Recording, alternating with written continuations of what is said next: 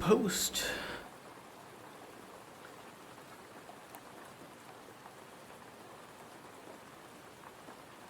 Twitter. Day 59. Looking good. Yeah, add something onto that.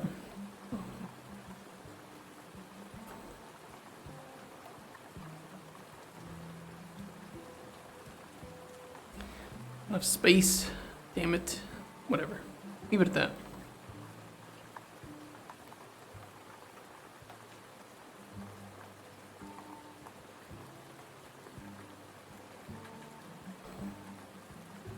Okay. Fix some bugs.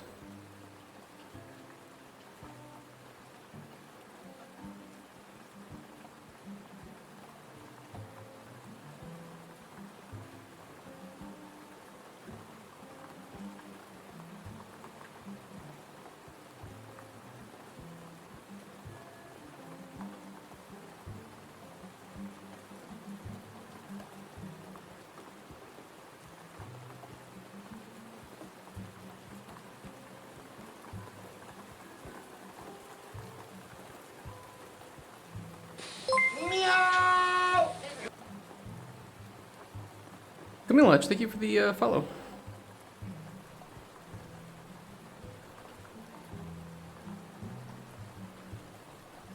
Very quiet.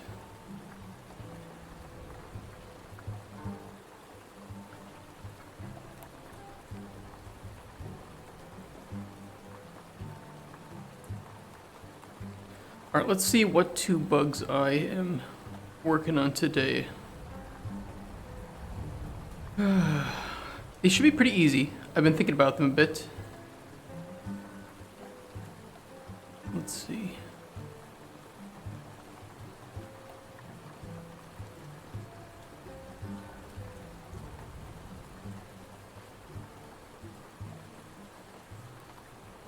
Yeah, there was 2 bugs, and then there was one thing that I was thinking of doing anyway before, but I'll probably do it now.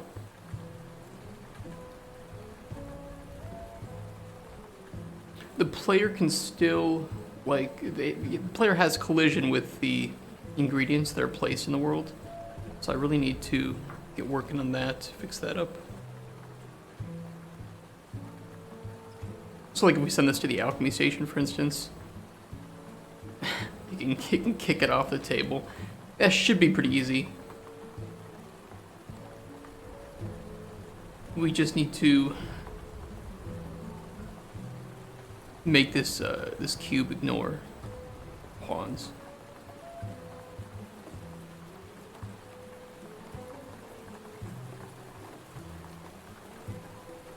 Yeah, that should be it. Let me test it.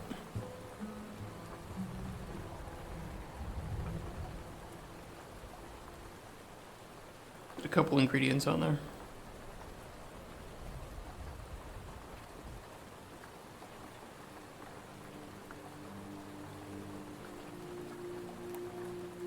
No, you're supposed to ignore pawns.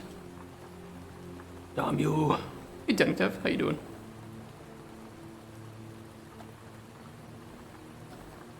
The widget root bar. It might be.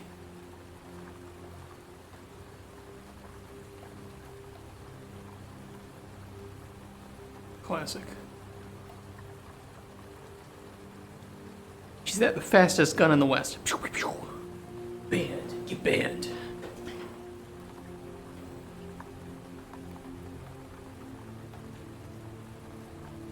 I don't want to promote. Okay, look, bots. Okay, bots and people trying to make money. I don't want to promote my channel because then all of my hot takes get put up on Twitter, and then I get canceled. So if you can offer a service where I will lose promotion, where I will actually go down in the list of people streaming, that's what I want.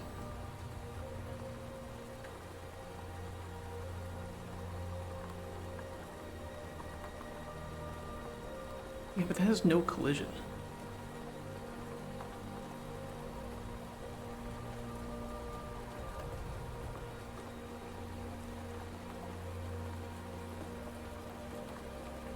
Does that happen?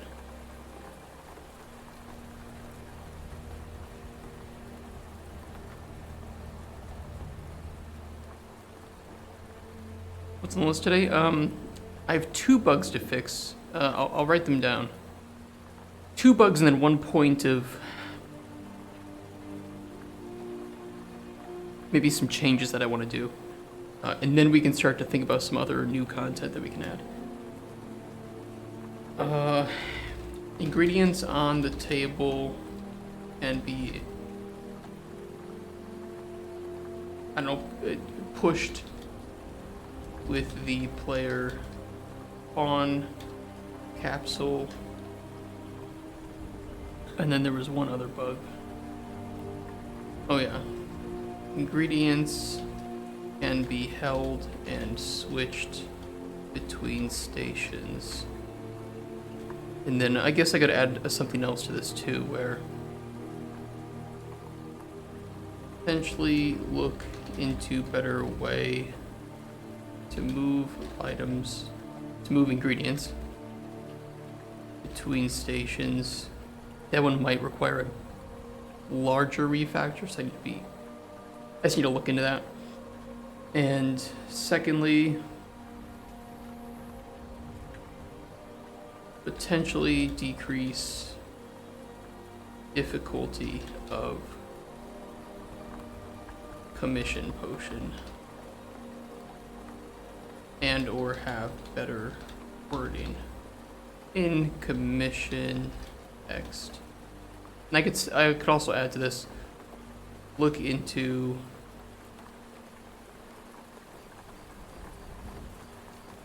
helper text when giving potions to NPC for clarity.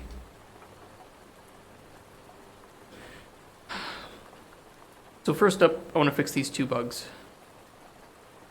And I know the person who informed me of this bug specifically, that the ingredients can be held and switched between stations. I can try to recreate it now to see what it looks like. They said that they kind of liked it as a feature, but I at least need to make sure that it's not causing any bugs. I guess when you pick it up, you can, yeah. Problem is, well, it doesn't seem to cause a bug with switching over to the ingredient shelf.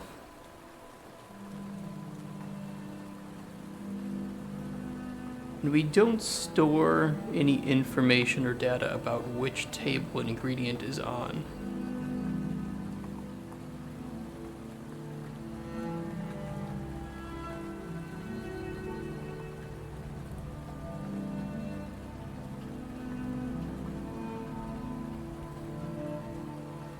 I'll think about that.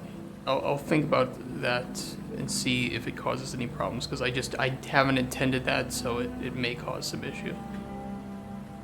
Primarily, I want to see why this cube is still blocking pawns, even though I have it set to ignore pawns.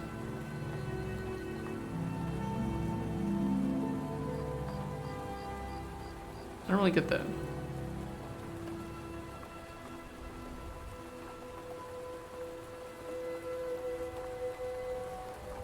Oh, now it's not happening.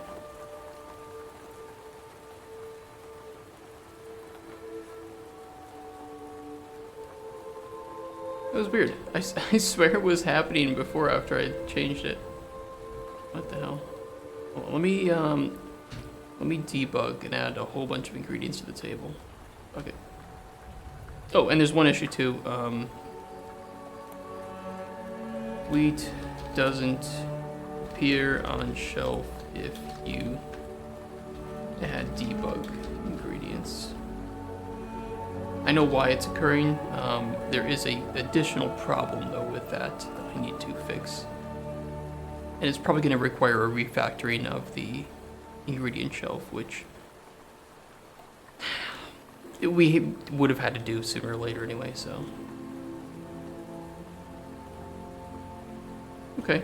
Nope, that problem's fixed.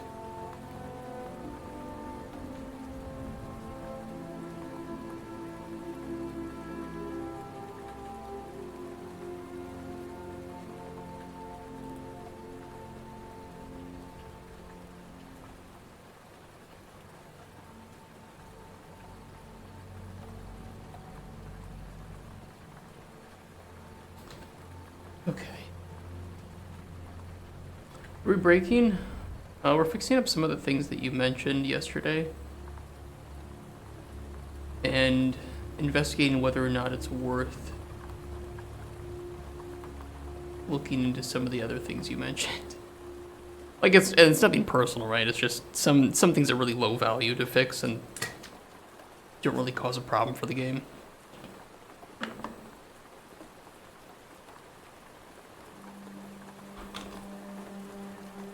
Publishers aren't going to intentionally play the game the way that it's not meant to be played. Not like a QA, right? At least not at this stage, I should say. At future stages, yes. At this stage, they will play it as intended. So,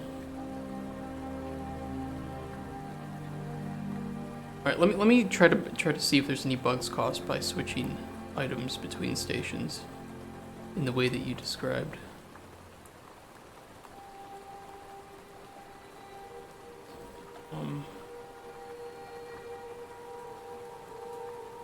There's one that I think might. Oh, it does lift it up, doesn't it?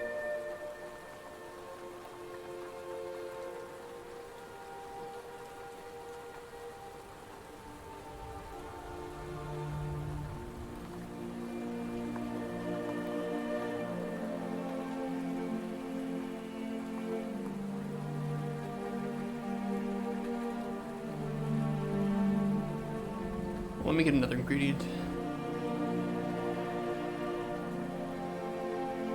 I mean, if I'm trying really hard to break this, it's gonna be. Doesn't really matter.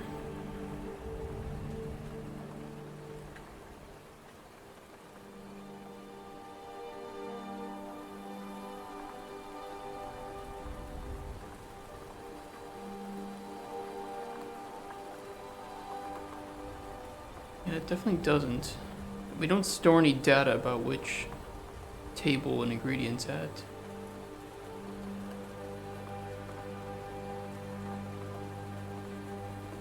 Kind of fun doing this, trying to stack them up.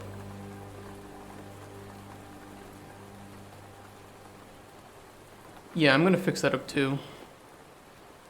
Should be pretty. The only trouble is, you know, it's like I'll show with paint. It's kind of hard because I would have to draw this with squares, right, or with rectangles. But because of the camera angle, it's like you're looking at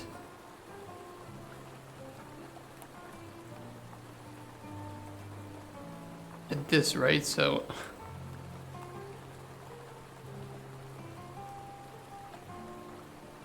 not really, no. So the way that the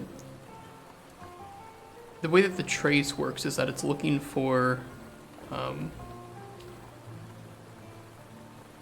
this. It's kind of a little hard to see, but this collision box, that's what it's hitting to test. So because of the way that the camera's oriented, the corners are cut off.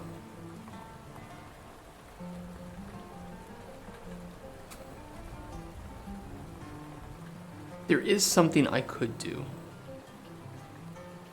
There is something I could try. It's the same thing I did here to prevent you from being able to put ingredients inside of these.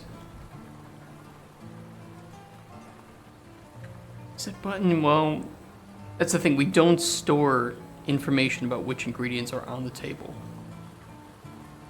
Now we could, but we don't. So I'm going to try this method first because we already have a setup. You just need to see what we call these. It's the widgets safety box. It is just a box collision. So how can I determine where exactly? You know what? I'll do this. Let me just copy this. The processing station is a separate blueprint.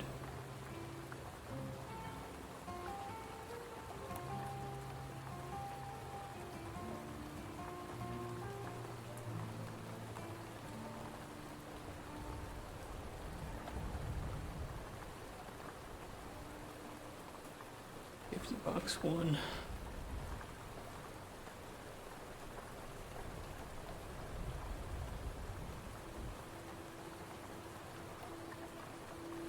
I will make this visible in game, so that we can kind of get a sense for where it's located and if it's in the right place.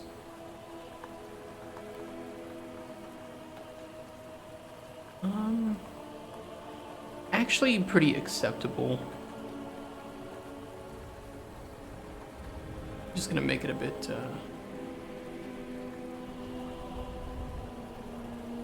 this doesn't block pawn, right? It overlaps pawn. Let's just make it ignore pawn.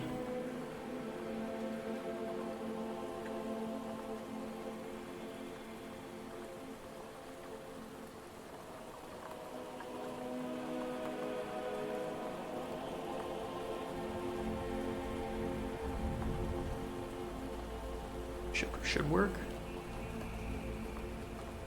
I guess we'll see.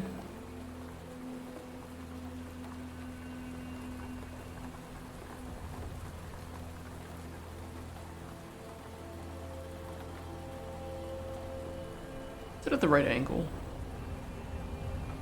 40 degrees. Negative 30. Okay, it's what I thought. It looked 10 degrees off.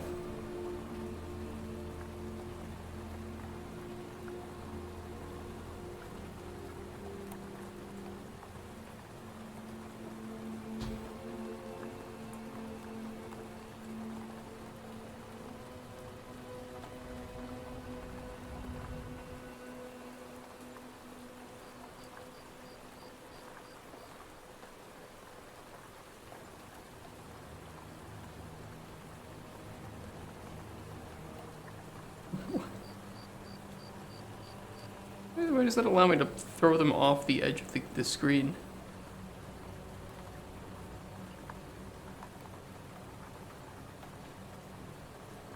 There's a blocker there.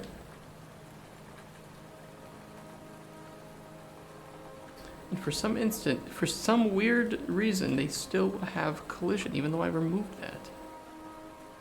One thing at a time. Why is that letting me throw these off the edge of the table?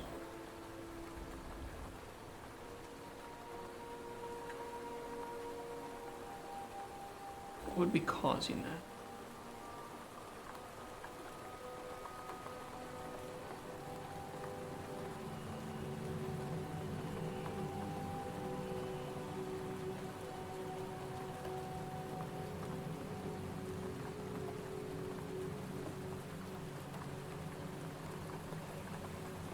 They ignore traces. They're blocking collision.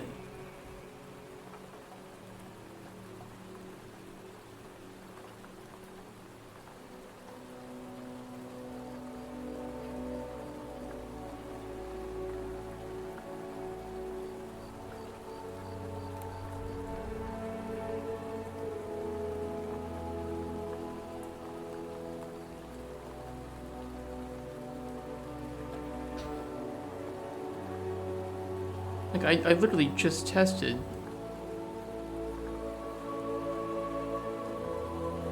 whether or not these have collision, and they didn't. So how come when I knocked them to the ground, they somehow had collision again?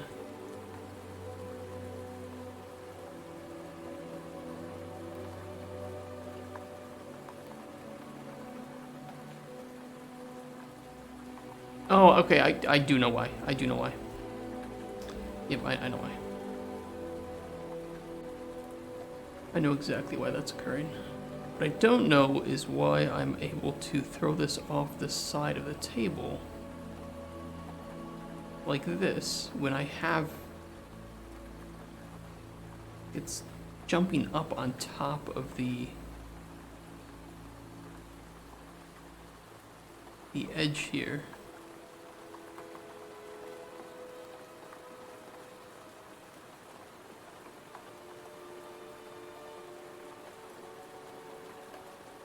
Just make it taller. But I don't recall if the safety boxes are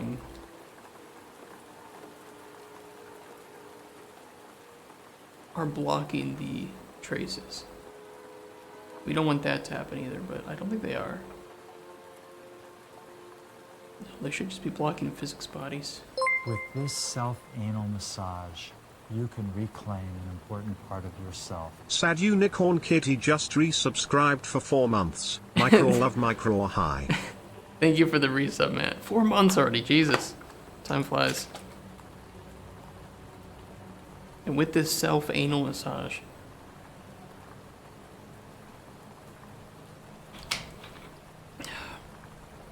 I can't believe you triggered that one.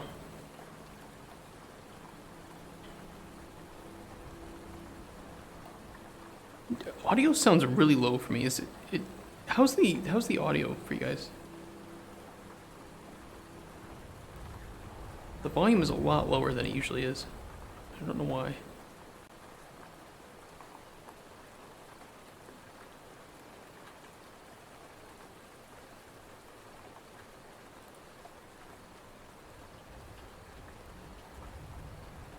What did I do?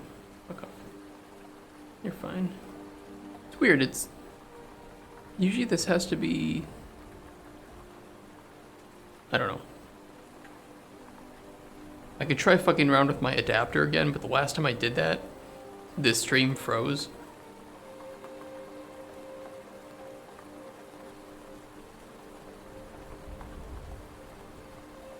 I'm just not gonna mess with it.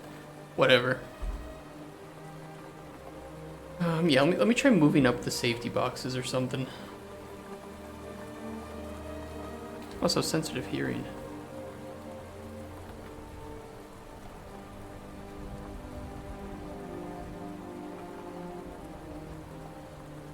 If I move that up, will that cause any problemos?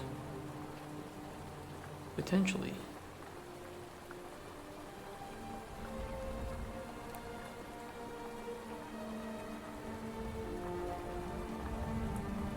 I can still throw it out.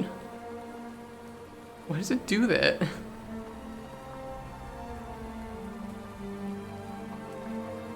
No!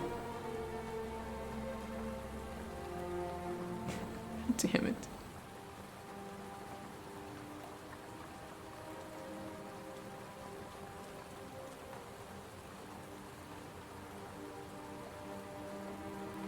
It's like it works fine. All the safety boxes, they work fine. They haven't caused me any problem. For some reason, I'm able to... You guys can't really see it. I'll show you guys. Chat.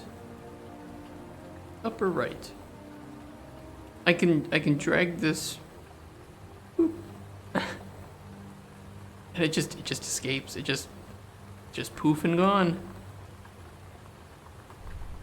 When there are 2 collision boxes...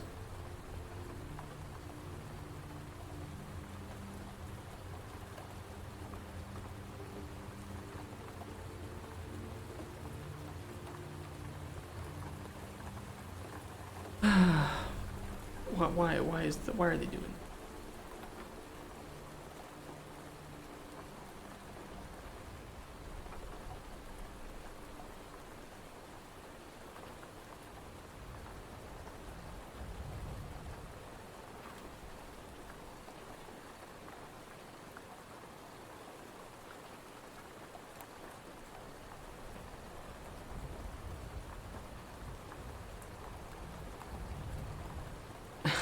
I mean, it's really good that you find bugs, but we have, like,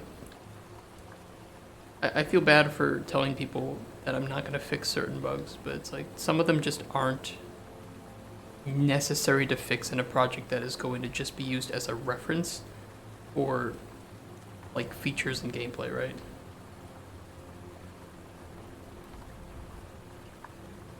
It's not like the programmers would then add the bugs back into that. And they certainly wouldn't make the features in the same way that I've made them. The goal would just be to have the same... What the hell? Why is that occurring? Almost more buggy now that I added these.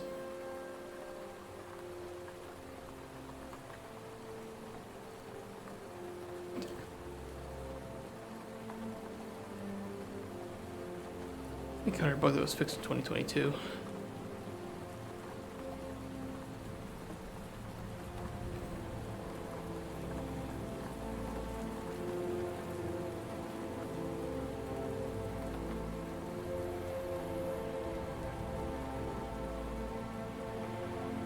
Oops, not that.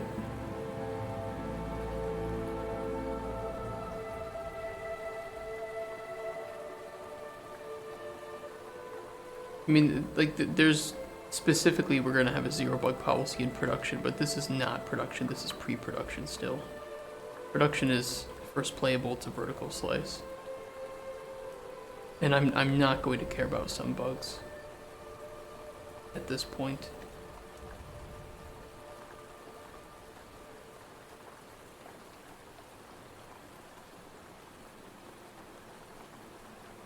Especially things like cosmetic bugs or a few like lighting issues.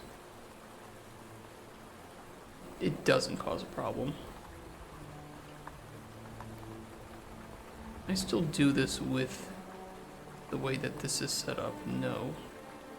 Something about placing those safety boxes was causing it.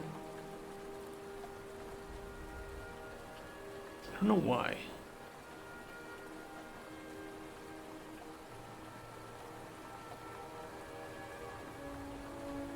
I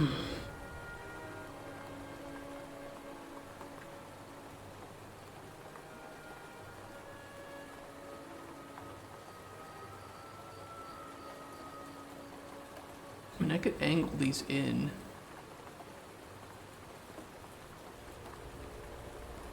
Let me just try rotating one of these in a sec.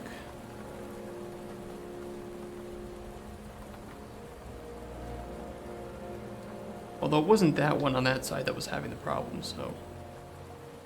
Let's see.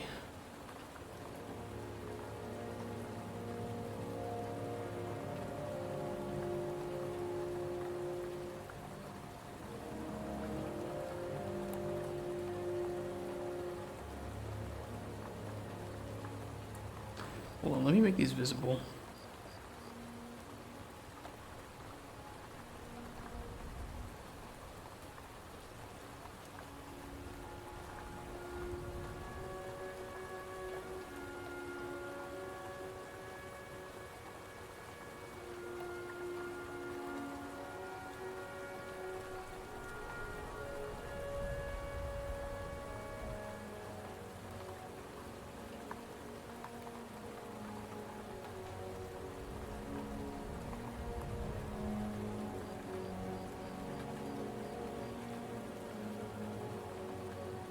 Funny because you were mentioning like things about the pitch for this game last night, and my parents have also been asking me. I wonder how many people might benefit from a video talking about like what usually goes on in a pitch. That might be something that indie devs don't often have too much experience with. That I could share some knowledge about.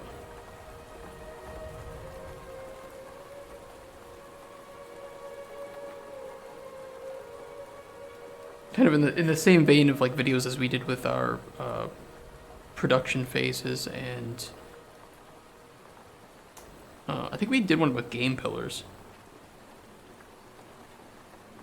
But I would be interested. I would be up for doing one about like game pitches and stuff.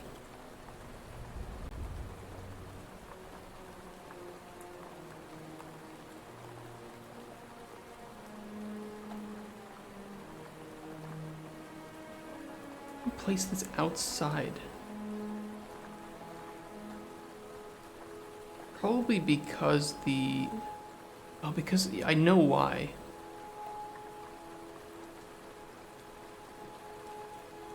The safety boxes aren't doing much. It's mostly the alchemy trace because there isn't any collision when you're dragging it in this mode. But I could set up a separate collision channel and set it to use that collision channel. Like a dragged ingredient channel.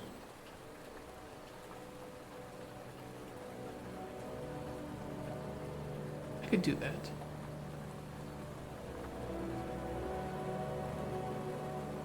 Let's do that.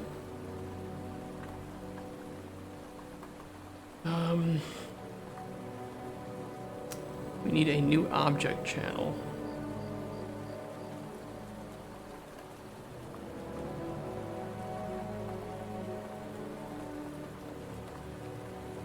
Dragged ingredient, default block.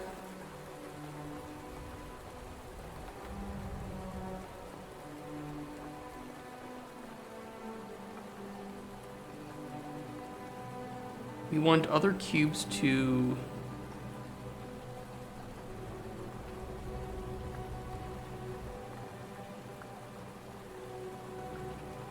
we want to block it for now. This should cause one problem for the moment.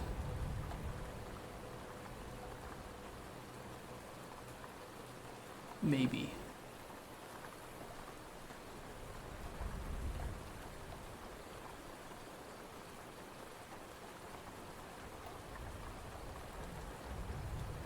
I can still place that outside.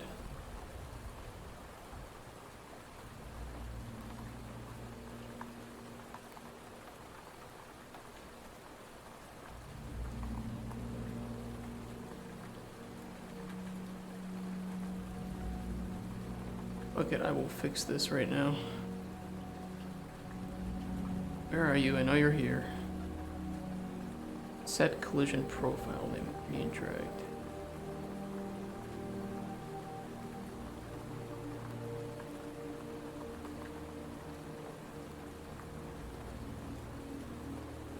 Well, then we set it back to ingredient default, don't we?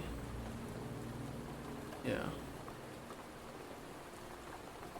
So I should probably make this default ingredient default. Ingredient dragged blocks.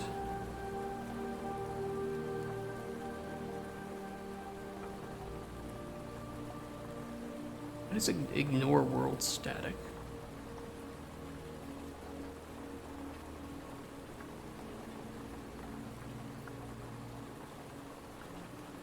It's weird.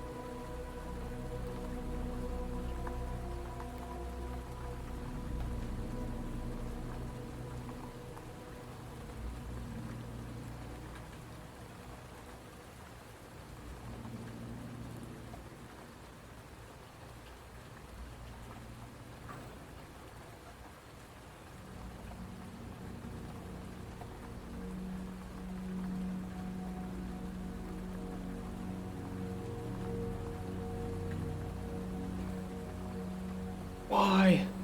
Why do you do this?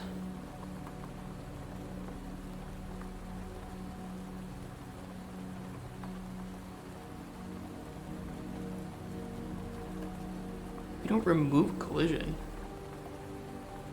Unless we also do that.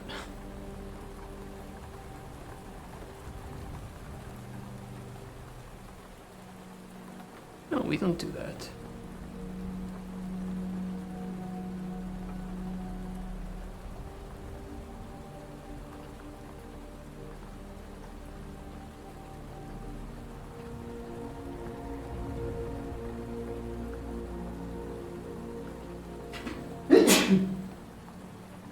Rip. It's setting to ingredient drag. Thank you. These fangs. I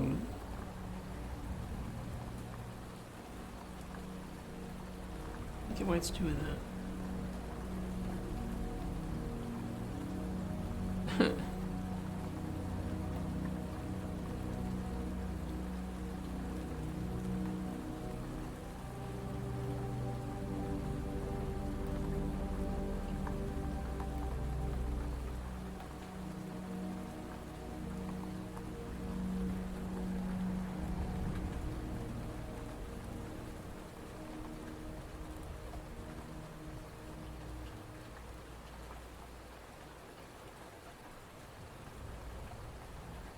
Fix the object type that it's considered when it's being dragged.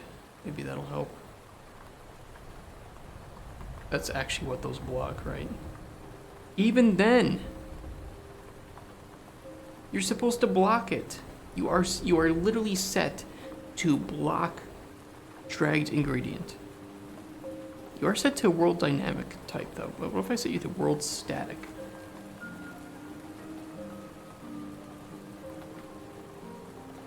And you go fuck yourself.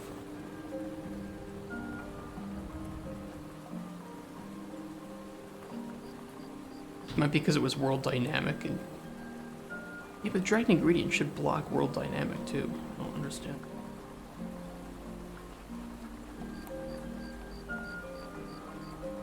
Literally makes no sense. It still has collision when it's picked up like that.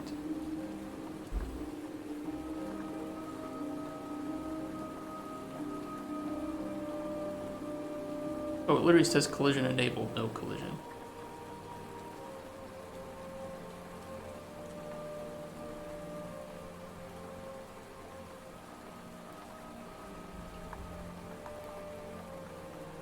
Just kill.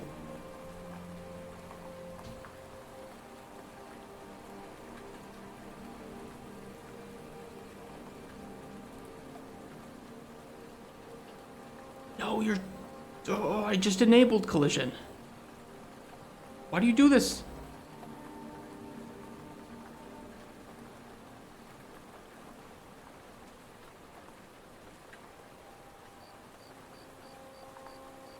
Pick it up. It sets collision profile to ingredient dragged.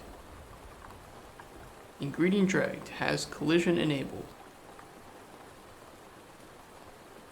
Ignores some traces, blocks other traces. That doesn't matter. It blocks everything except for physics, body, object type, which it ignores.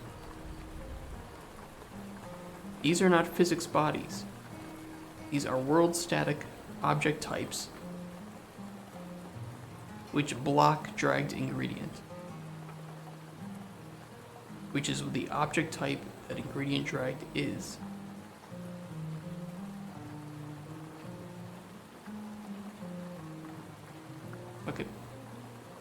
Fuck it, block everything except for pawn. That's the player.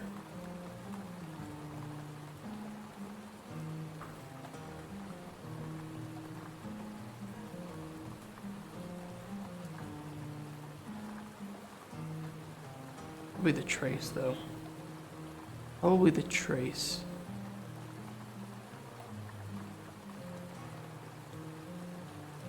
Forcing it. But I can't block the trace.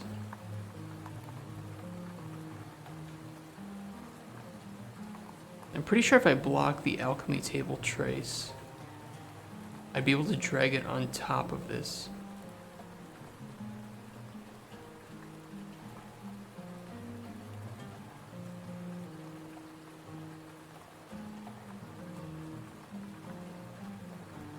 Oh no, I didn't. I made a way for it not to do that.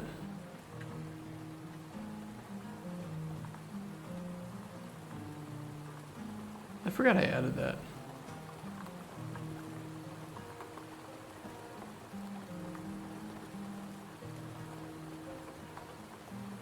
Yeah, because it will always just hover at a specific value.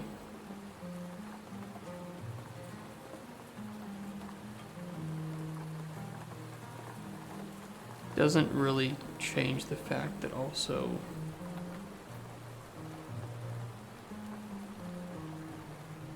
okay.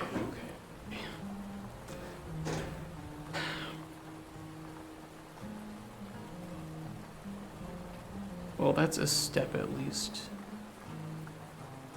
I almost want to make it a bit thicker though.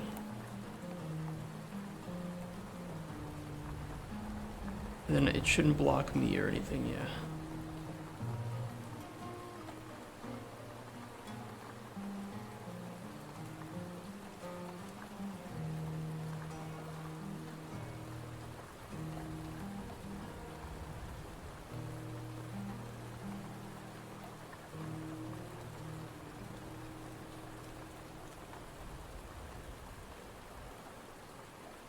Okay.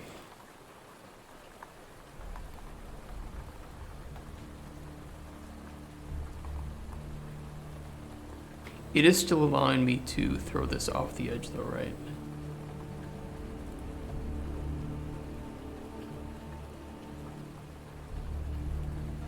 Yes. And it's probably because these don't...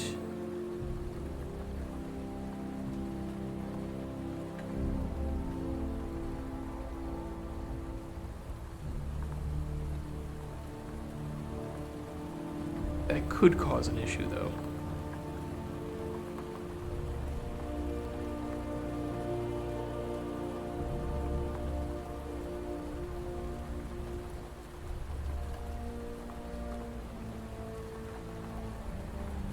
Yeah.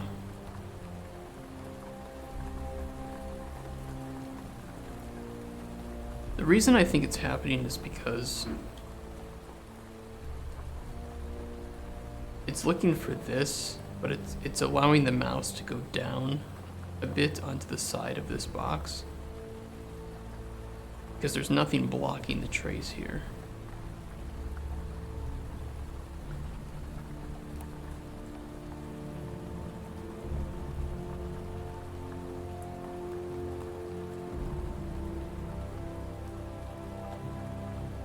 How could I fix that?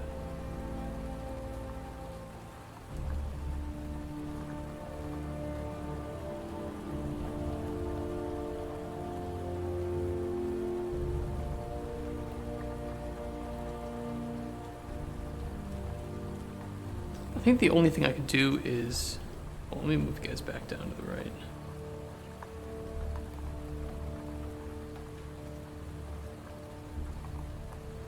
Let's just move this away from the edge.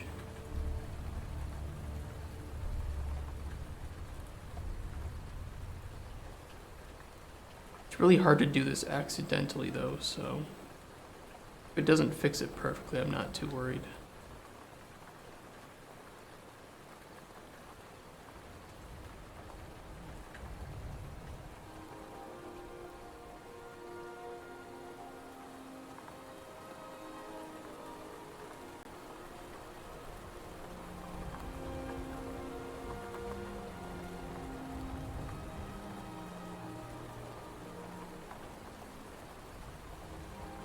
Because it's blocking the trace, it's so fucked up.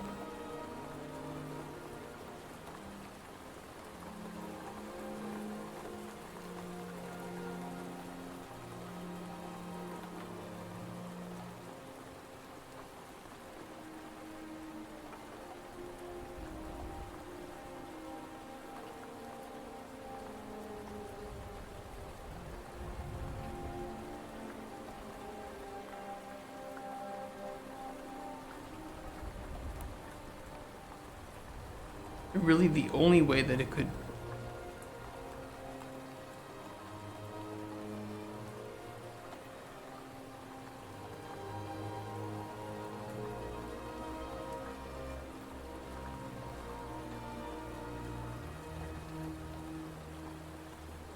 The only way that I can think for it to reasonably solve the problem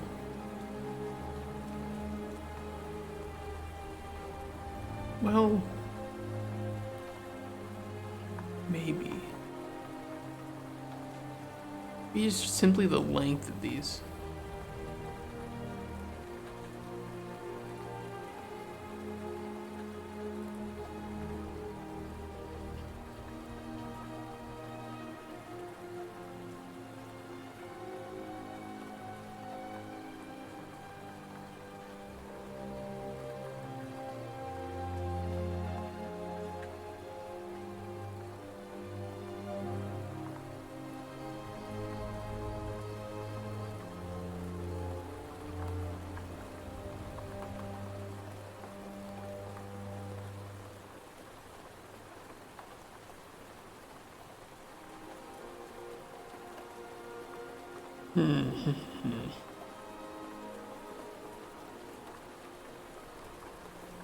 You can still kind of get around it. It's...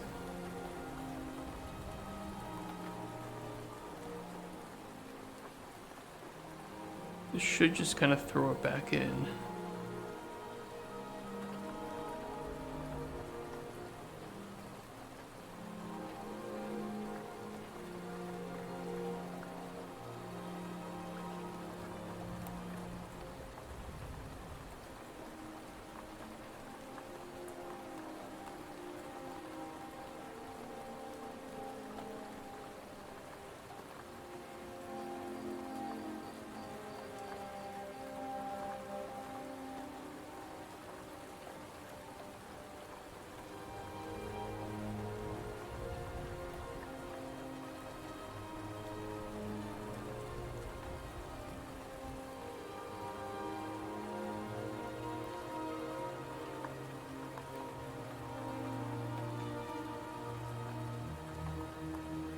Maybe.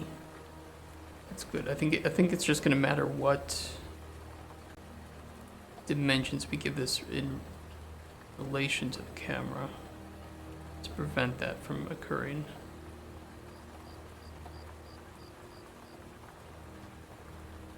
It's still possible to do. Really, the primary issue is just that this box is a box and isn't some better shape.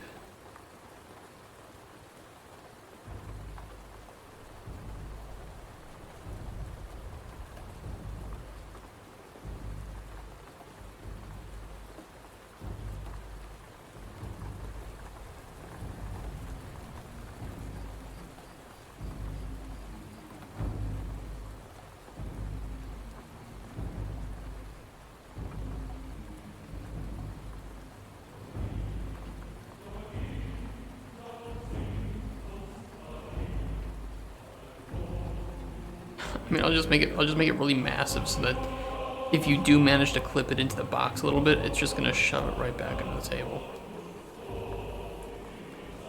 Hopefully. But I still think that this corner here is the issue. If the player can reach this at all with their mouse, it's gonna have that problem.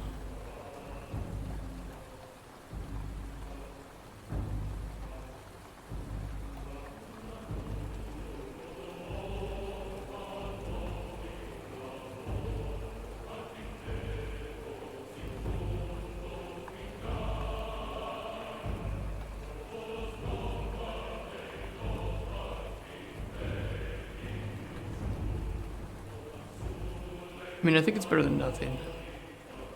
It's not perfect, but it is better.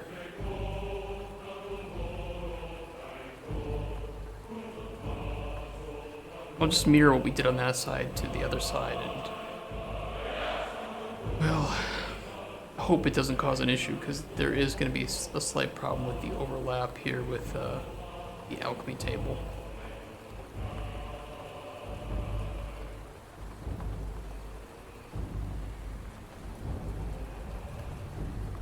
Let me copy all the collision properties of that.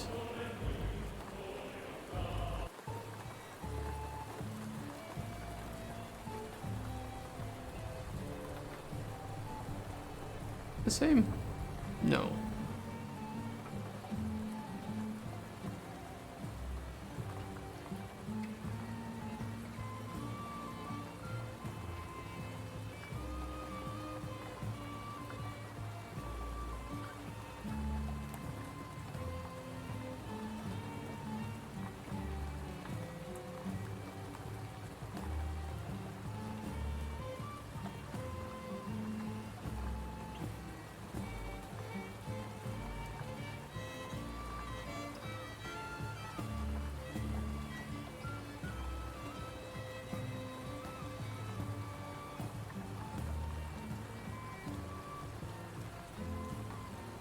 That shouldn't have any overlap with the alchemy table, or it just won't be any significant overlap. Okay, maybe there is. Maybe I gotta make it a little bit less thick.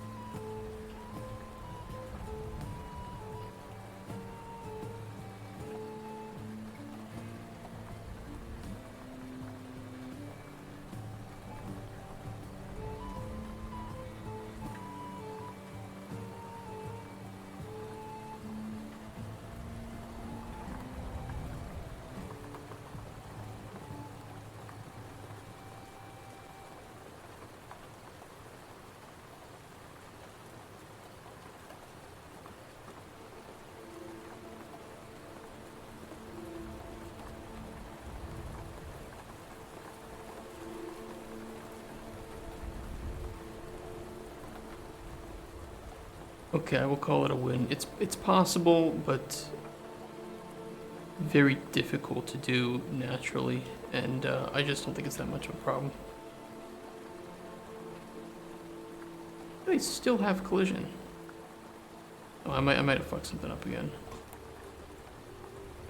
I might have overcorrected on the ingredient default. Yeah, to block pawns. We wanted to ignore pawns.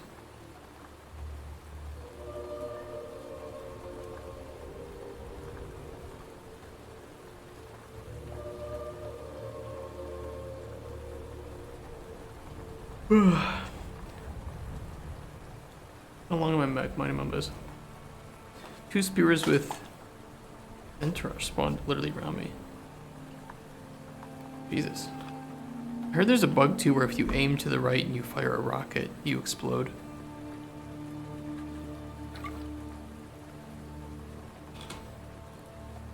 Which is pretty funny.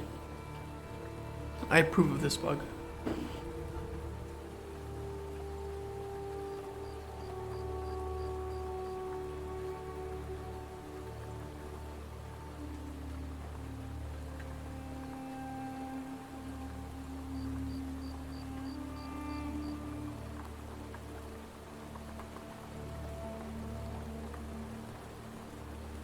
With autocannon to the side of ragdolled me. Yeah. Alright, you know what, we'll keep that as it is for now. I'll just say whatever on that for the issue. If players really want to drag them off the table, go ahead. I'm not going to get too miffed about it.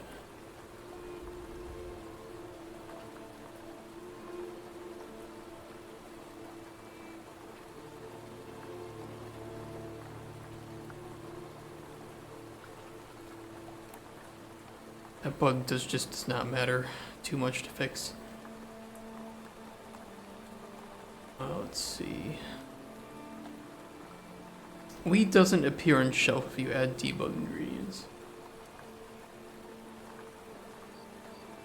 I mean, I know the cause of this, but it is a deeper issue now because I didn't know that we have one too many ingredients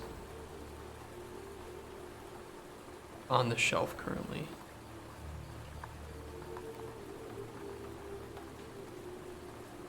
The issue is that this should be set to both.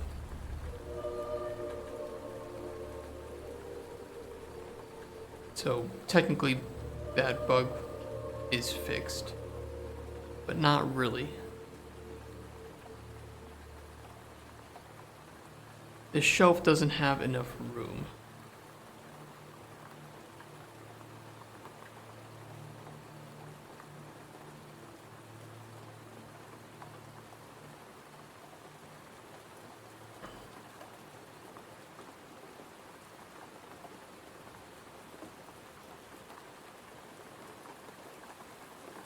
Which is a problem. I really don't want to refactor this. Like allow players like switch ingredient shelf pages or whatever.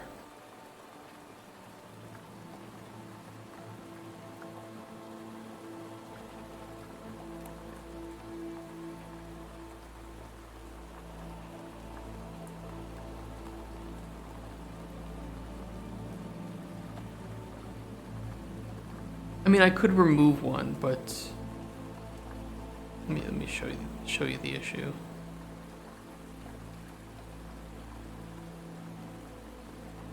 Everything except for 4 ingredients you can find in this open world, so we at least have to have all of those.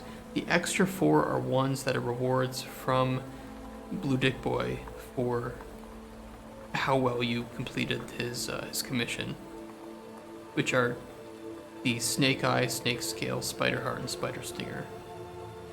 Now, I didn't know that we didn't have the extra one because of the bug in my spreadsheet. But we have the extra one. Now, the only thing it causes an issue with is when you're viewing all ingredients. if you're filtering, it's still going to show the relevant ingredients that you have. It's just that we have to cut off the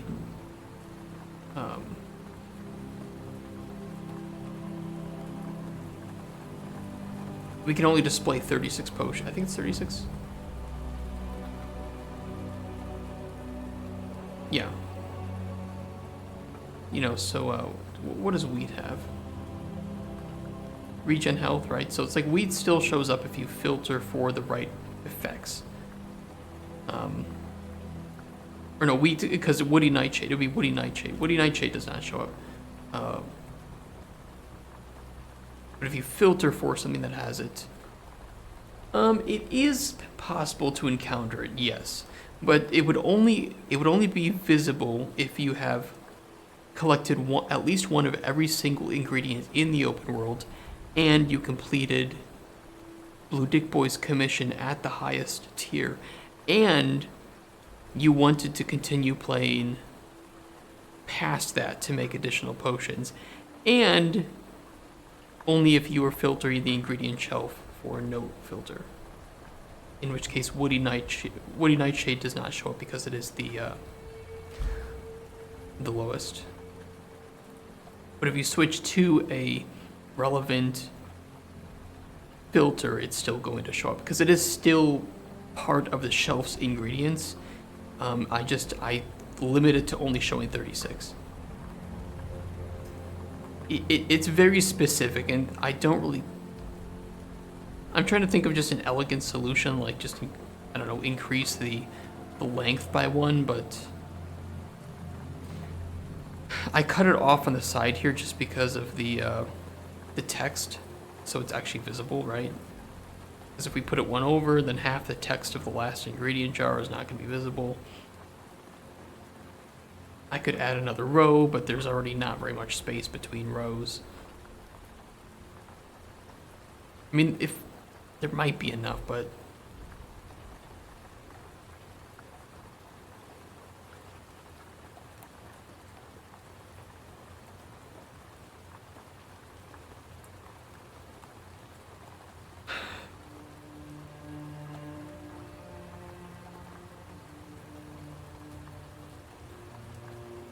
yeah, it's like the end of the tutorial is when you receive the commission rewards, right? And by then you've probably already been playing for 20-30 minutes. And then you would have to want to continue playing. It is just a set of circumstances that doesn't really matter. However, if we add more ingredients, which we might, when we add like fighting enemies and stuff, and fishing.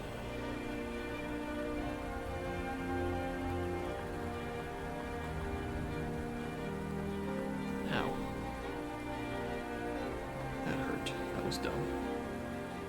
If we add more ingredients at a later point, this is going to be a problem. Imagination? What is that?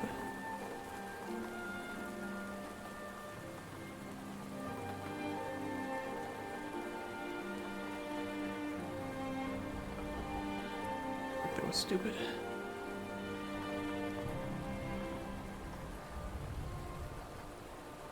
Oh, paging. Yes. So I was considering having like some element on here where you could switch between pages of ingredients, and I have to think of whether or not the way we set up the ingredient shelf's inventory would allow for that. But that was the original intention when we made the ingredient shelf. Which I don't know if you were here for that. That was during the alchemy table prototyping. We worked on that. And that was the original intention. We scrapped it just because we didn't have enough ingredients at that time for it to really be necessary. But I do believe at that time I said something along the lines of, I'm going to have to refactor this in the future, and I'm not going to look forward to it. So, I mean, yeah. I mean, it's less an issue with the data. I don't have any problems with dealing with the data personally. It's more an issue of how do we display this and put it into the player. Future proofing. I don't have to future proof a prototype. That's the opposite of a prototype. The reason why we've been able to do this in under 60 days, we've been able to make this much, is because we don't future proof. We refactor as needed as opposed to working in full production where you do everything you can to not have to refactor, because that wastes time when you don't have the time. In this case, we want to embrace the chaos and only do the things we need to do as opposed to doing things properly. We don't want code architecture. Code architecture massively bloats the scope.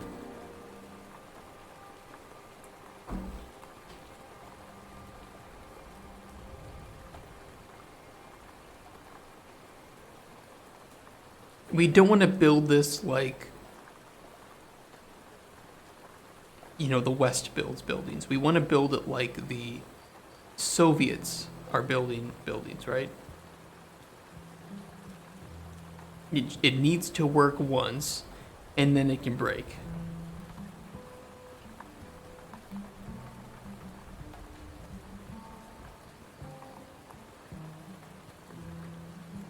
Let's fuck that. Radiant shell.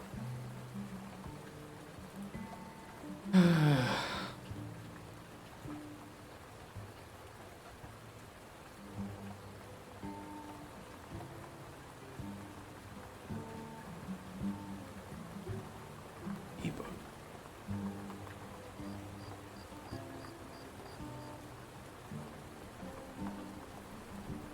Oh yeah, that's fine.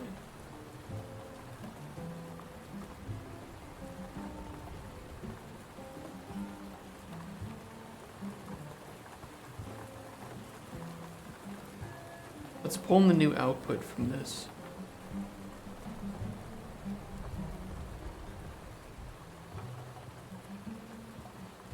I mean, if you're curious though, I highly recommend watching our production stages video to help kind of explain how pre-production stages work. Although this is, I would say, the reason why it's not common for developers to show pre-production stages. It comes with a lot of asterisks, a lot of caveats. And players don't really like to hear that you're not going to fix a bug, but that's what makes prototyping stage work so well, that you don't fix certain problems.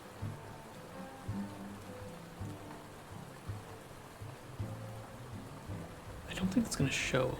I think I would have to hook that up to something.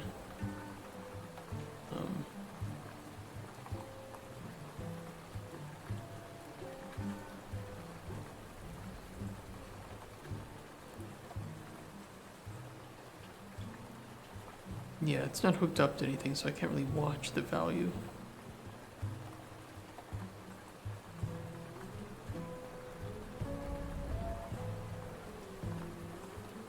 You can't fix me? Are you a bug?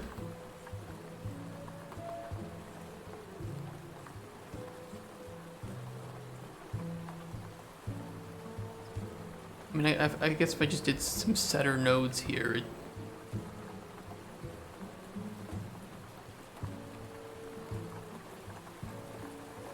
might just take to length. It's gonna seem kind of dumb, but it should work.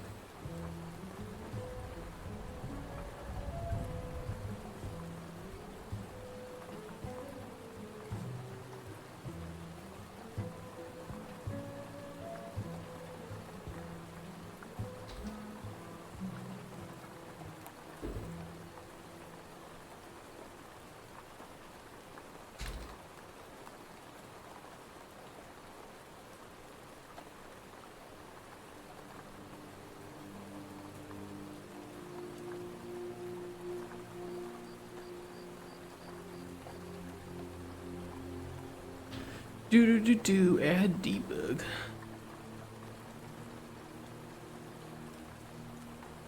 $159.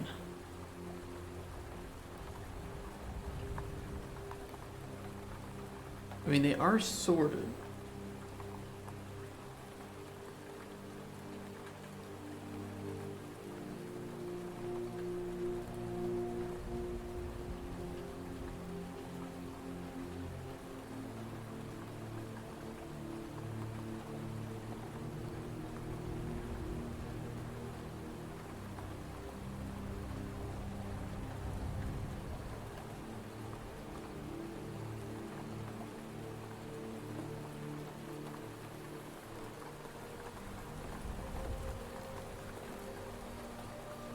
That's right now if it tries to make a jar beyond the amount that it can.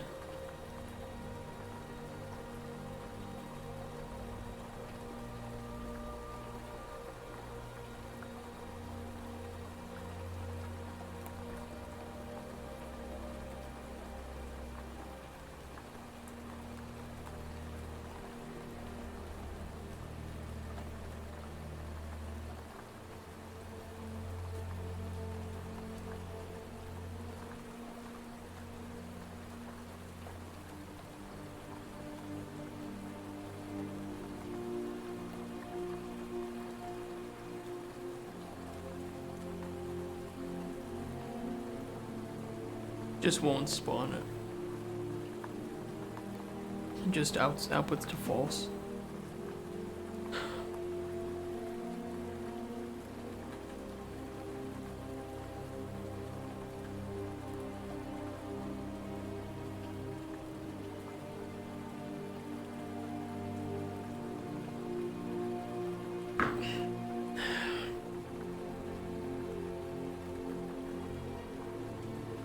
Well, the easiest way to handle this is to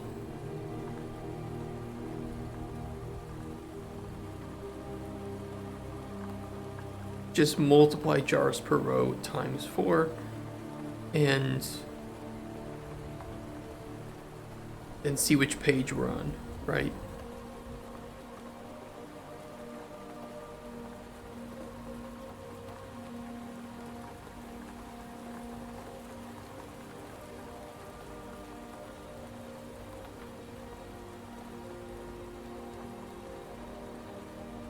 We do have number of jars, okay.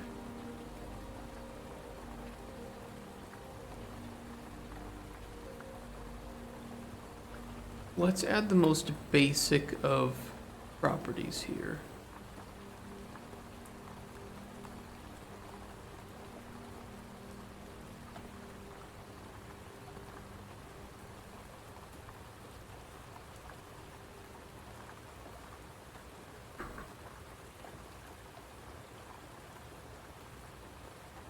WBP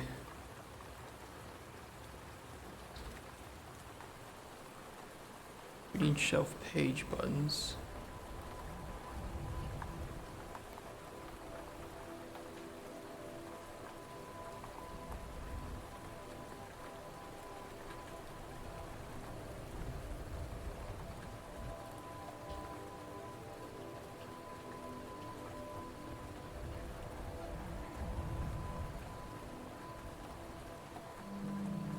Interesting. Okay. We'll do a horizontal box.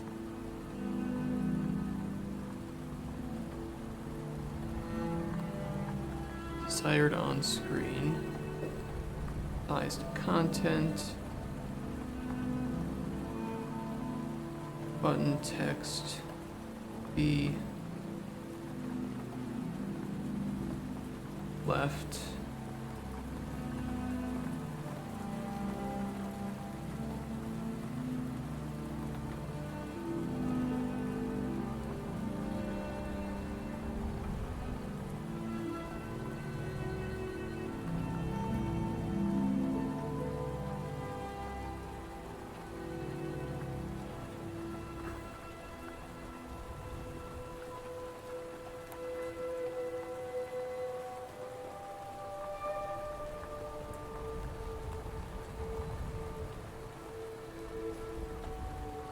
Actually, might need some more space between those.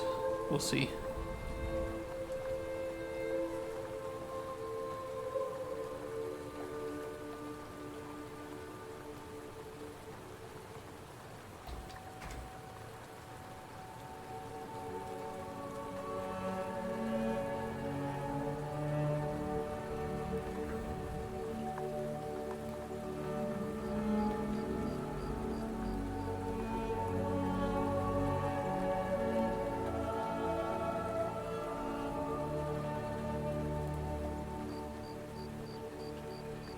Okay, just crash right on you. Okay, thank you, Unreal.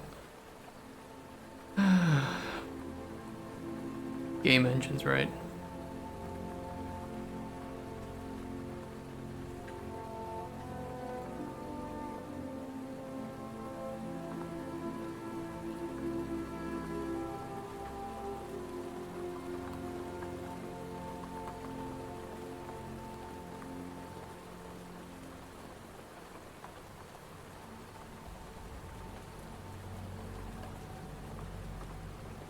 How much of that didn't save?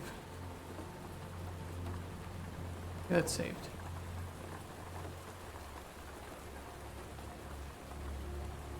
Just this didn't.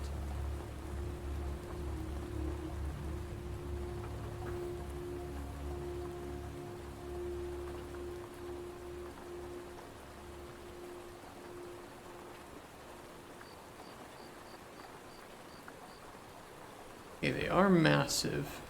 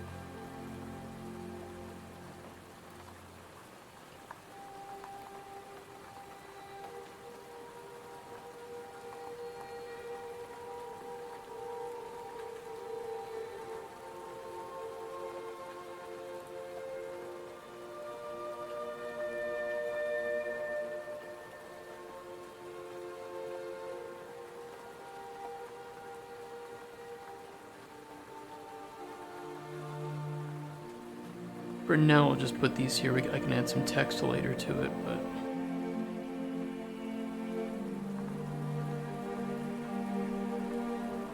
just to make sure this actually works. Does ingredient shelf have a BPI? No. Not a huge issue.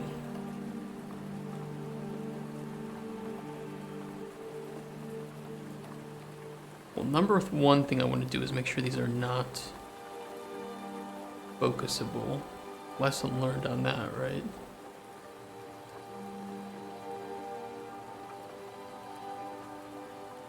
I'm going to set their enableability to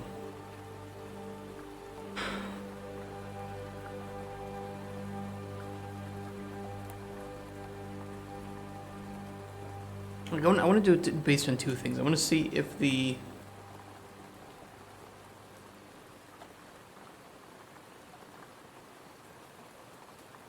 ingredient shelf's number of jars is greater than 36, then buttons should be enabled, or that's one of the Boolean checks. The second one is some like current page, right? And then we can divide that by the number. We can do something with the number of jars and determine whether or not there is a next page even available, right? So we take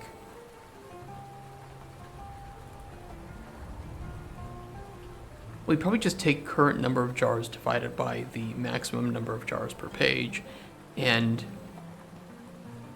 round it down to get the... would we round down? No, round up. Round up. To get the maximum number of pages. Yes. Yes. It is round up. I want to implement an interface for some of this stuff. It wouldn't hurt. It wouldn't hurt. It wouldn't hurt to do that.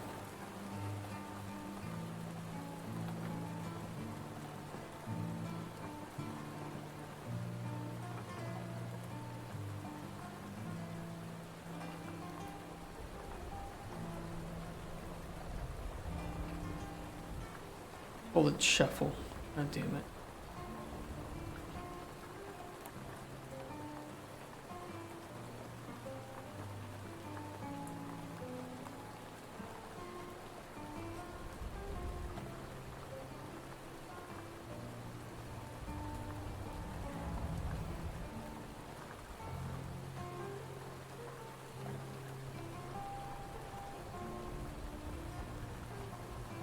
Guess we could store current page 2 on the shelf itself. Shelf itself.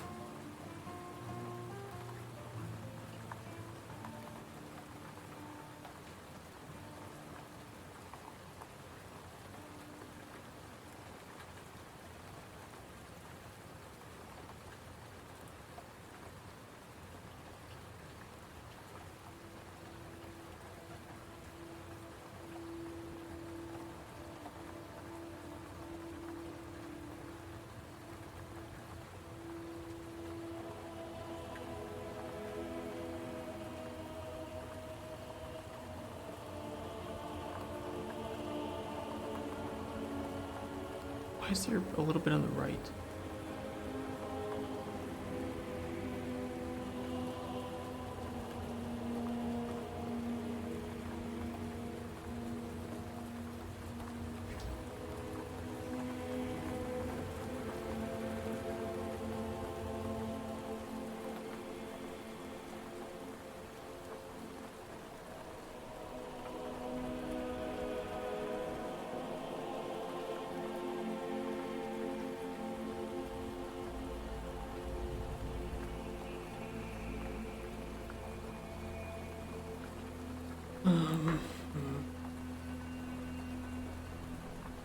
Yeah, we'll have to do some refactoring to some of this.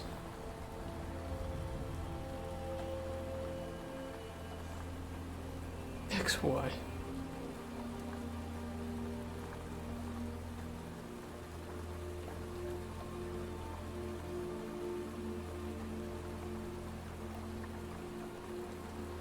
That filter, UI is going to be a bit out of place too. There's going to be overlap. Fine. We'll move that down or something. To make sure this widget can receive hardware input as well. Where is it?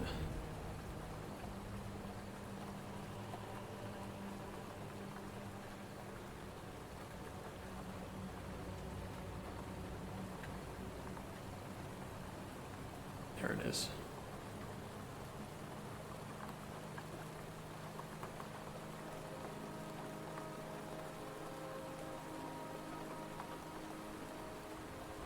Button should work now.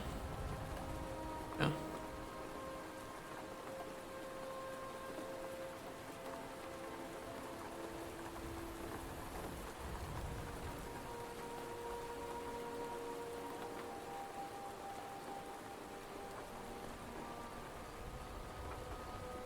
Get current page.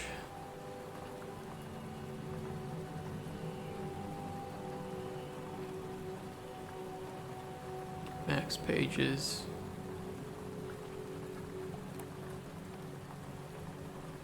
Should both just return an integer.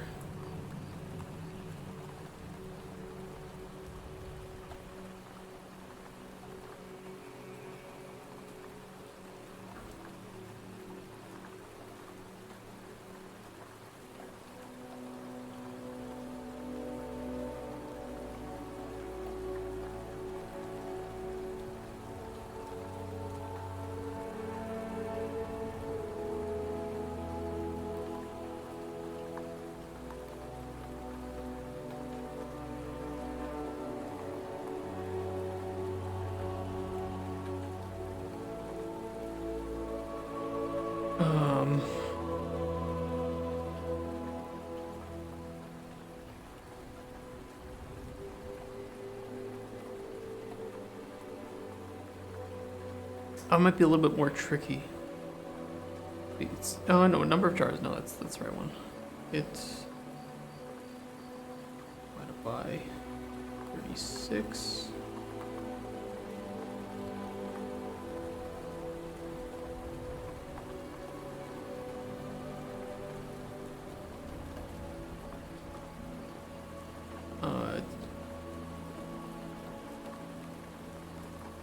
Be seal, right?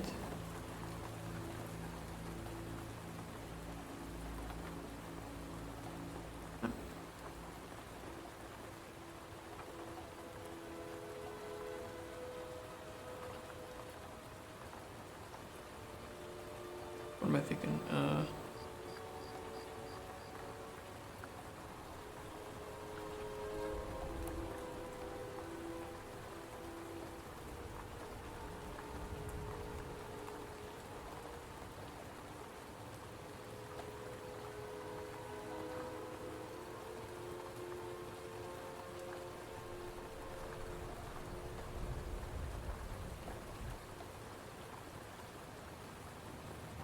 Hey, huge cookie. How you doing? 536.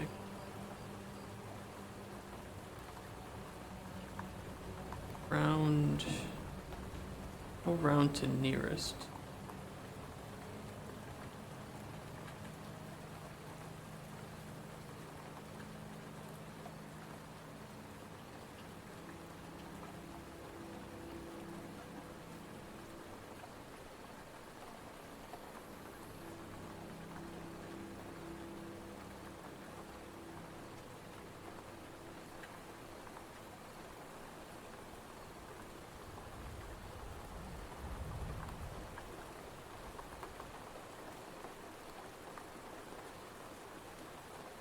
Right, what's the right mathematical term for this?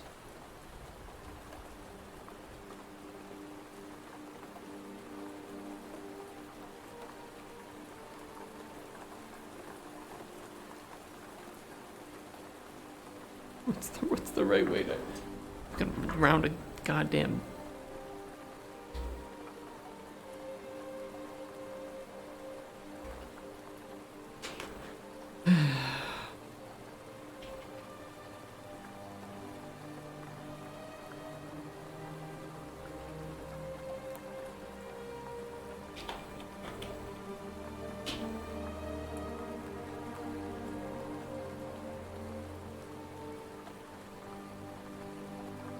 It should just be sealed.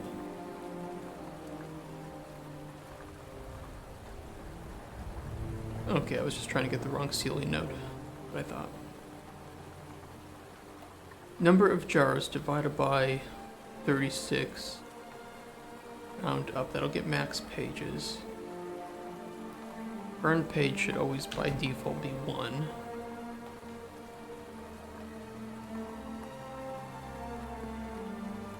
And get current page will just be that.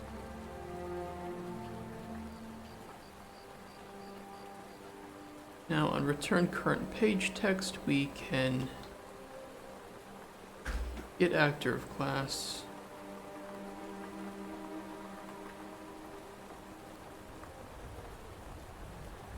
Ingredient shelf.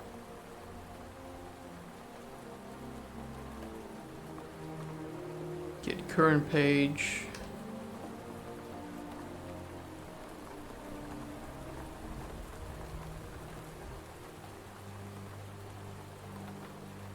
Max pages.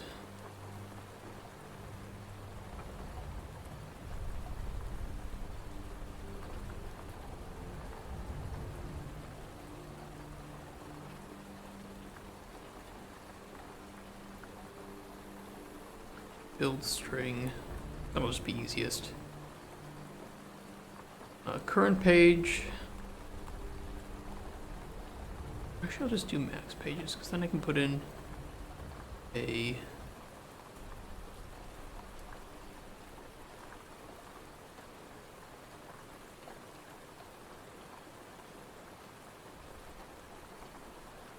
handle it like that.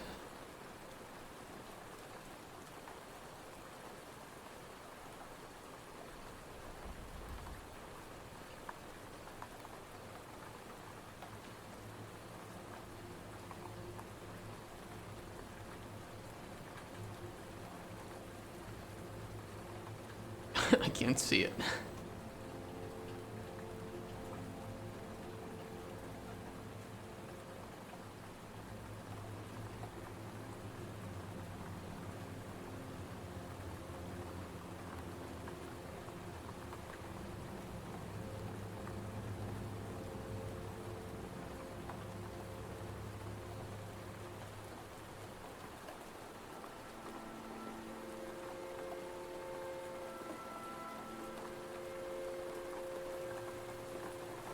Okay, let's fix that pop-up. I think is on the alchemy HUD.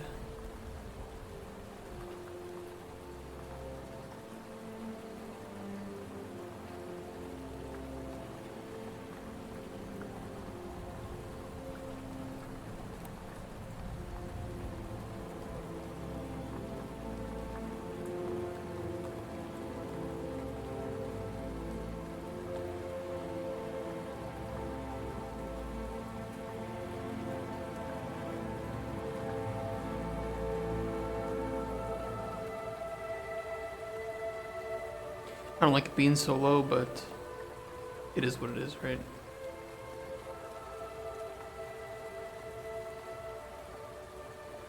Yeah, at least it's getting those properly.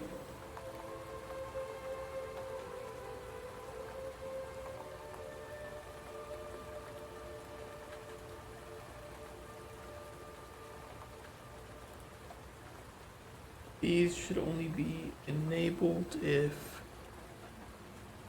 Well, let me test one thing, because if I debug all ingredients, it should say 1 out of 2. It's 1 out of 1. Why is that?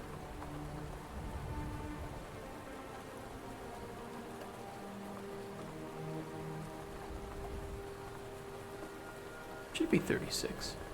Oh, it's only showing the number of jars currently, not the maximum number of jars that we have. Probably because we...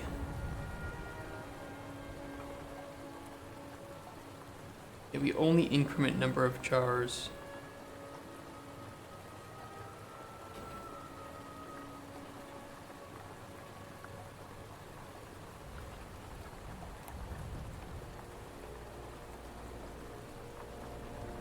Could we increment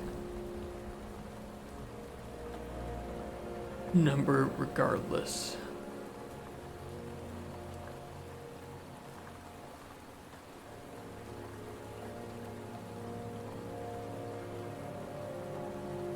Where do we use this? Do we use this externally anywhere?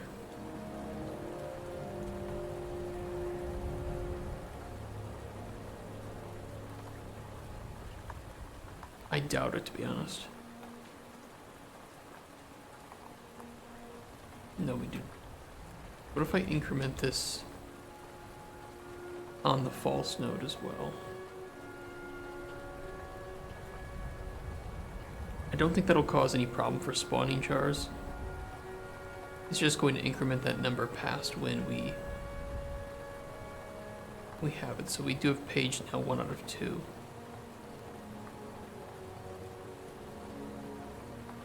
Okay, at least that's accurate.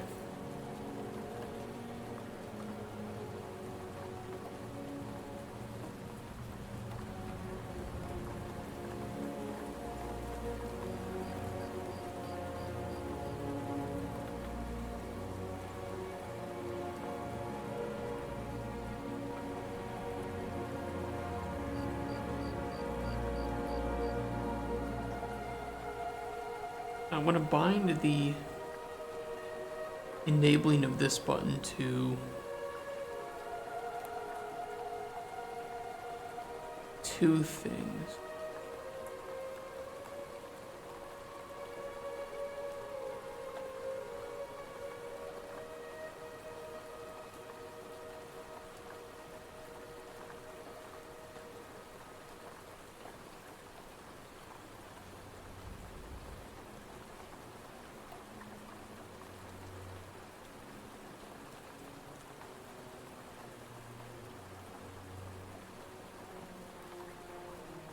We only want to be able to move left if current page is greater than 1.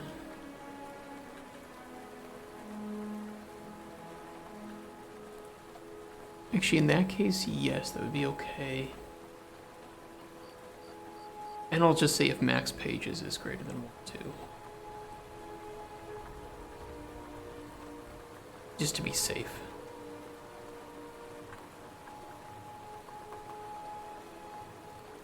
Oh wait, I was looking up the wrong thing.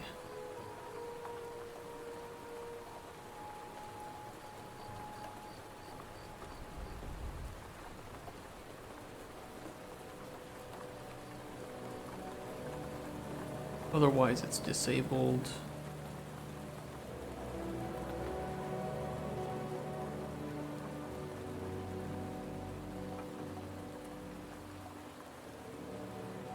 And then for the right side,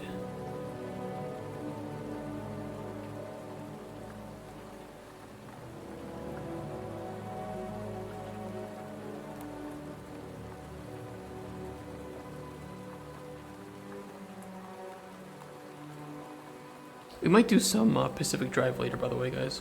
So you know, we'll see how I'm feeling. But I want to get that game finished before Dragon's Dogma 2 comes out. So we'll see. Okay, should write be enabled only if max pages is greater than 1.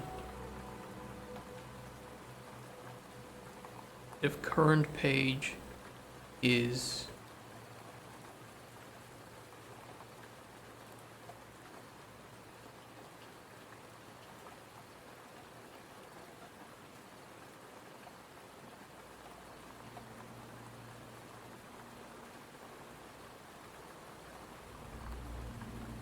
less than max pages, right?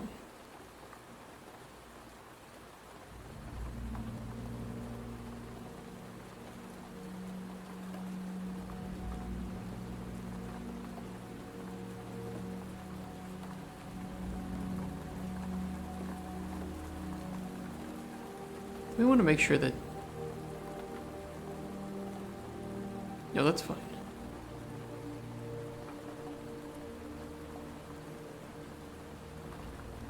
Should be okay. All right, unreleased left, unreleased right.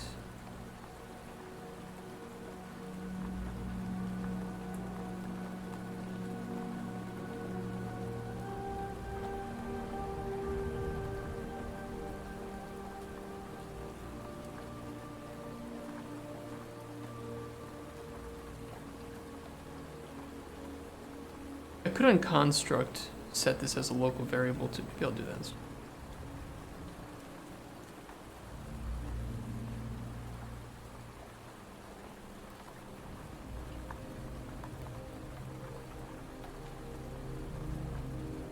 Set up a reference.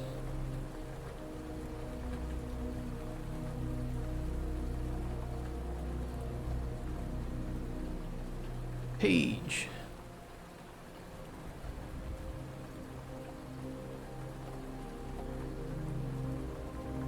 I'm going to set up a function for that to make sure that we can actually change page.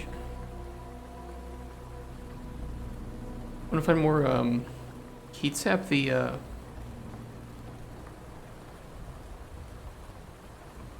thermosap crystals. Did you finish that game? I haven't finished it yet. I'm trying to explore all the areas before I finish it and get all the unlocks. Because I'm a completionist asshole.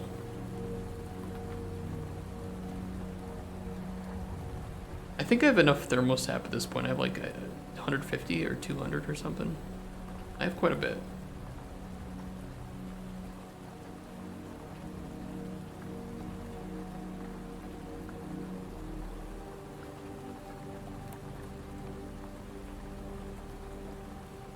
Yeah, it was pretty hard to come by early on. Can't wait to get the second area. Oh, so you're not past the like the forest zones yet.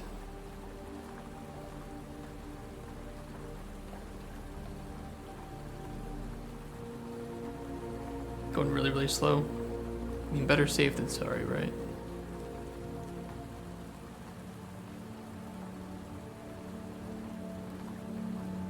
Set up a function for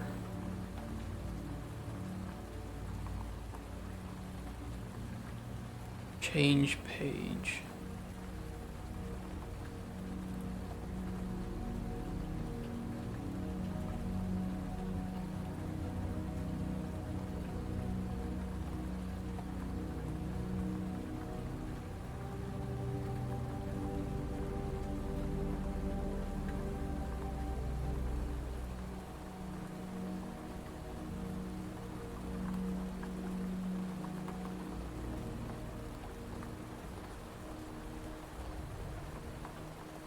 Let's do branch here.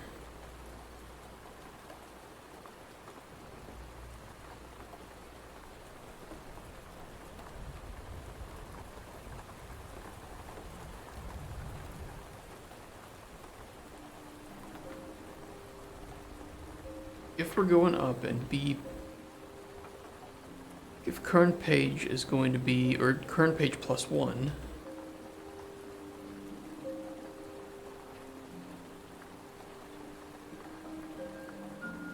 it's going to be greater than max pages.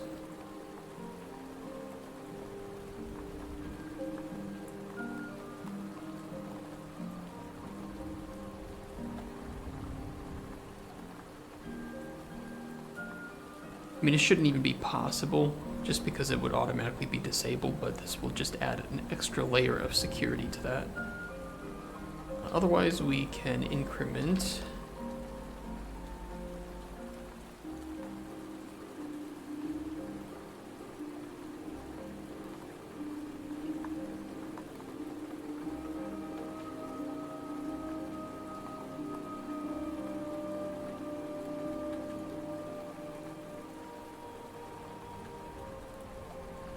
Really need to get max pages in this case. We just need to determine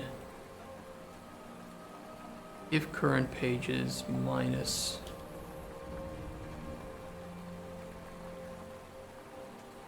one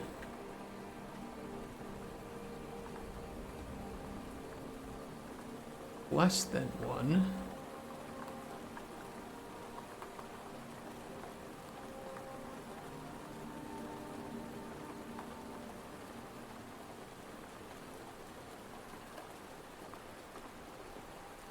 Decrement.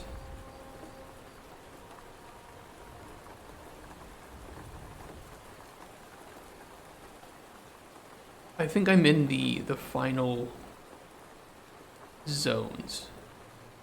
Or at least I have like the final, that third zone unlocked. And I'm exploring it. But I'm trying to hit up some of the, I just want to, unlock everything. I think it's kind of fun to do that, and getting energy is not terribly difficult. And I always pick up ingredients on the way, so it would just be kind of a shame to beat the game without like unlocking the Olympium car parts.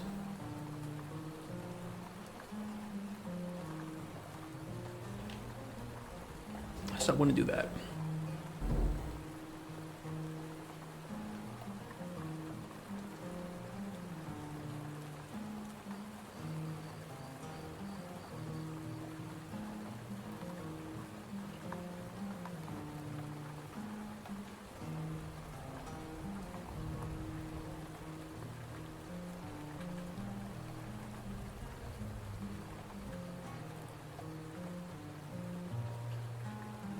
Yeah, they're both disabled. We add ingredients. Oh, perfect. Okay, we have the page switching logic into the... We're switching the number of the current page. Now we need to actually add some logic of what to do when we switch pages. That's a start.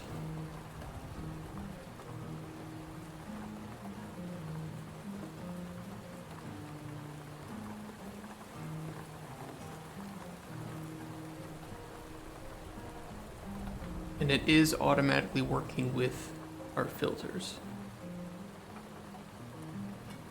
Because we're updating that number of jars. Okay. That is a start.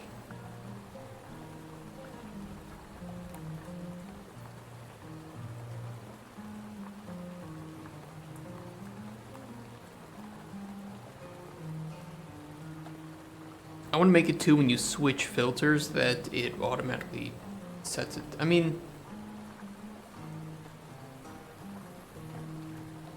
it may not switch it to page 1. Hold on, I'm curious. I guess if I switch to page 2 and then I turn on a filter, what happens? Yeah, it still says page 2 out of 1. Okay, that's what I thought. We just need to make sure that when we switch filters, it updates it to page 1 again.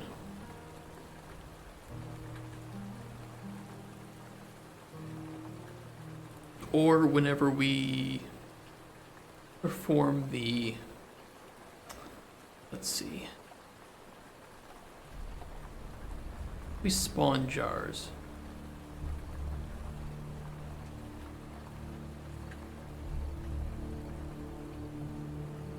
We can just do that.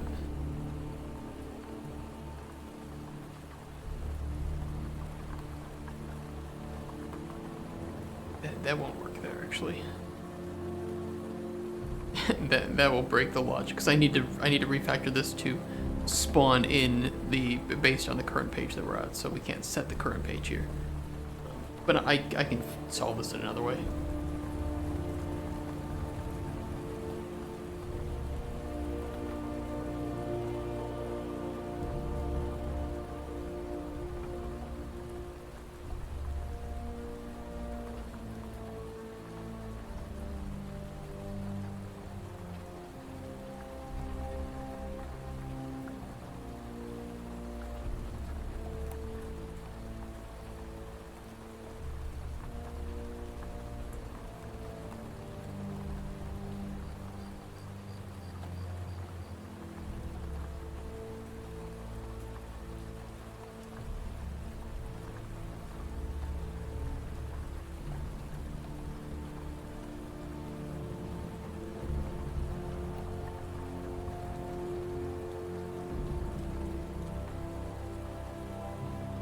We Gucci.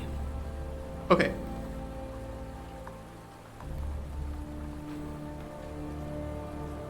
When the player changes the page,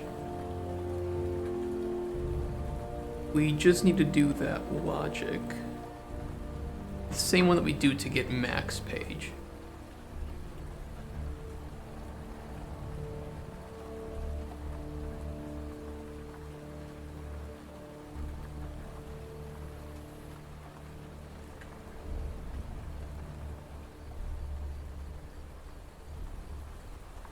And then spawn in the jars that are... We need to run this. So we need to build this jars of data.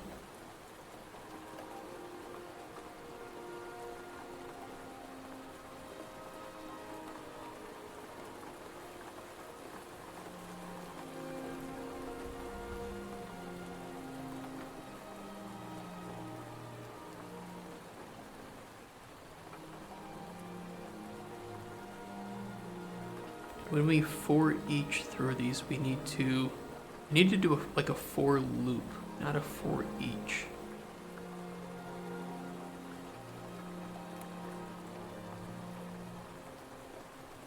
Let's refactor this a bit. For loop.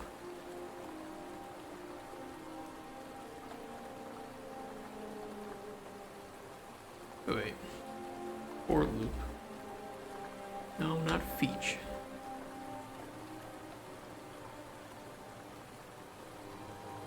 With the first index being the result of this clamp multiplied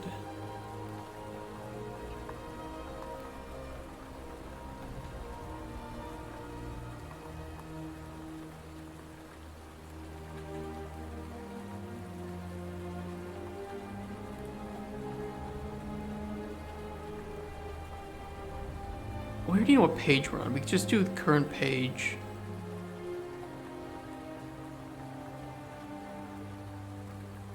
-1.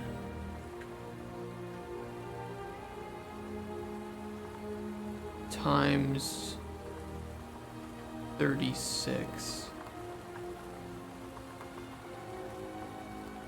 On page 2, that means that we need to start at index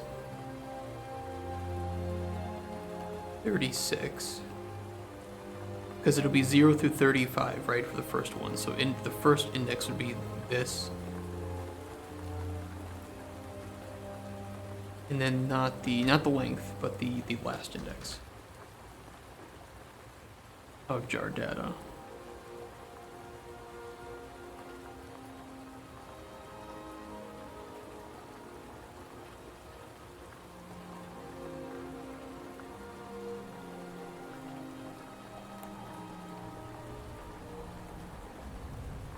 Then I need to get a copy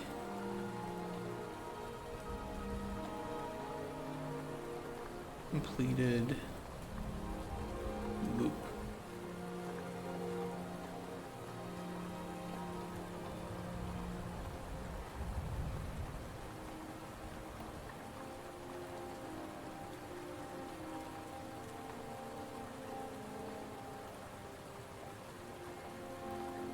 Then finally on left and right, change page, I think I need to return whether or not it was a success. B did change page.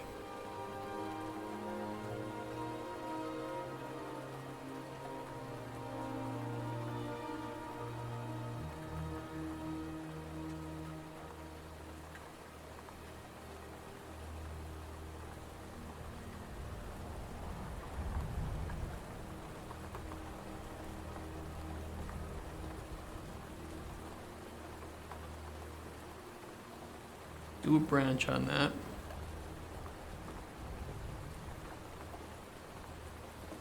Are you excited to eat your cookie?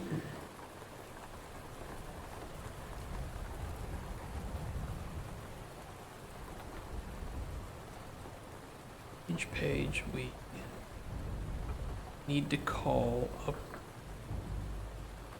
update shelf.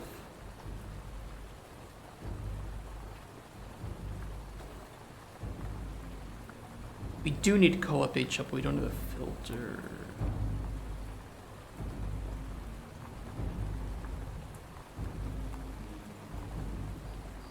Get all widgets of class, up level.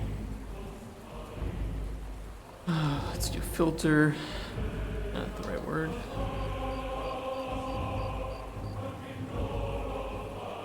Calm down.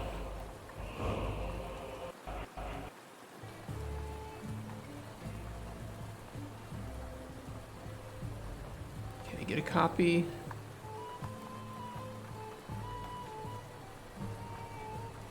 Filter box. How do we store the filter somewhere?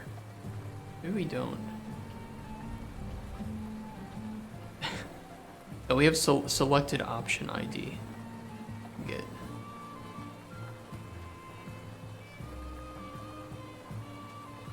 Kind of an oversight, but whatever.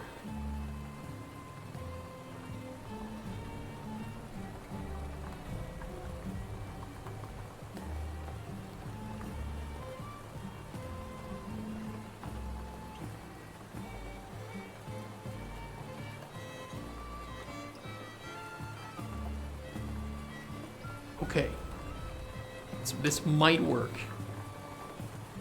We don't have like a super crazy number of ingredients to test this with.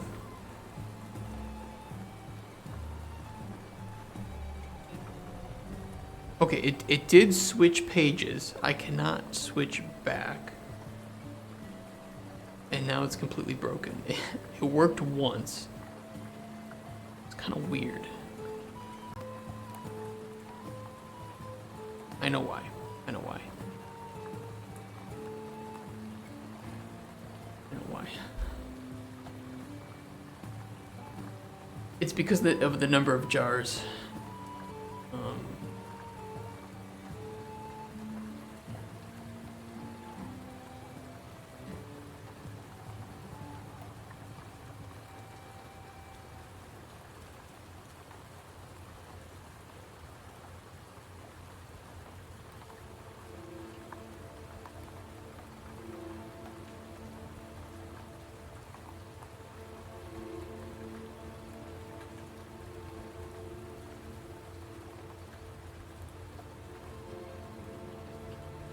I think if I set here,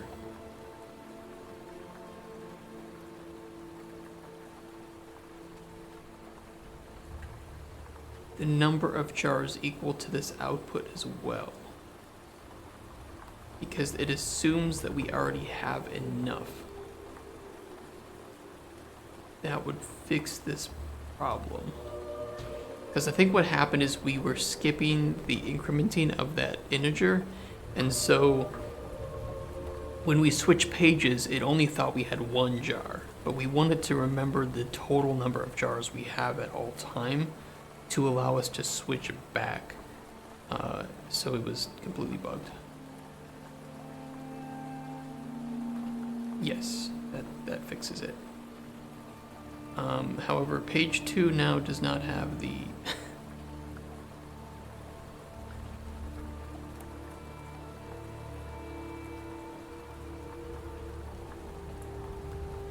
It does not have the woody nightshade. Why? Wait, it did the first... It did once though, right?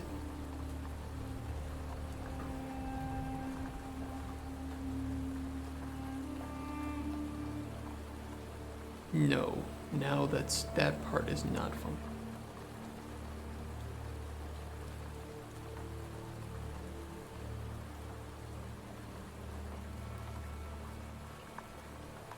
Let me see what's happening here.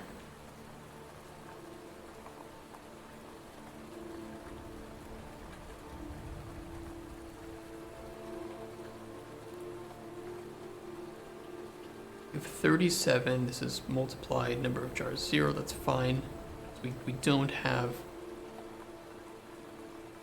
any yet. So that's okay to have there.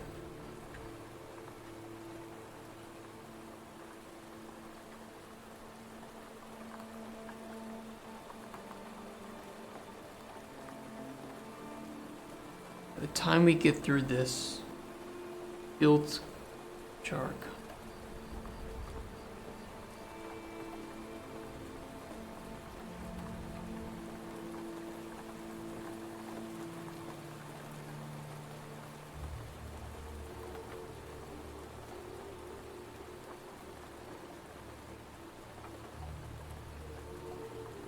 We're to 36.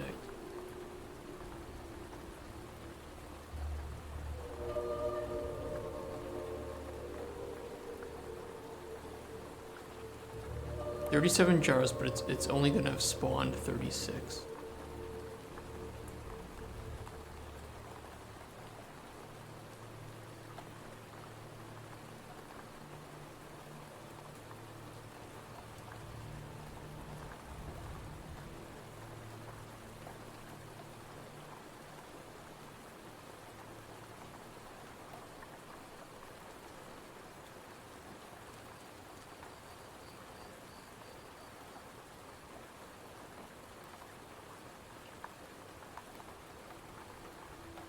Current page 2 minus 1. This should output 36.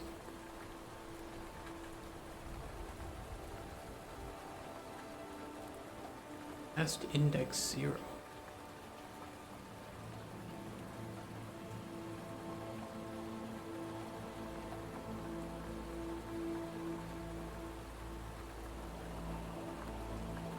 Huh?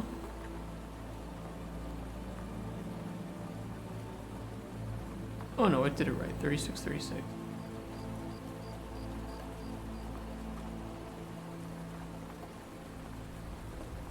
Should grab the woody nightshade.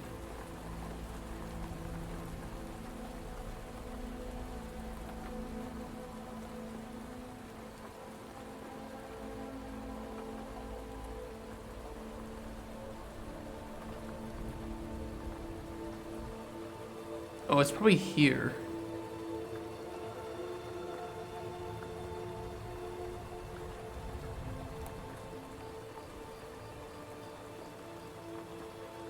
Um...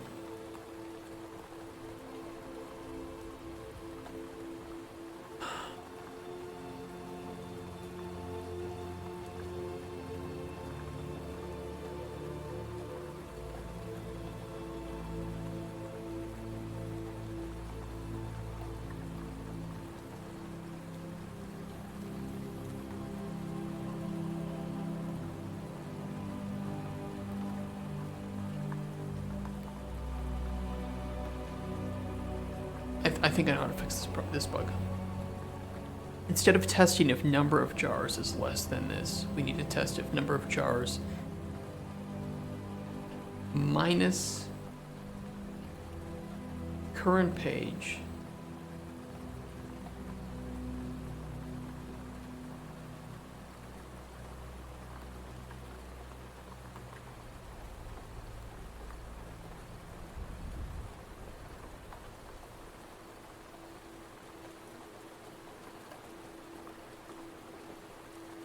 current page times 36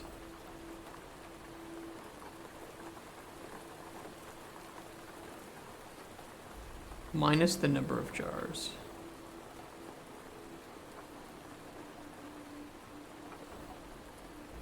Shouldn't that solve the problem? Because we're testing whether or not we want to spawn it or not, and what it was getting was that the current number of jars was 36, so it was not less than jars per row times 4, which is 36. So now we need to get the current page, multiply it by that maximum number of jars, which we could also just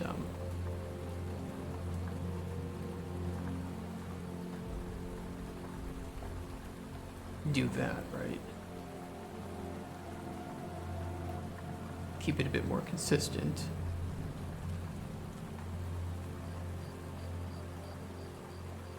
So it'll check if current page times, in this case 36, minus the number of jars is less than or equal to the max.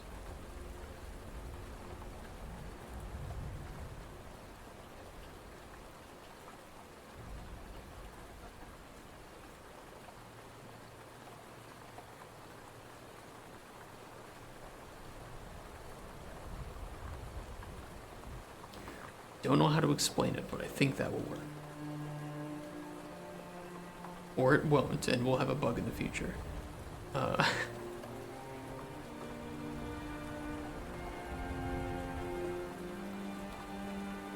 Okay, it didn't work. There's a bug. Ooh, there's a bug.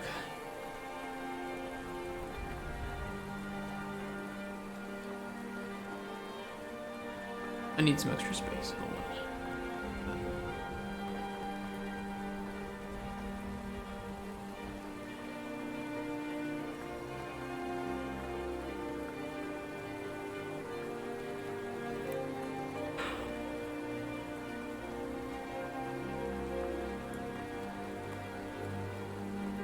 The issue before was that we had this 36. We need to. We need to use the current page in some way to say that those numbers aren't relevant. Which would be current page times the max.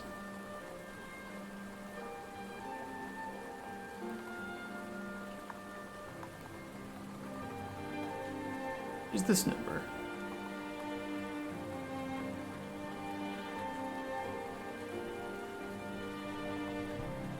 If our current page is 1, well, that's probably why. It would be current page minus 1.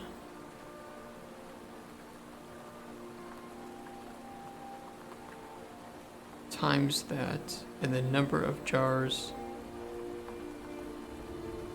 minus this number.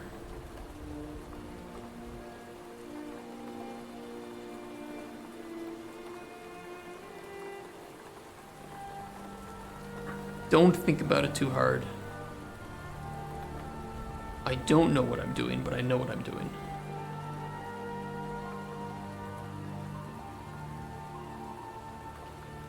Woody Nightshade still does not show up.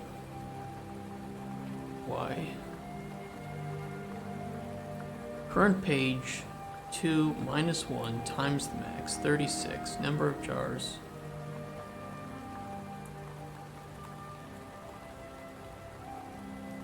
Zero is less than 36, which is true. It should spawn.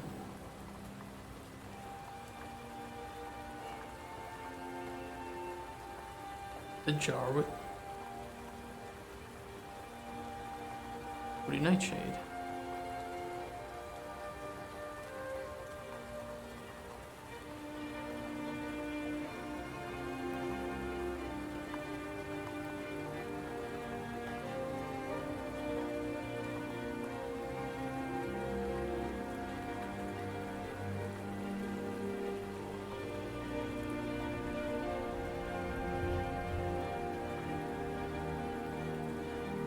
Well, I think I know what's not working on it. Because we're still testing number of jars and then jars per row. It needs to be the same output.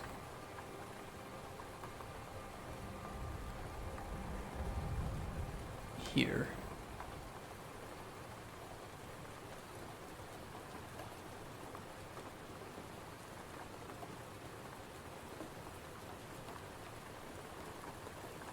I think.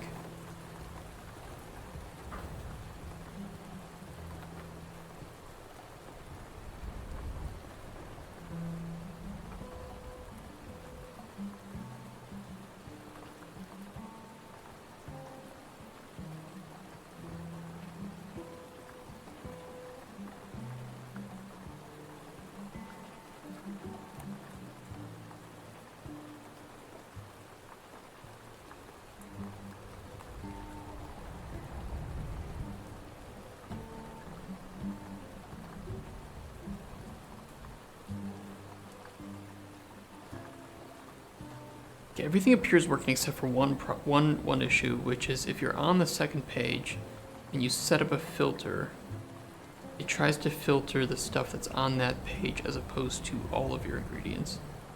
So we need to first reset the page and then apply the filter.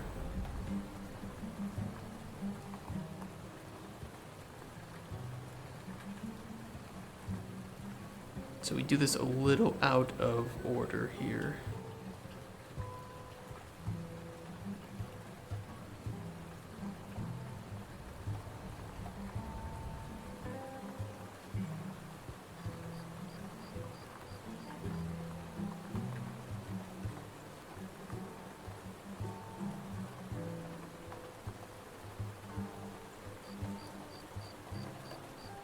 We'll see if that fixes the problem.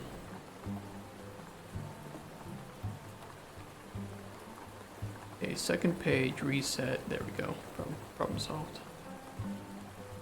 I think it's working.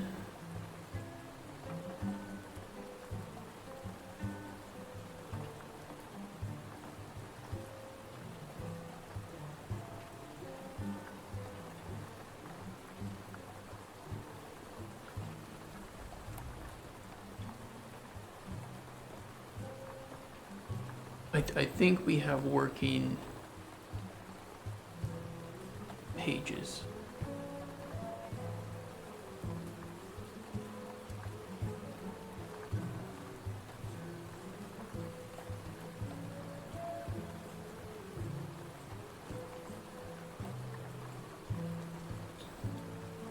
And I know exactly how to test it.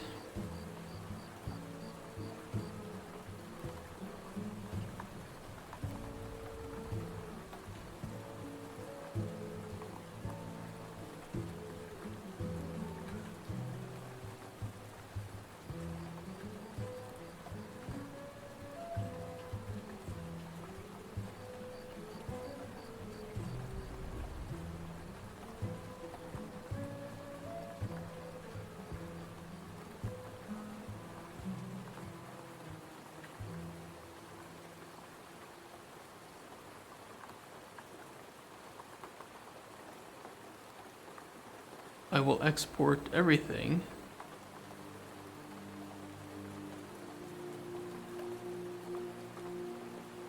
And now when I spawn in ingredients, when I spawn in debug ingredients, it should spawn every single ingredient we have. All of them. And if this works properly, I think we would have 3 pages. Oh, we have 2. Yeah, because there is some overlap.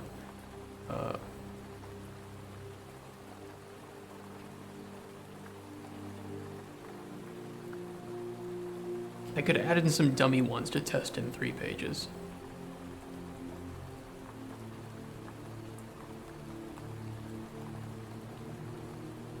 But it does appear to be working.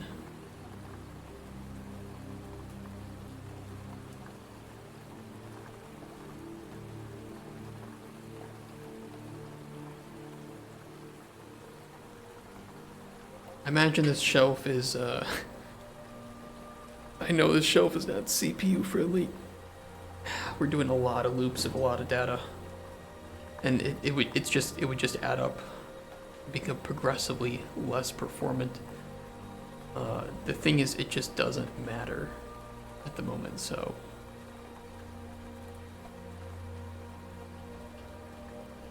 It is what it is.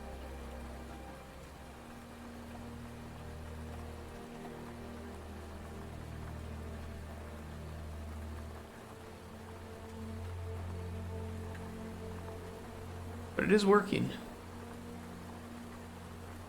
Let's add in a few dummy ingredients just to test this. They're not gonna have any effects or anything. I'm just gonna shove them in.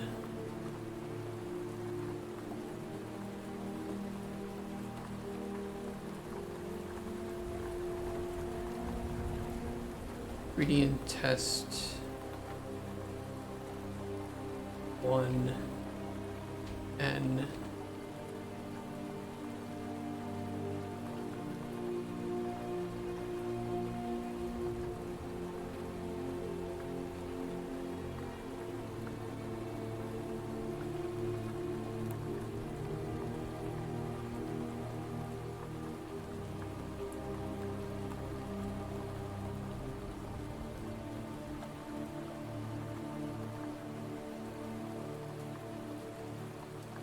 I don't know how many we have to add to get that 3rd page to show up.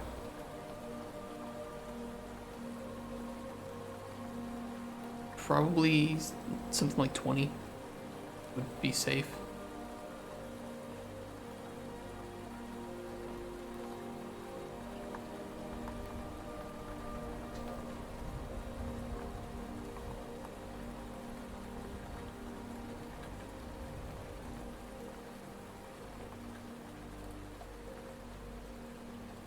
Stop it. 17, 18, 19, 20.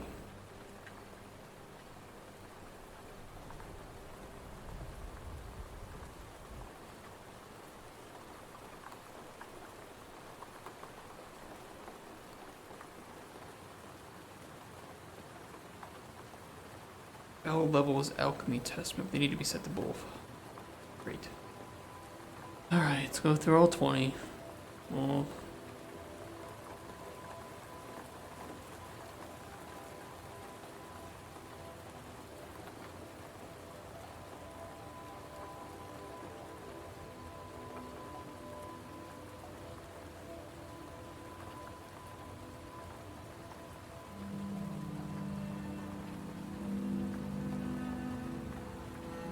Jen, I'm telling you, I think the music is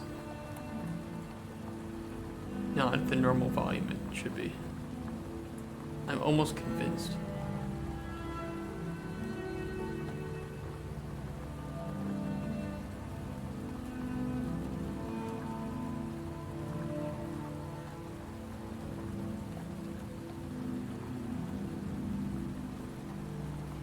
Okay, debug.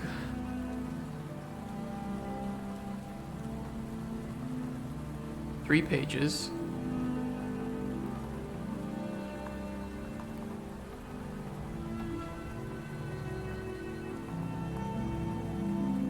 Well, it does seem to be working.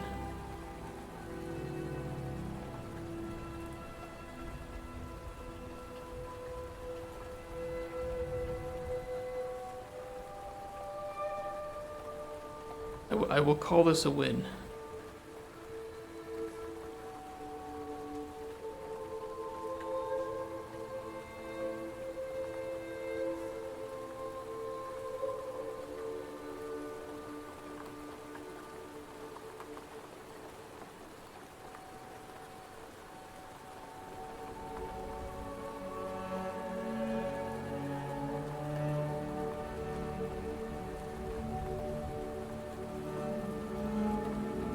Actually, honestly, I thought adding pages to that would be a lot more bullshit than it actually was.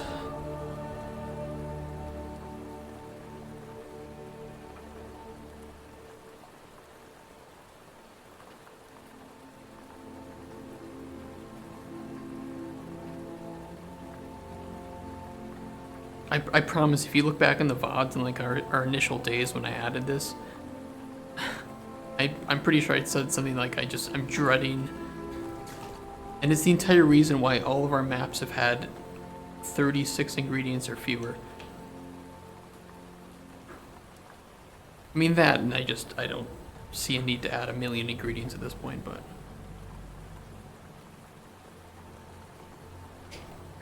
at least now we can start to add things like fish, any additional ingredients you get from like a dungeon we want to add, or if we add enemies, they can drop monster parts that you can use for potions or for cooking.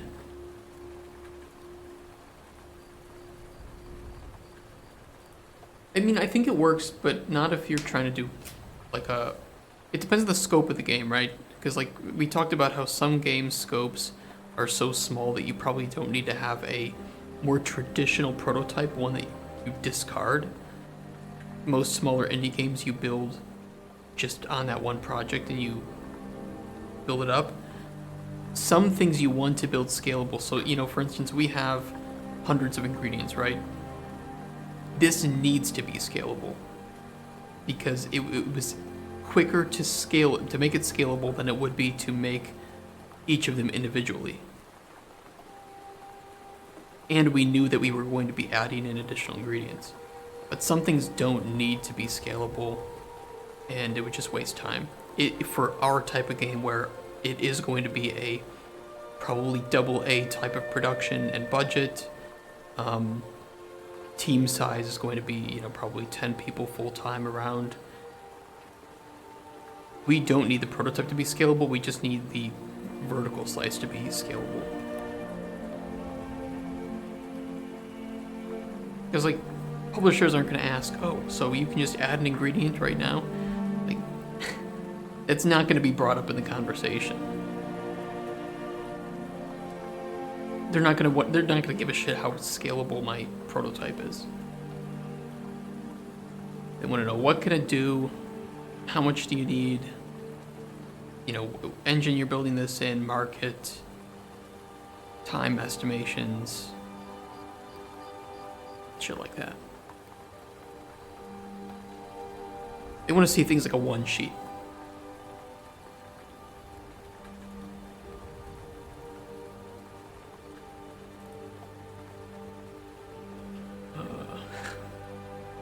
I mean, speaking of, we could pull the Larian Studios. What do they say, like 1,000,000 different endings or something? Technically, we could multiply all of the possibilities of potions you could make and say over 2,000,000 potions that you can make. And it's like, yes, but no. Yes, but giant asterisk. Borderlands, exactly, yeah. 3 billion guns, 1% of them are usable.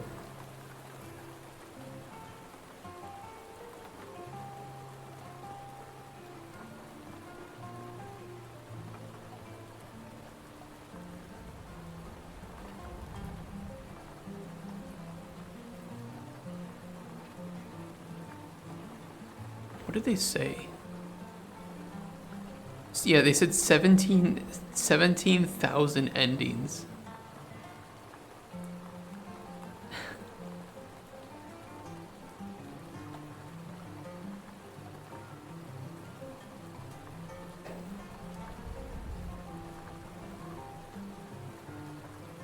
I don't think people want to. I look. I think that's a really careless thing to tell people in a game like Baldur's Gate 3 or any other CRPGs.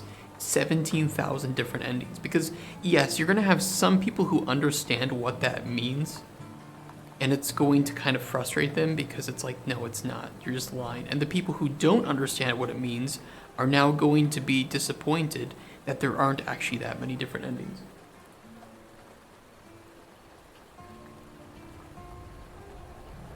I prefer much more to like pitch the alchemy system in our game as it is like a free form alchemy system. You can make whatever potions you want given the rule set, right? It's more sandboxy than it is a recipe based system, right? You are the alchemist, you determine the recipes. I'd like to see that ending means what it did in Torment.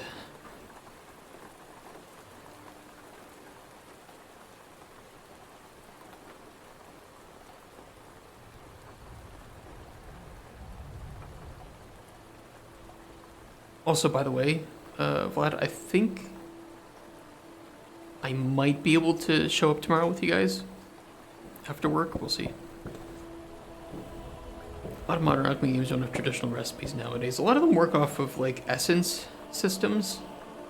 I've seen a lot of them work off of like essence-based systems. Yeah, it is more Elder Scrolls alchemy. I don't know if it's old school. I think it's just something that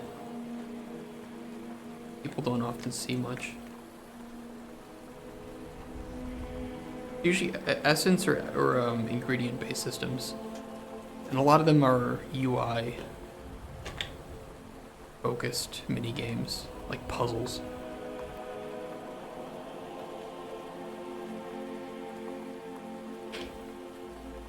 Which I'm not a huge fan of the UI puzzle type of mini game for making potions personally. It's not bad, I just think it's overdone. And I would much rather have a system where the strategy comes from the player's knowledge and experience of the game, as opposed to playing like Scrabble with ingredients.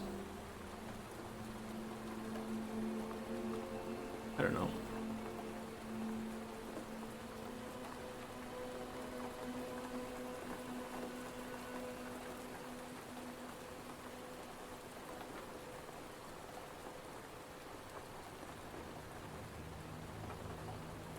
I can probably hide those now. I might revert those, but we'll see.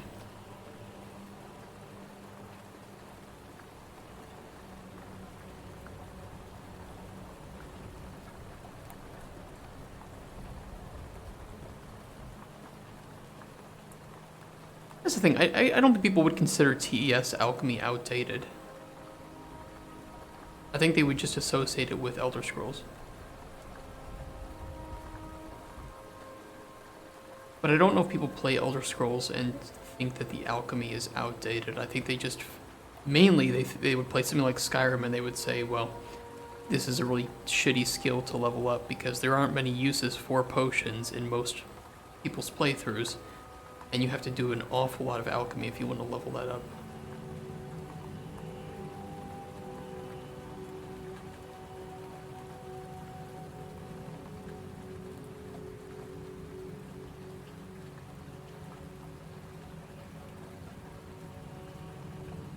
I also think that it lacks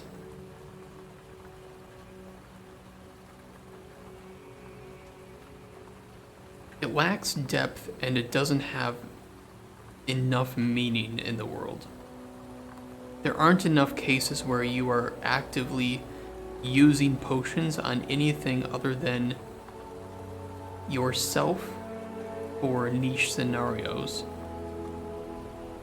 or to sell.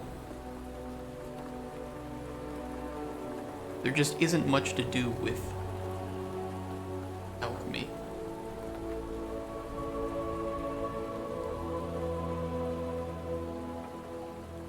It's kind of similar to like smithing too.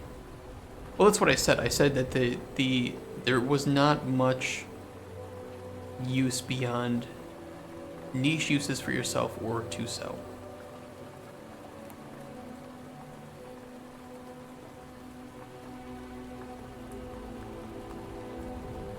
Yes, exactly. You know, and one of the things I always wanted to do with Elder Scrolls Alchemy was to have the tier system for effects. So like this. Exactly the 1 second point, yeah.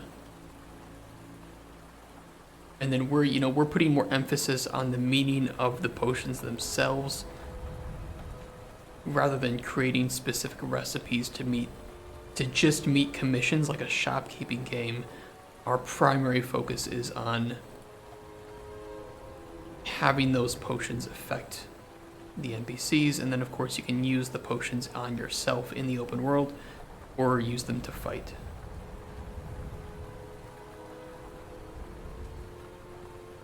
There's a mod that removes the interactions pausing, which is pretty nice. I think it adds a lot of depth to things like lockpicking, and switching stuff in your inventory. Having to lockpick quickly before like a guard comes back on their patrol is certainly more flavorful and accurate.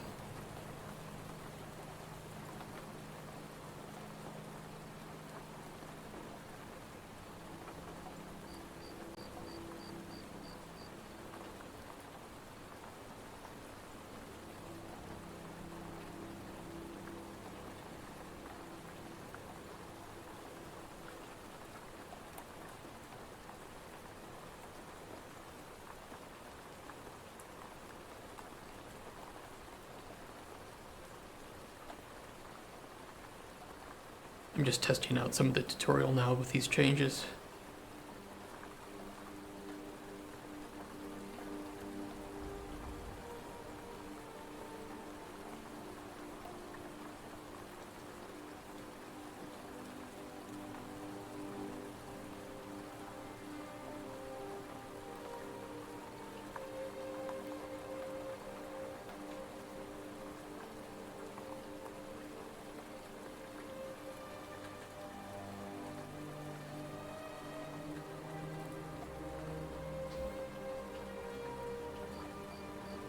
That's pretty good. Well, I'm hoping to revive that kind of Elder Scrolls style of alchemy and add a unique spin on it.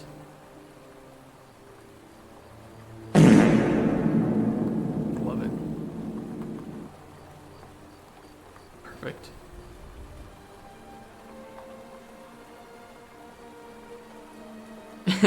Scared the shit out of me. I do love when it does that.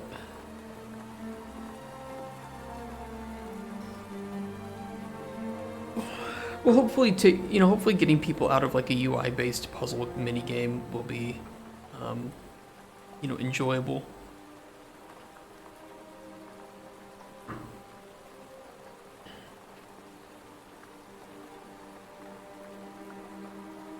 Need to add like a little black border around that. I think it was meaning to do that and I forgot to. Well, we use UI to deliver the information at the moment. It's certainly not as flashy or colorful as I would want it to be, but that's all flavor, right? That's just going to enhance the experience, but it doesn't define the experience.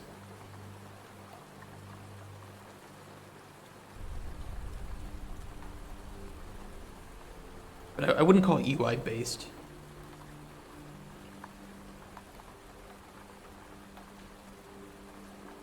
Especially once we want to look into things like potentially adding different stirring methods or bottling. Those are all to be explored, though, kind of ideas. Where's the pop-up? Confirmation.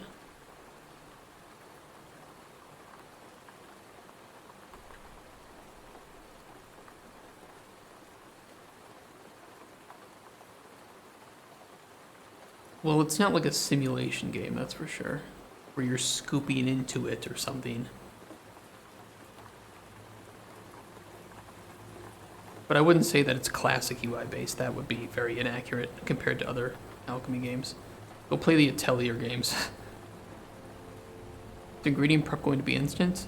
Probably not, but it is for now.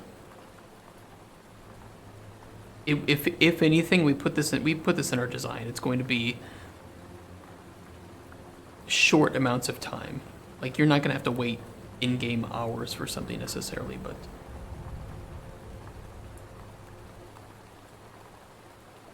we put it somewhere. I don't know. There's some document with it. What the fuck is this shit?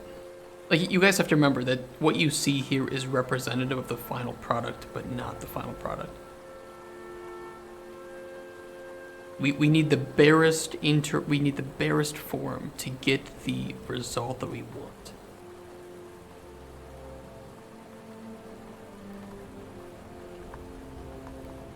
I doubt that we'll do shelf life, to be honest. I doubt it. We'll see, but I don't believe so.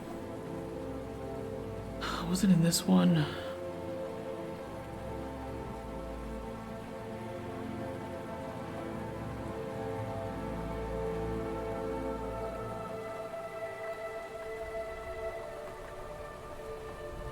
I don't know where we put that.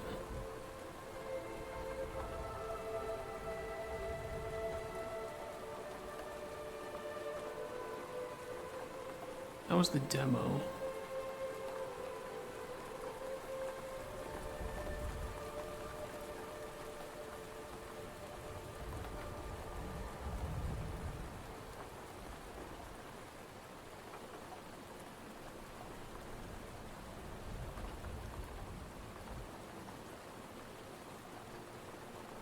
No, we didn't have that written up yet. I don't know. I put it somewhere. I don't remember where.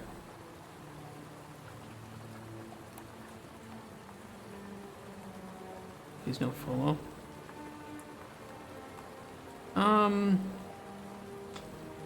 The most egregious thing that we would do that would be related to FOMO would be seasonal or weather-based ingredient harvesting. But I don't personally believe in. This is meant to be casual to mid-core kind of game, right? And if we have something like shelf life, that would be violating the player's time. Yes, it would. I mean, this is all like something we could do for a hardcore mode, right? But for the default game mode, and I'm all for game options, right? If you've ever worked with me on games that I've made, you know that I really like giving players multiple ways to play the game. But the default experience will not be that ingredients will decay over time, and that interactions with like cooking an ingredient or fermenting it will not take a significant amount of time. The challenge for me comes from trying to create the right potion with the ingredients you have and not necessarily punishing you for not planning ahead by fermenting an ingredient ahead of time, right? Yeah, and there's just a lot that we need to iterate and explore on. Like, this is just the prototype of the core and primary experience. So when this is, can you process ingredients in this game? Yes. So I click button and the ingredient is processed. That's it. That's not how it's going to be in the final game, but it will be how it's done here because it illustrates what you can do. It gives you from point A to point B. And same thing with displaying like potion information or ingredient information. It's, does the ingredient have flavor? Does it have effects? Yes. Then we just show it. That's it. Like, that's the point of a prototype. So anything that, you know, if you guys look at something and you see it's kind of obtuse, it kind of takes too many clicks to get through something, this is not necessarily something we want to fix at this stage, because it's just, it's a pointless waste of time. And I only want to fix it if it is causing significant amounts of negative user experience, as opposed to just requiring that you do one extra click. It's precisely the reason that a game of this scope already has its core gameplay loop pretty well realized after fewer than 60 days, is because we're trying to do it in the simplest, obvious way possible and let a GDD and a pitch fill in the gaps, right?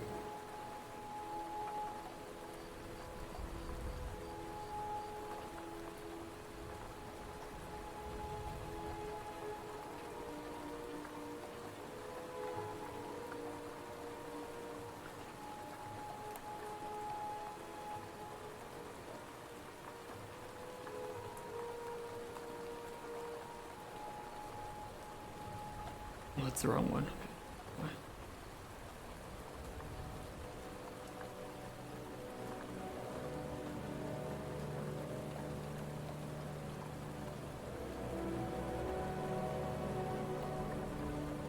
And again, this is why you often find developers not sharing games at this stage, because there's so much to explain. If mechanic is going to be central to the game, not such as waiting for cooking time, not testing that, it's made it a significant time sink. No. I don't think so. No. No. I mean, it depends on how long you want it to be. If the cooking time is meant to be something that takes, you know, in-game hours, right, a long time, then you might want to have that. But at the same time, good designers will be able to say, okay, we know that it wants to take this amount of time, so just have a button to click it, and we will factor this into the final belief. Like, the vertical slice is where you take your prototypes and you keep iterating until you reach that desired result. And at the end of vertical slice, you have the features, but they might be imbalanced, they might be, you know, requiring a little bit of touch-up, maybe some further iterations, but most of it's going to be done. So right now, our main goal for prototype is to get to a stage where core mechanics, not tertiary mechanics, but core mechanics, are realized and are shown in the game. Not at the quality level that we want, maybe not in the exact way that we want, but they are there to illustrate that this game has this feature. And it should not be significantly frustrating to interact with, but it doesn't need to be polished to interact with. That would come with later stages of development.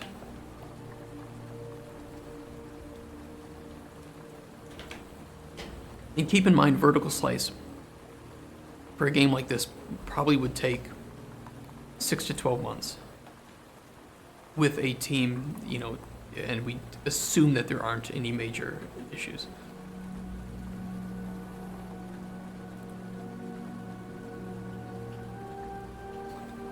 I needed to test.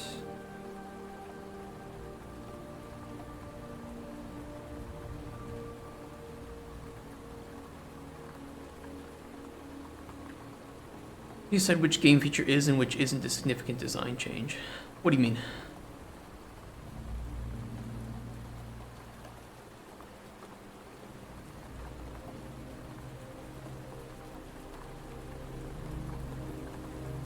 About the timers.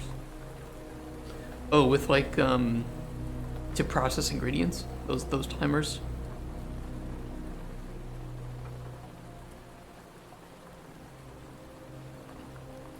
If we compare it to like this is the first iteration, right? We need functionality, so you can process ingredients. So this kind of represents putting an ingredient in the cooking pot or whatever, you know, cooking it. Fuck, Shit, I didn't mean to do that. Hold on. I just need Blue Dick Boy moving to me again. Here we go. My mind having to wait does change the dynamic. It can, but it doesn't necessarily. It largely depends on the amount of time that you spend doing it. And we have, I don't know where I put it, but there's some document that talks about the amount of time that we want to spend with that, but it'll be more like Red Dead Redemption 2 cooking, right? I think it's a good example.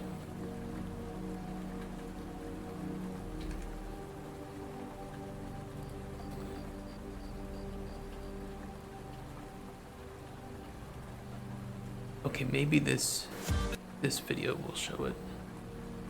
Yeah.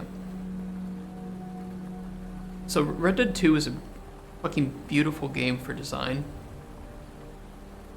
You'll see that they simulate as much as they need to help sell the idea without forcing you to wait a significant amount of time for that action to occur.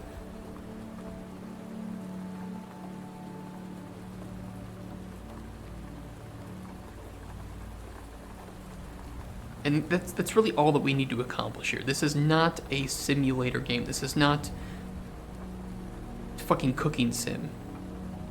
That's not the focus of this game, is to keep the player at the alchemy table for a significant amount of time. And we have that in our gameplay percentages, right? We have, I think, alchemy at like 20% or something. So we need to make sure that we try to reach that 20% by limiting the amount of time that the player is spending doing actions that just don't provide a significant amount of value. So if the player cooking an object on let's just say a grill, right? Grilling a mushroom is enjoyable to see, how much time of that is enjoyable to see before it starts to get boring and lose its enjoyment? I mean, you're probably processing quite a lot of ingredients to make the potions you need. So do you want to be sitting there cooking an ingredient for an hour or fermenting an ingredient for weeks, right? No. You want to simulate that, and so we need to find immersive, enjoyable, quick ways to do that to let the player get to the result that they want without having to go through significant amounts of frustration. So, yes, it does change the dynamic having to wait as opposed to not waiting, but for our game, the intended goal is to not have it be a significant amount of time in the first place. So by removing that timer right now, it doesn't really change the experience or the core functionality of the processing aspect.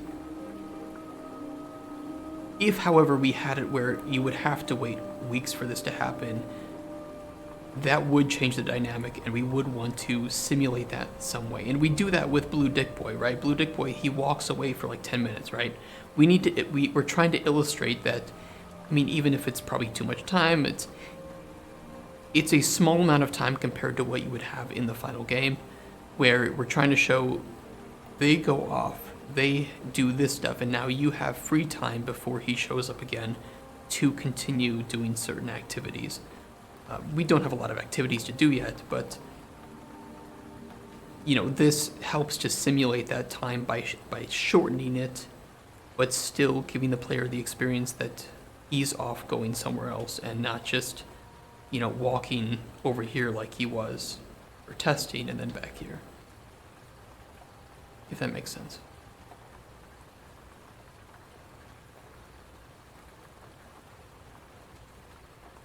Oopsies.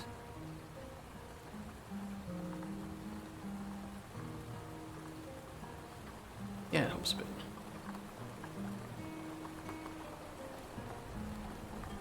Might do the same to this too.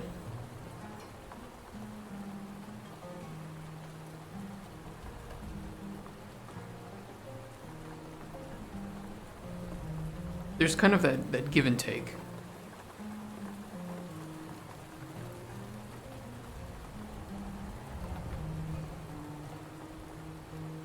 And we just have to be kind of flexible about it.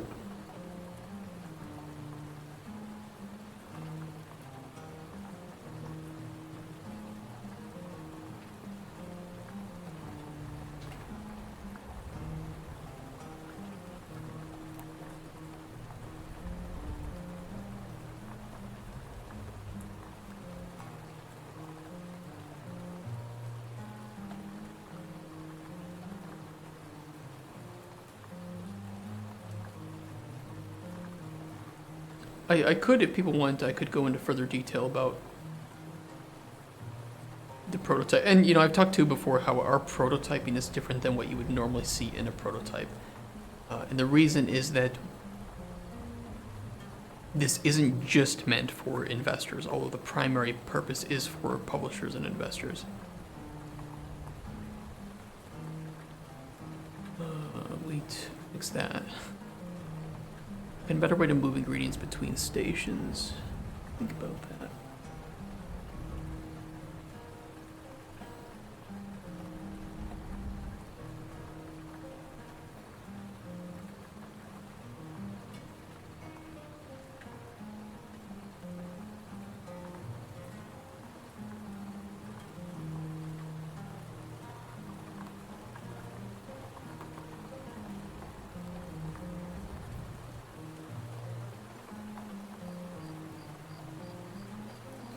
What could we do if we wanted to increase the usability there?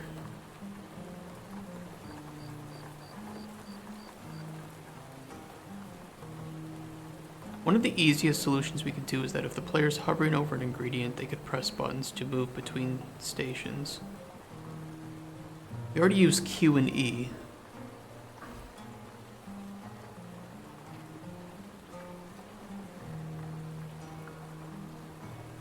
Do like R and F or something.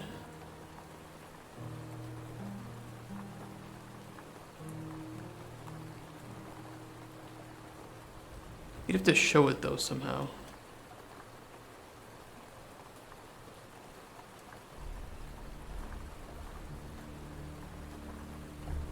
There was I think it was when GTA 6 leaked initially.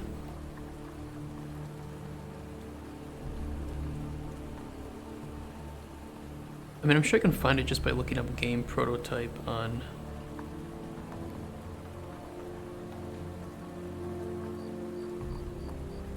That's my prototype.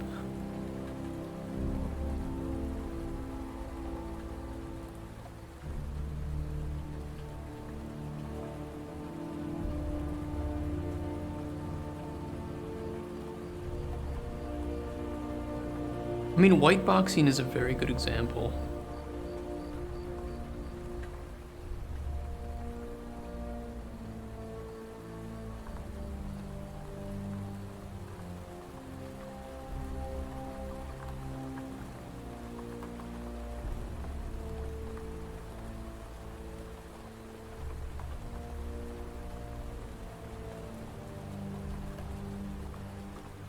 Like, this is one of the things where you have white box levels for prototypes. You just need the barest functionality present.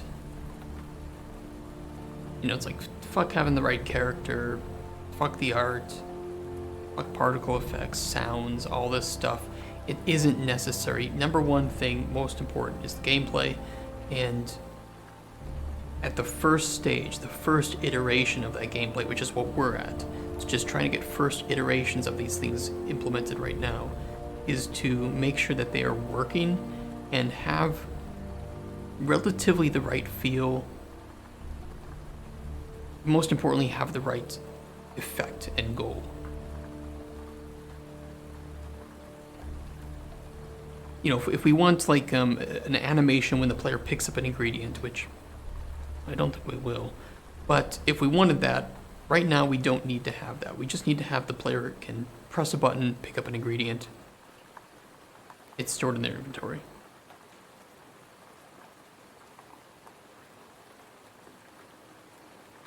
When you start to implement that, like I said, I'm trying not to waste the player's time here with it. And I think that as cool as it is,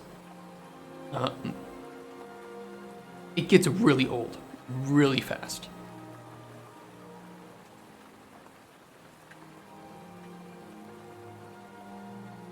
So yeah, I don't like shit like that.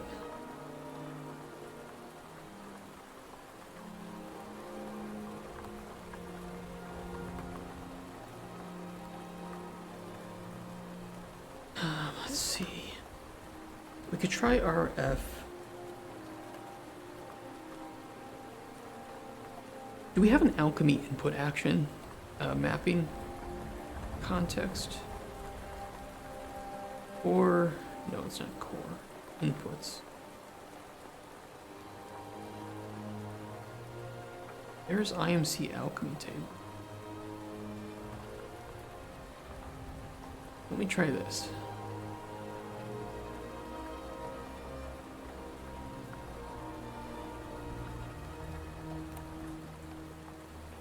IA send to alchemy.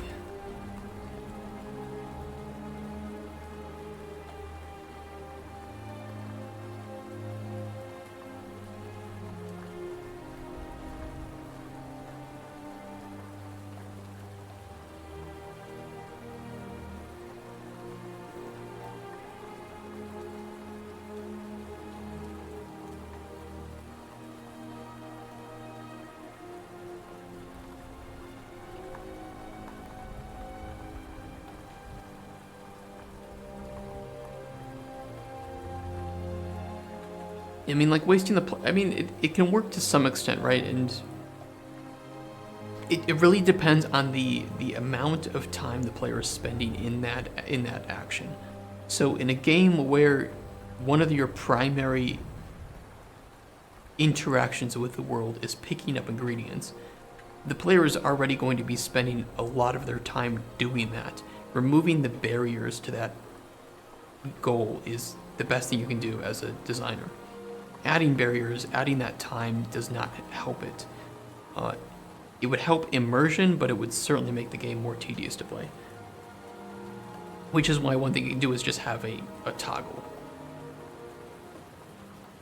A game like Red Dead 2 or something like of that nature does have like an interaction, but you aren't picking up ingredients to a significant degree, so that the barest times that you have to do it, you can just get off and do it, and it doesn't take much time. You grab it, you strip the flowers, and you're walking on your way.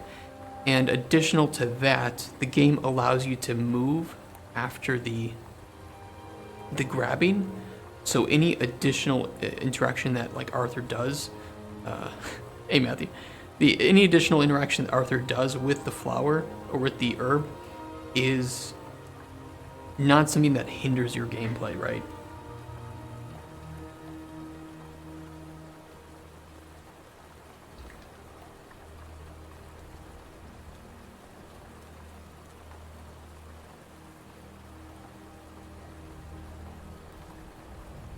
We're talking about design.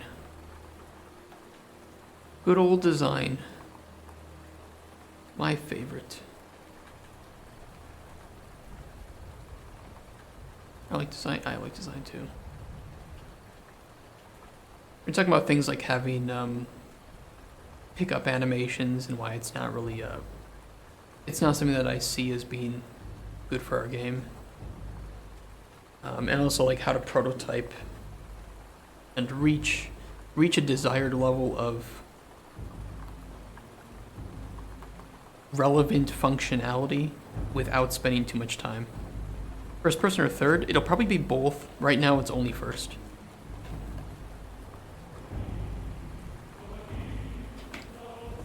But I might limit certain things to being in first or third. Like the alchemy table might be limited to first person.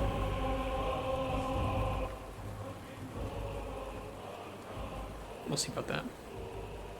Second person. I don't think of having any animation, at least by default, personally. We could do the unintrusive grab, like you say, so the player performs an animation, but it doesn't hinder or stop the player in any way. More akin, I don't know, like Last of Us had it, where if you move by something, you know, and grab it, Joel will reach out, but it doesn't prevent the player from doing anything else. Certainly not from moving. Yeah, exactly. I thought in first person you do see it, but in third you don't. Maybe you're right, maybe it's the other way around. But yeah, I agree. For our game at least, the interaction of grabbing an ingredient will just result in the immediate obtaining of the ingredient, and there won't be, I don't know. Who knows? knows? All I know is that it wasn't, in my opinion, annoying to harvest ingredients in that game. And similarly to our game, there are a lot of ingredients to harvest, and you're doing it with relatively consistent, you're doing it relatively consistently throughout the gameplay.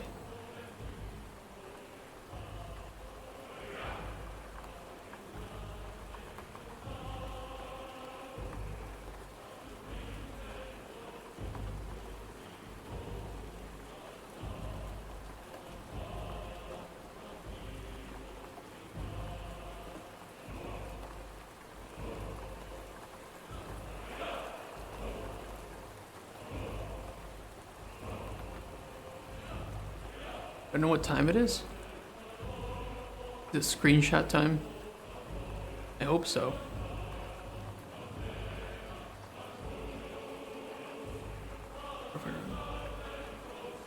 Alright, give him to me.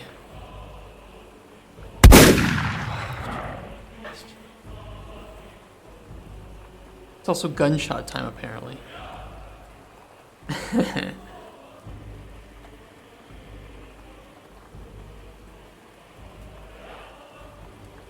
Classic.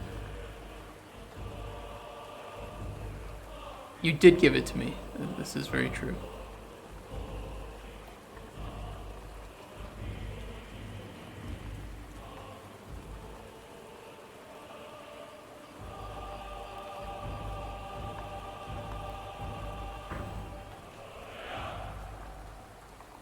I guess we get the trace state. We would need to do trace state and station that the player's on.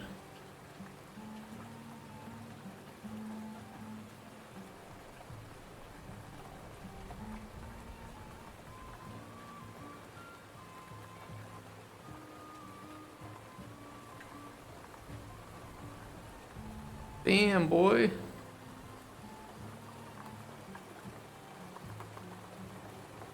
I like your flowers.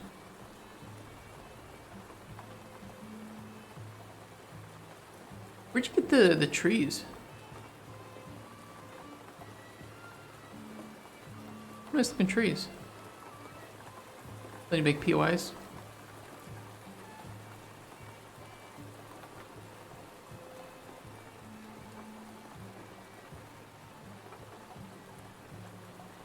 I like the bushes growing around the rocks and trees too.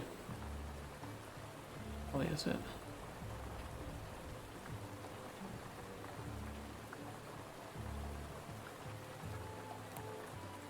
Oh man, that environment art. It's crazy just how interesting it is to see other people and their specializations. It's always cool to me. It's always very it's humbling. It makes me a little bit jealous, but I wouldn't say in like a bad way. And it definitely inspires me. Just knowing that you can get all these people together with different specializations and put them together to make something exceptional. Like this. I can't code for shit. Yeah, it's exactly the same. Like, I don't have a visual eye for this stuff. My mind works in like systems and data.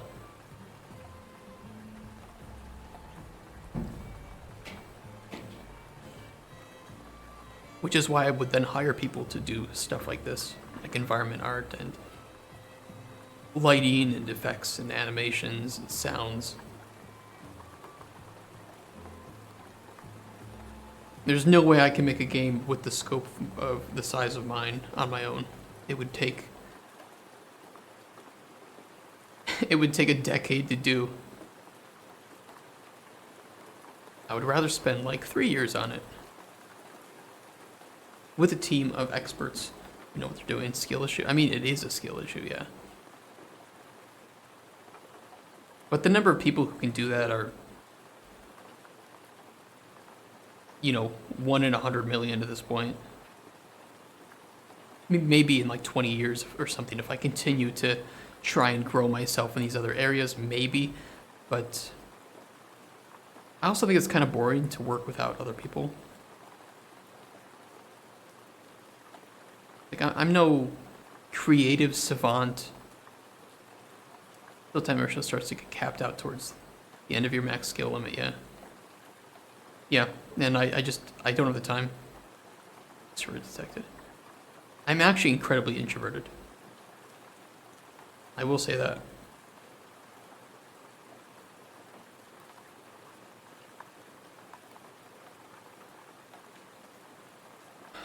I wouldn't work alone on a project. There's no way that I have the creative capabilities to make the games that I want to on my own. And I like working with other people because they challenge my perception and my skill, and they can take my game to new heights in a much faster amount of time than I could on my own. Ensure myself in damn is streaming training, yeah.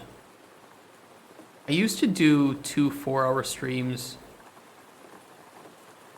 way back, like 7 years ago or whatever. Should hire you for the PR, you're sane. I would never work for Blizzard. I'm pretty sure I will end up saying, in this year, in 2024, I will end up saying enough bad things about AAA companies that they will never hire me again. And I am okay with that. I couldn't say that at my previous jobs because, well, maybe some of them, but I couldn't say that at a couple of my previous jobs where they would get upset. Oh no, but what if they want to publish our game? Then the bad things you say would look bad for our company. That's going to lower the stock value. Someone out there didn't have my internship twice. Dude, fuck Blizzard. And the people they have working on their games are not really that exceptional either. I mean, some of them are, okay? Like, I can only really speak for certain things like design and production because that's really where my skill set is focused heavily.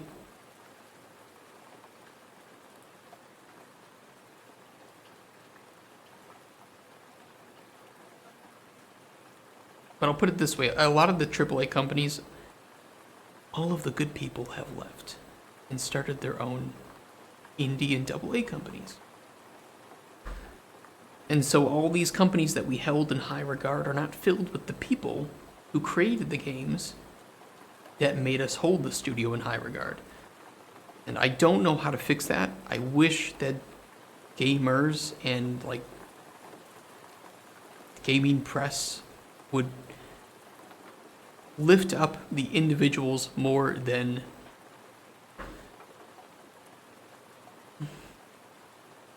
but when you have Frost Giant Studio that makes a shit-looking game for millions, I mean, it happens, right?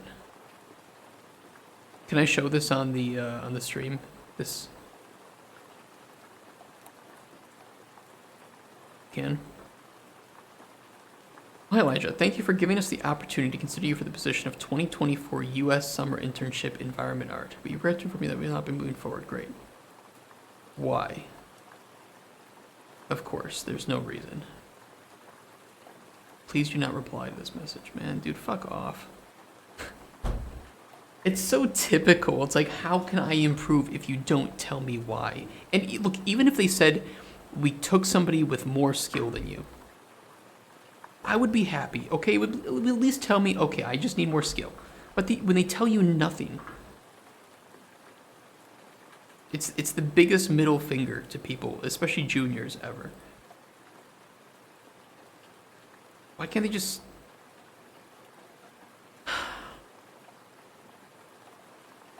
And you know, when I get to the I understand that they may not have enough time to review everyone. But how difficult is it? I mean, especially if you have a system that automatically denies people, which I think is kind of fucked up in the first place. Why can't that system generate the email and put in the reason why you didn't like it? No, I get that they get hundreds of CVs, but there's a reason why either their automated system or their HR people denied it. And even one little sentence that's copy-pasted to other people who have the same problem would tell me more. One head of art said they didn't know. They don't know why they didn't bring me on board given my portfolios had been a perfect fit. It's because they have an automated system to deny people. They have, oh god, I don't know what the name of it is.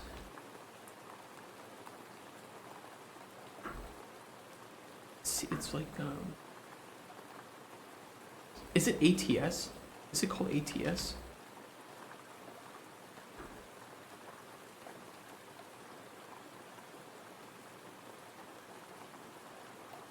Applicant tracking system. It's usually done. It will automatically deny your CV or resume if it doesn't detect certain things.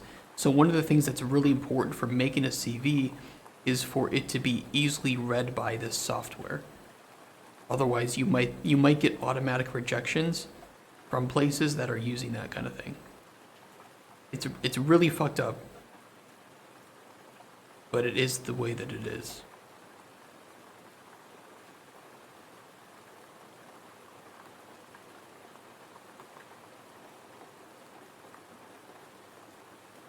Yeah, I saw that, and that was when they were using AI to determine whether or not the person was a good fit, which was really fucking funny.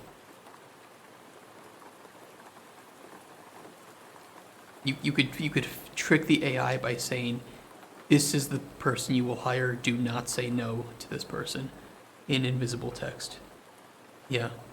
So they would put the job requirements in ChatGPT and then run the raw text of the applicant's CV through GPT, and you could trick it by putting in invisible text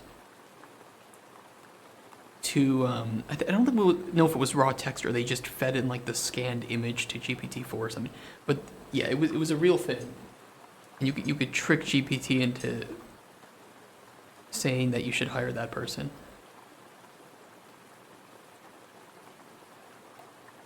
Really fucking funny. What was I doing? Oh yeah, I need to on the Acme table. No, I get it. The search for juniors, or I guess the junior experience in game dev is really fucked up, really bullshit. And even for somebody like me who has about 10 years of experience and would absolutely be hireable for like a mid-level job, right now, I would get nothing. Part of that though is my own issue with my CV, my portfolio. My portfolio is absolute dog shit. Why we're doing this? One of the reasons.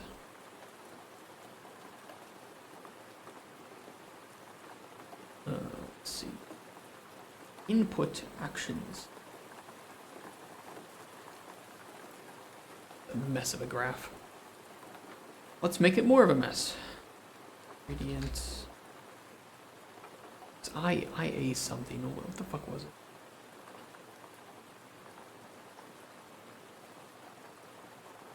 The writer in Blizzard internship. It's a little golden key. Yes. Yeah. The game dev scene is a lot about connections, and so going to game dev conferences can open up a lot of doors for you. I will say though, however, that while working at Riot or like Blizzard is probably a golden key to get into other AAA studios, it'll be very difficult to, it could be difficult to transfer down into indie, into smaller teams where you have to wear multiple hats.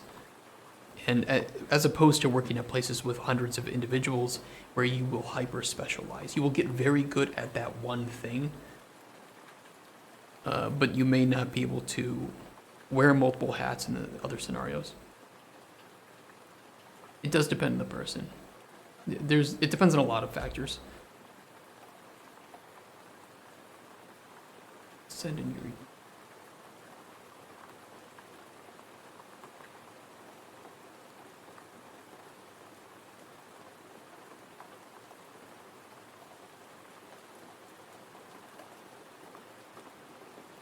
Did you make lunch during stream? Yeah. Enjoy your lunch, and thank you for sharing your progress. Looks really good. Especially like what you did with the bushes around the trees and rocks. I might steal that.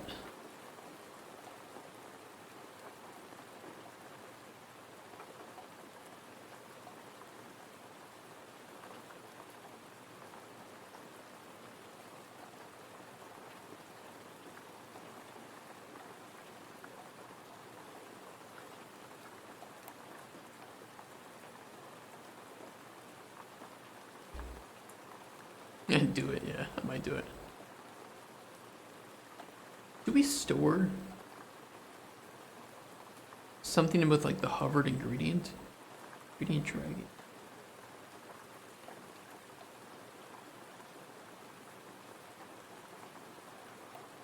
Probably tick trace hit actor.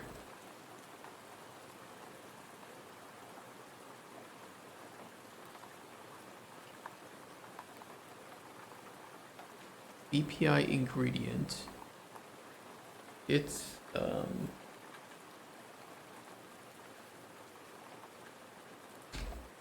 get ingredient ID.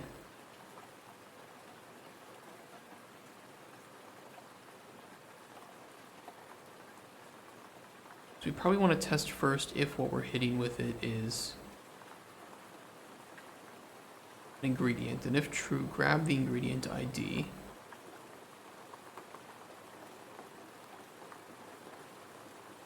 We need to determine where to get it, so we need to switch on the current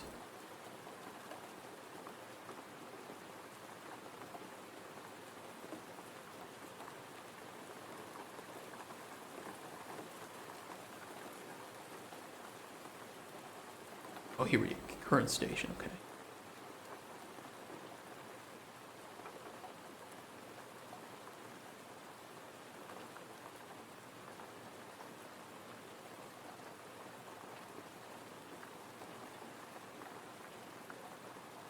The player is on the, well, ingredient shelf wouldn't matter. If they're on alchemy, they press Q, should go to the shelf.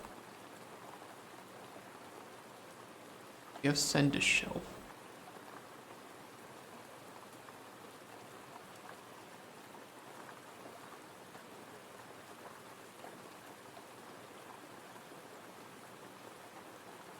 I would just copy whatever I put in the bad blueprint. Or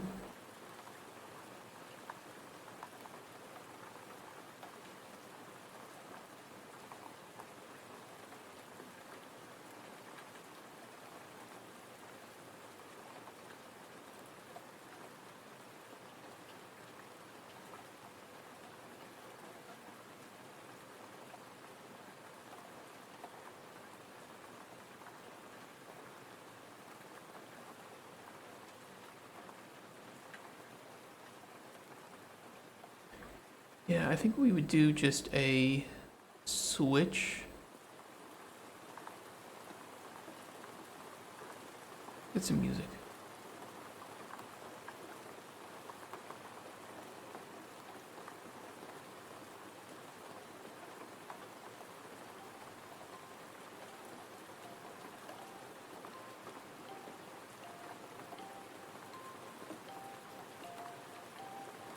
If processing, we want to send it to alchemy, but if it is on the alchemy station, we want to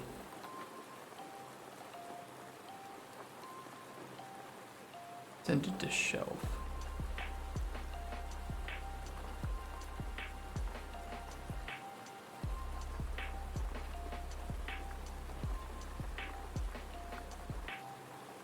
And then I think get the tick trace hit actor and destroy it.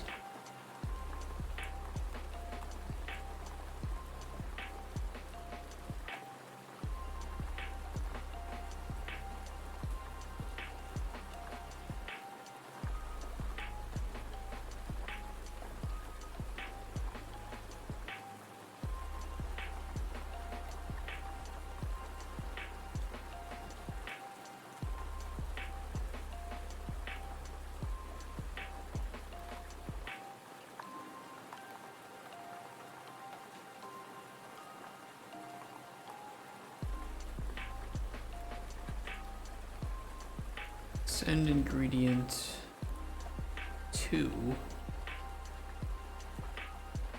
You're gonna like this, Lazy Fangs, I promise. Very thankful about this change.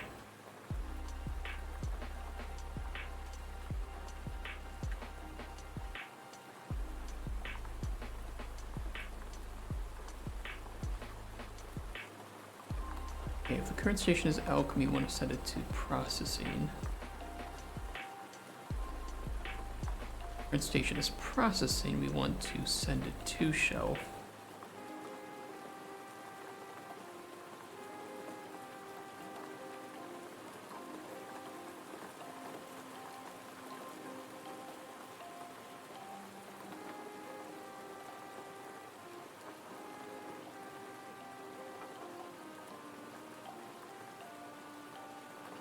But do I currently have...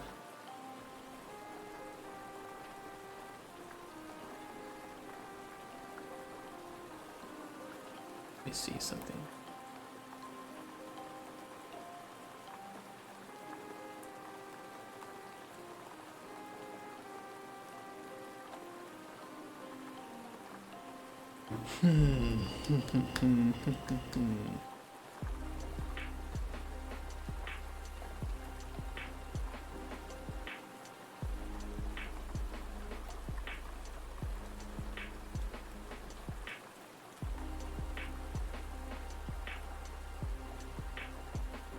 I mean, it should work right now.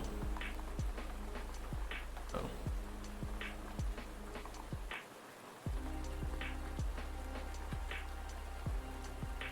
Hold on.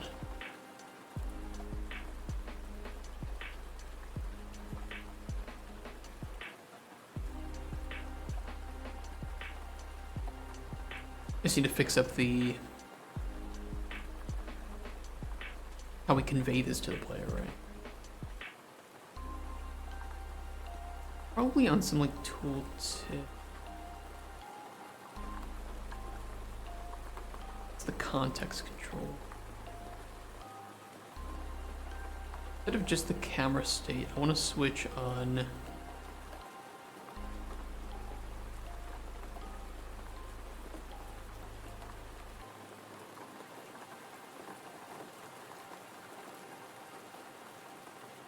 tick trace.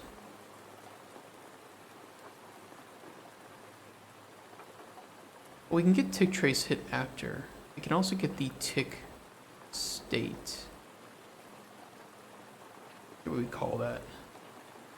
I think we call it the trace state, right? State.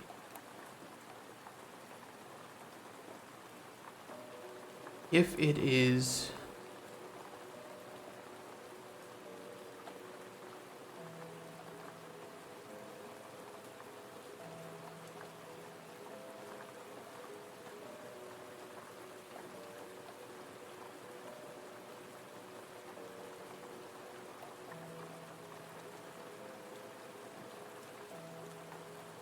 equal to idle.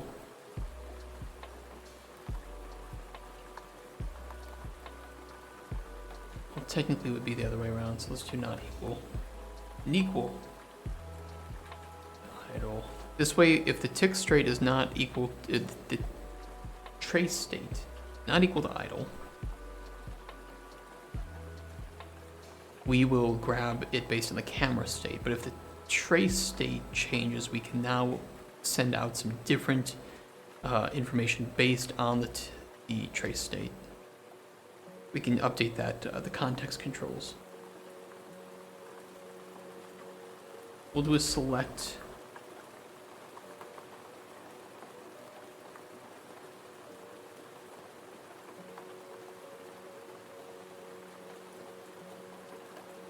And we'll fix all this up. Oh, we can move it now.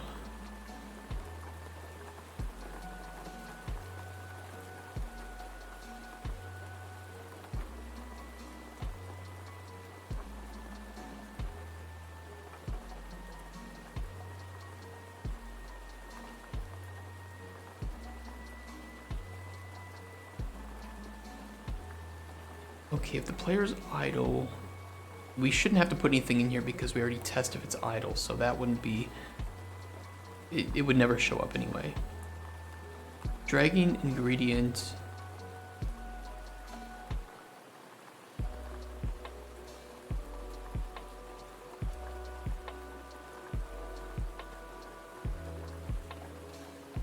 I think dragging ingredient, I would just...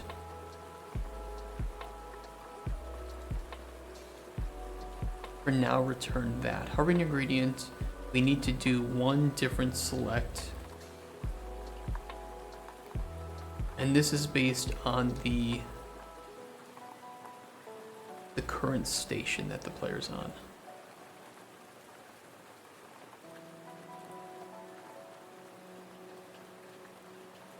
Now this will only happen on the alchemy and processing station, so we want to do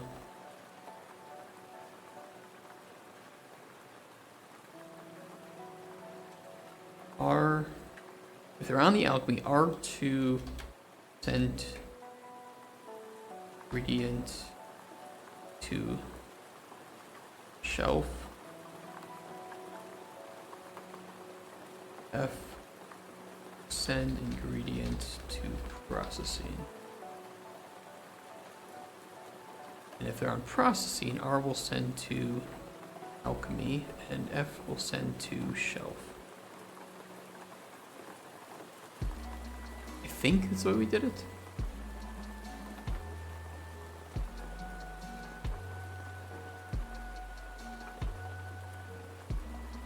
Let me double check.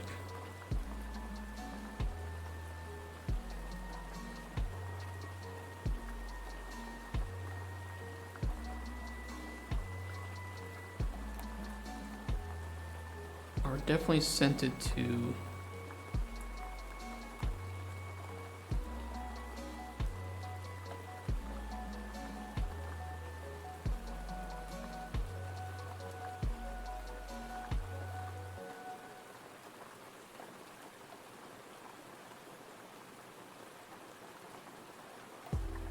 yeah, that works.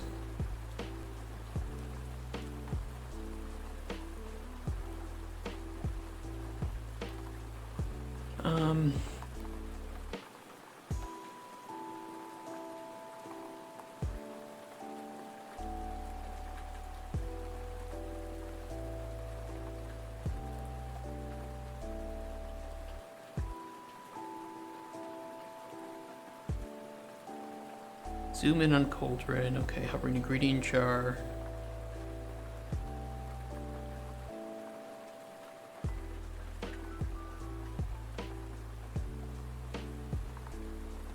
Hovering processing box.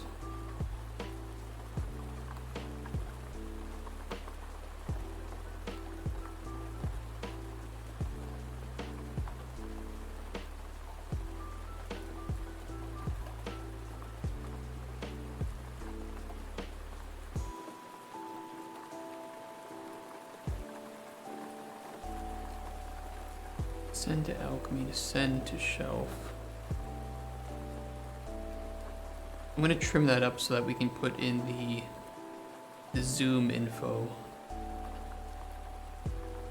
If the player is hovering ingredient, you should do RMB, like zoom in.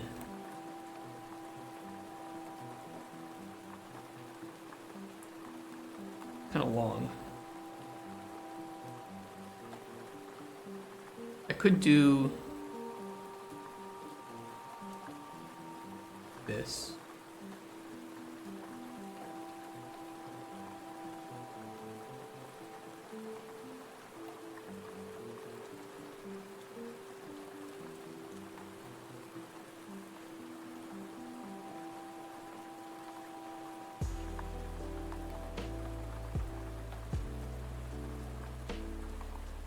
And if we made this a rich text block instead of a just generic text box, we could put some styling on it for coloring. That might help too. That might definitely help.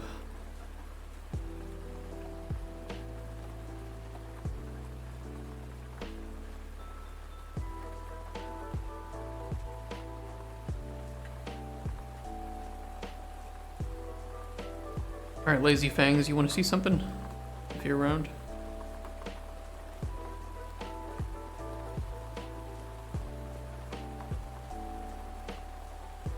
I will show you.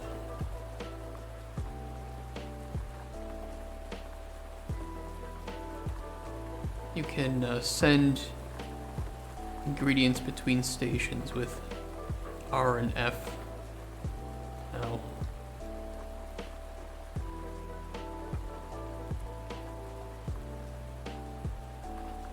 And even back to the shelf.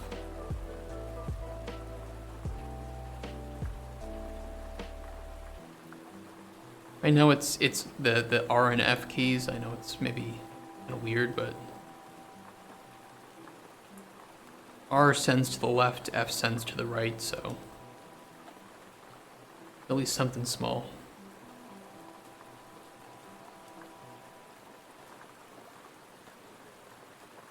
Yeah, it's something. Do I want to stop the player from drag? You know, I'm gonna let the player drag between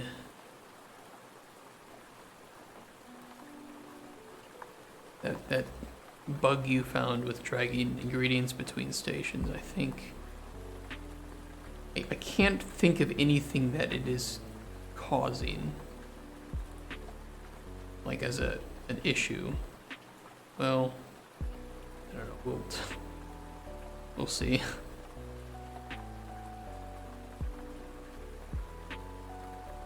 I mean, I don't think right now moving between menus is that difficult.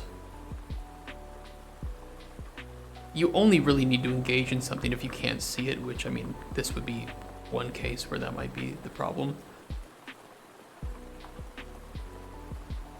I really have a way to deal with the jars in a better way. I mean, if people prefer single, you know, the single screen stuff, they can, but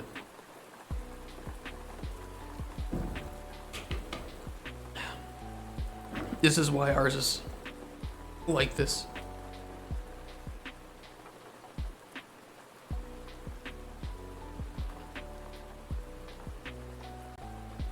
Plus, we need more than just one person to say that it's tedious, and I don't currently have that.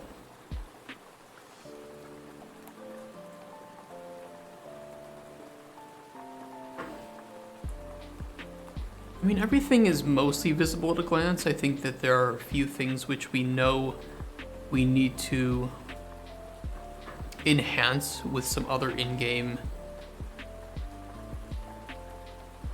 methods.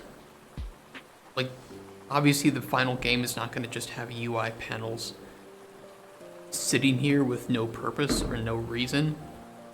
This is more to illustrate that we know we need a way to display what ingredients are in the cauldron and the resulting potion. We don't know how to display that yet, which is why this is just a prototype, not vertical. So this would be iterated on after the first playable. Because you prototype to make first playable and continue working on that to reach a desired level that you want, and then you take that, you build the GDD, you start working on your vertical, and iterate in that phase.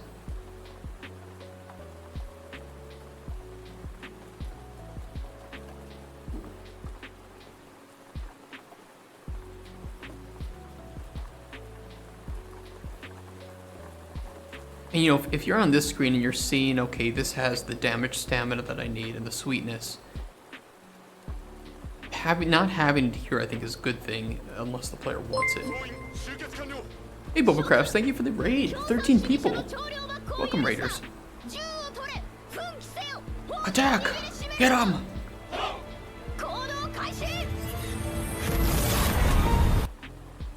You've raided me. What's up, guys? Hey, Katagaru. This kind of stuff I see is ideal for VR, as in VR you can really look where you want.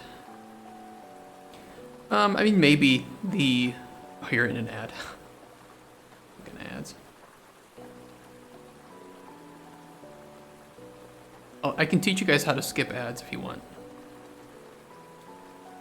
If you want to know my dirty secret to skipping or not having to deal with ads on Twitch, I can tell you.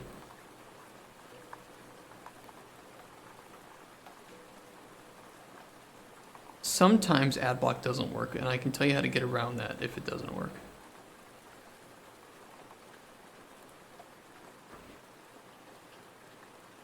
I'll say this, Lazy Fangs. The fact that you use buttons to switch between shelves is not necessarily going to be in the final version. It is just the version that works now. And refactoring it from this would take way too long. I would rather spend the time working on features. Ad block that I have doesn't work. So if you're on a browser where you can pop out a stream, I'll show you guys. You can pop out, like in Opera here, I can pop this out. When they start playing ads, you'll have it up here in the top right. You can pop out the one that shows up here, and it'll give you volume controls so you can unmute the stream there. And then you can mute this stream so you can still hear me and see me and make it bigger. And then when the ad's done, you can just pop it back in and then unmute the stream again. So anytime you get ads, you can get around them just by, I mean, you'll have to be there, right? So if it's on your second screen, it's not that great, but it does work. Yeah, I use uBlock Origin as well. Block Origin's so good.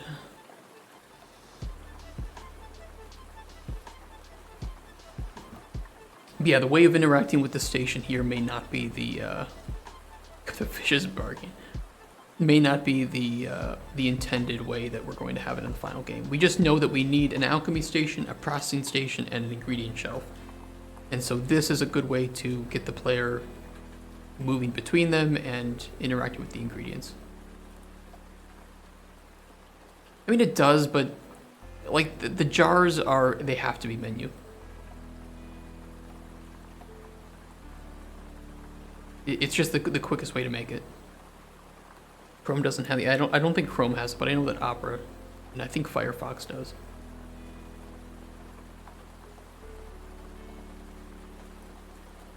Like, you have to consider, Lazy Fangs, that if this is a game that is going to be in development for like 3 to 5 years, let's just estimate. And this is one of the core features of it, is the alchemy table. That you will have a significant amount of time to iterate, to get new player testing, and to keep iterating and going and going and going. So, just as having physical representation of the ingredients do for the player, other than moving towards the station.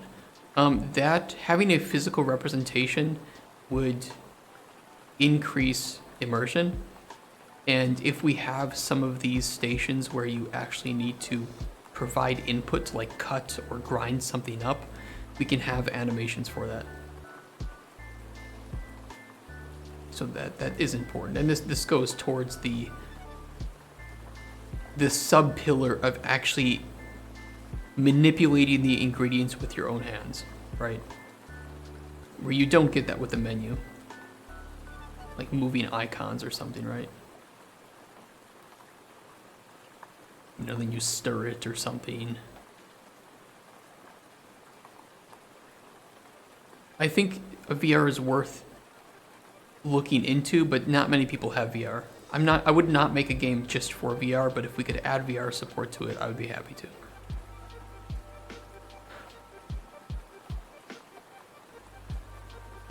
Yeah, we'll just have to see, you know, if the player can, you know, I like having the idea of there being like a grill, like let's say just use this for an example.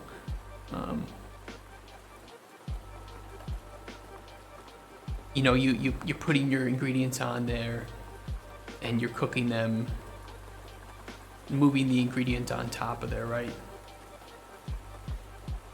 And then taking it off when it's cooked. So, you know, having this as a base shows publishers that we want to have that manipulation in real time, as opposed to just sitting in some puzzle menu making the potion. Well, see, that's the thing. You aren't making potions in this game to a significant degree compared to a shopkeeping game, right? The potions you make are more to provide specific uses. You're not necessarily going to be making bulk potions where you need to do this fast enough. So no, I will definitely stick with my gut here, at least for now, and defend this to the grave until it appears to be a problem. Because that is the type of game we want to go for. We want to go for that slower, slightly slower paced type of gameplay, because making potions is not going to be something that you're doing more than about like 20-30% of the time. No, I get you. But I have to defend it as a designer. We talked about this sometimes with the reactions to like Tim Kaine, right? Where in this role I am the creative director and I'm defending this decision. I think it will be good. We just need to keep iterating on it and being open to suggestions and ideas to make it feel better, and then just take a 90-degree turn if we need to at a certain point. Talk about redoing the same thing over and over when needed. Mainly about the feeling of using the alchemy table, but I need more feedback on that.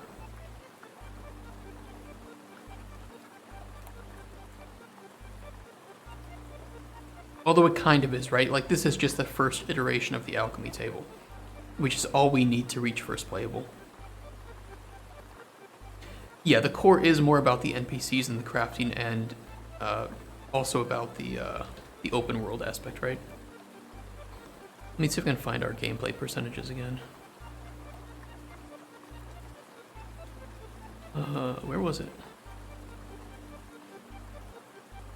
Pillars, this one I think. Dog pissed on my bed. You know, we have alchemy listed here as 25% of the gameplay. So the player spends about 25% of the time. That's what I'm aiming for, is roughly 25. And you can see here plus minus 10%, right? So we want to aim for that 25% of the time that the player spends in the game is spent doing alchemy, where most of the time is going to be spent in the open world, like that.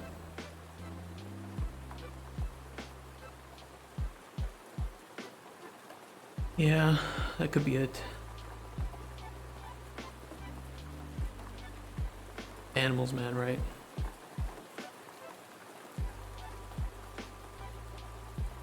Wish they could talk to us.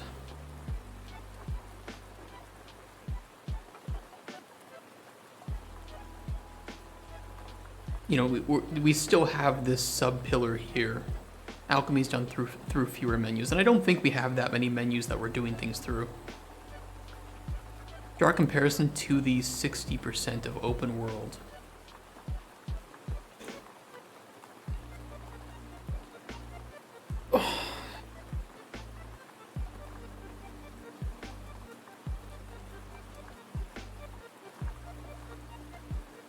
I would say with plus minus 10%,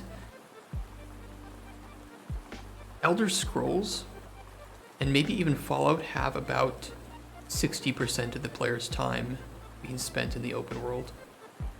Like, you know, performing open world activities, right?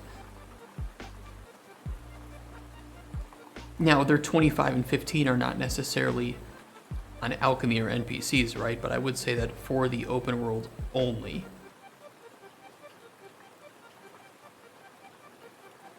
in those games, yes. In our game, we are going to have a bit more variety of events and things to do. And that encompasses, you know, open world activities, exploration, you know, doing dungeons, fishing.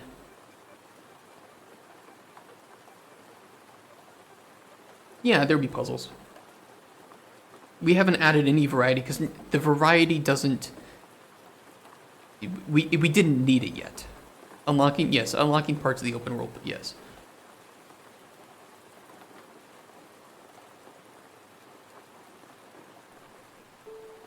But we didn't need any of that yet to realize the gameplay loop. Now that we have the gameplay loop realized, I think enough for the prototype, now we can start to add in some variety and flavor to the open world, add in some life, right, like animals, and then we can work on like the potion combat. Those are all absolutely important aspects, but they're not important aspects that are required for the gameplay loop. Let me see if I can pull it up.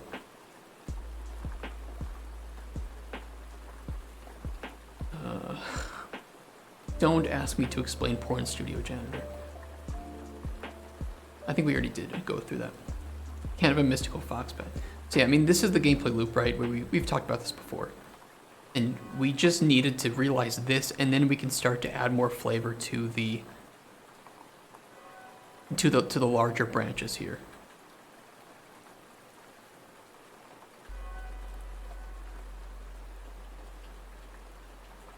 And we have a lot of time to do that. We have rest of March, good section of April, and a few parts in May, but I need to be a bit careful about that. I need to make sure, regardless of what we have done, I'm going to take whatever we have done to Digital Dragons, and we will just see how it goes, but I need to make sure that I have a really good looking pitch. I have recorded gameplay that I can use in the pitch, because there's certainly going to be no time to play the game in the pitch. And have, I need to sit down with a producer too. All the gameplay loop, yeah, I would agree with that to some extent. Depends on the game. Because, like, Elder Scrolls, right, or Fallout, their gameplay loops are the same throughout the entire game.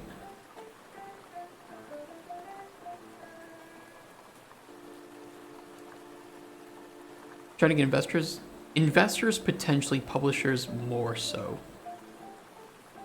Because we don't have shares of the company, so we can't really offer anything like that. We could do revenue split, but I'd still rather get with a publisher where some of that revenue is going towards marketing, something that I'm not good at and something that I would want help in. So publisher primarily. And I know some good indie publishers that I can get in contact with.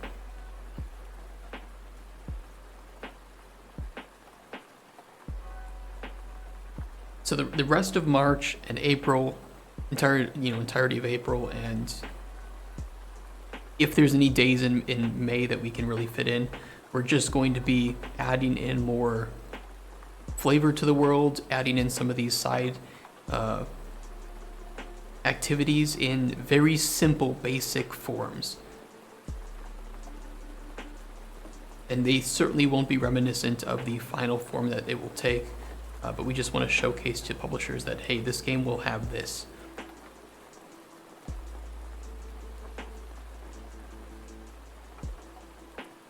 I mean, we're going to be giving them a GDD, right? So at the very least, they're going to have a high-level view of what it looks like, and then the prototype they can play to at least get a sense of how it feels within the gameplay loop, even if it isn't a perfectly accurate representation of what that feature is going to be in the final game.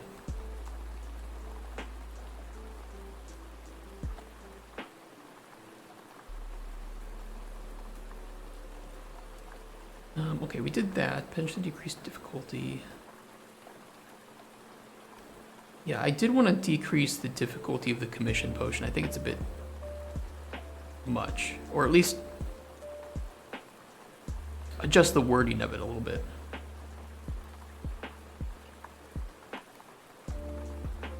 Make it easier.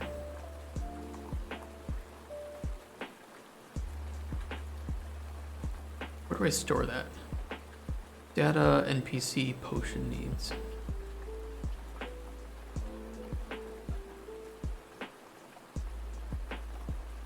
There's some spoilers for you guys, but NPC requires regenerate mana 2 and fortify health 2. I think what I'll do is lower this to...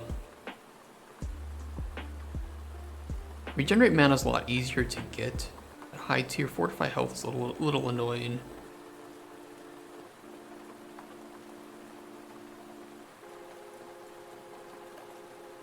Lower that to 1, and I'm going to get rid of the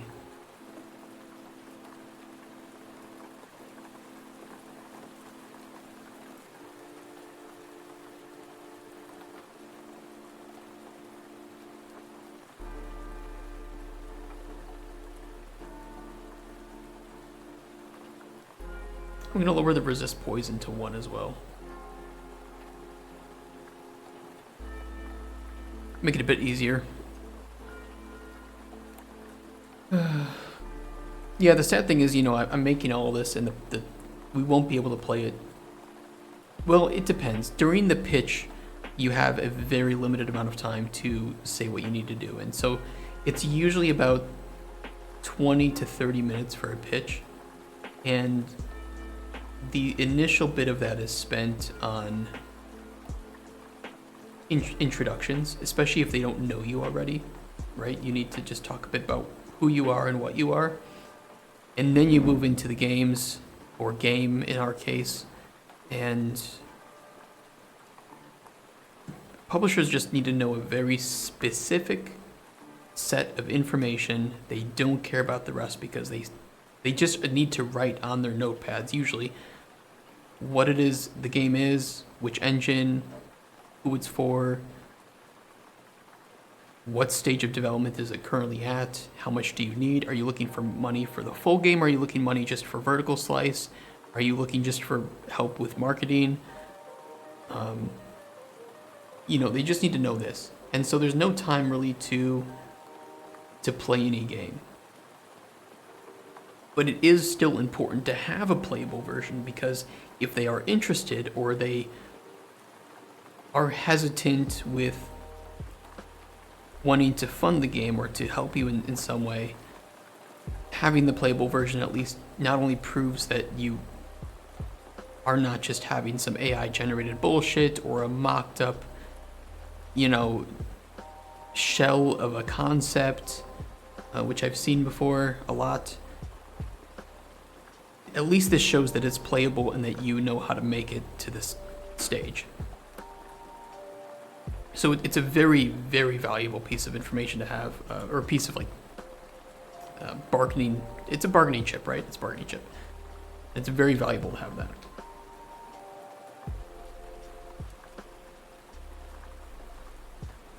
But there are also there's two official parties in Digital Dragons, and then there are some private parties that go on from some of the other studios. And sometimes publishers will also be there too, and you can show them a bit more. So I will just record myself playing. I will break that down into smaller bits, smaller videos, and then I will have the raw video as well. So if they have extra time and want to see more, I can just show them the raw video. Or an extended video of me making different potions. And then, that's where the kicker comes in is, hey, if you want to try it yourself, here's the code. Go back to your hotel today, or, when you get back home or something and back at work, and you can try it. There it is.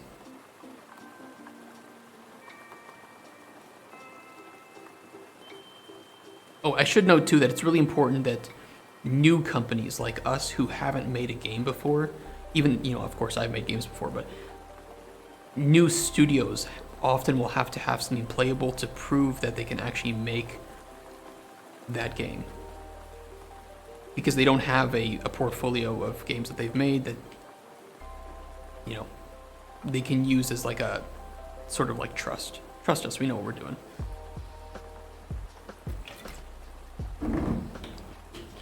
Nobody knows that with us. So, what was I doing? Okay, we made the commission a bit easier. And to help protect when giving potions at NPC for clarity. I think it's okay. Well, I think it's mostly okay. I will add something to the confirmation of bartering.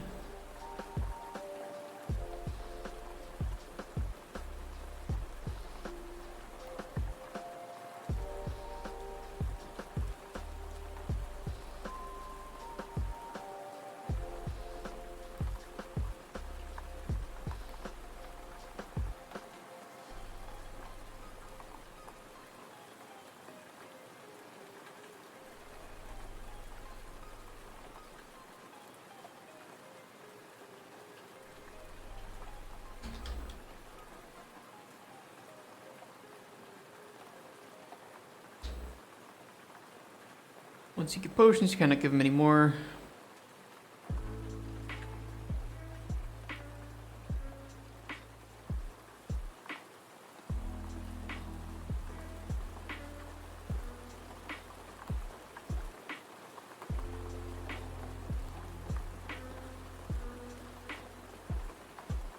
Make sure you're giving him all of the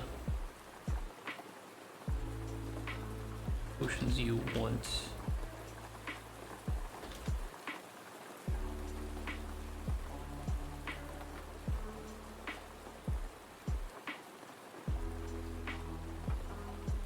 That should help.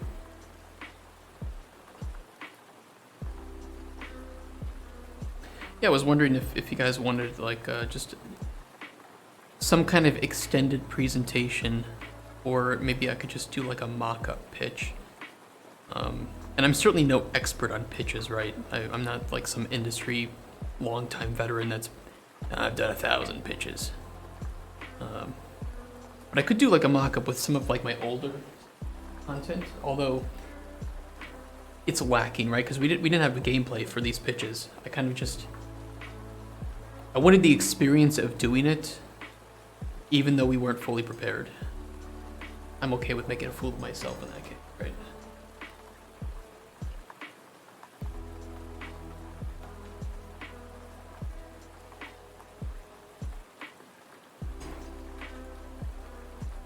Done 1,000 bitches. I wanted to come back. Found me a project manager. I don't need a project manager as much as I need a producer. And a CFO. Yeah, I could pitch with like some of the old content that we have. Like our Nightmare Lake pitch. Really dark. I'd pitch it just online for you guys. Or the other one which we had, which is poorly named Block of Sin.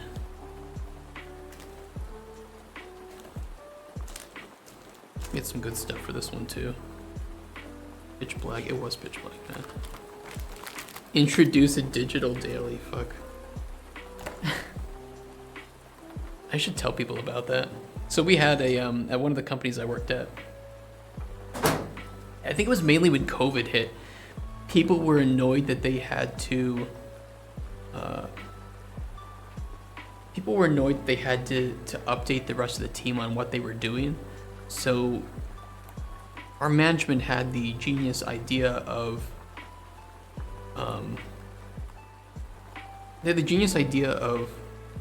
making a channel called Digital Daily, where instead of actually having face-to-face or voice-to-voice conversations about what you were doing, and if you had any problems, you would just type it into a channel, press enter, and fuck off to whatever you were doing.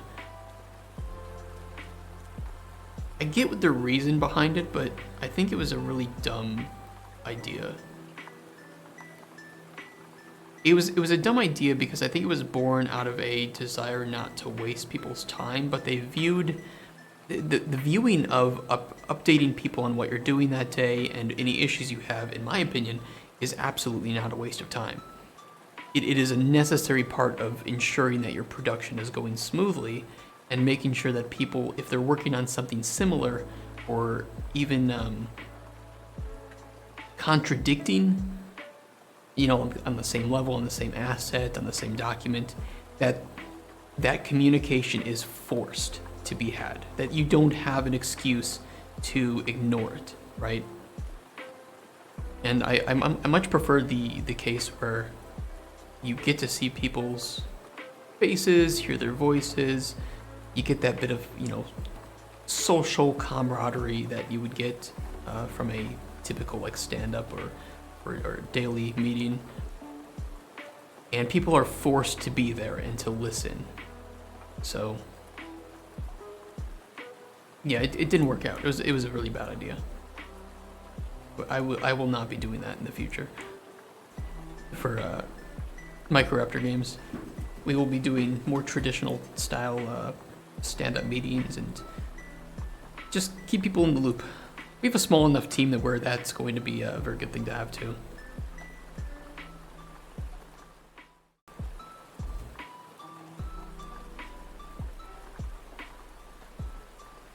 Okay, I think that's pretty good. Hearings can be held. This doesn't seem to cause a problem. I'm not going to inform the player that they can do that.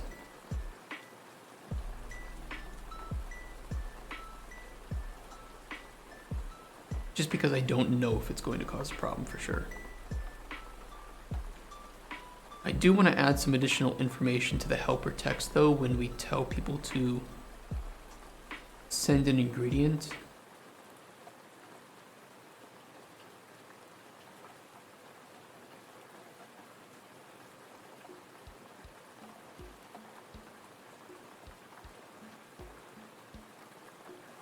Let's see. You can send ingredients between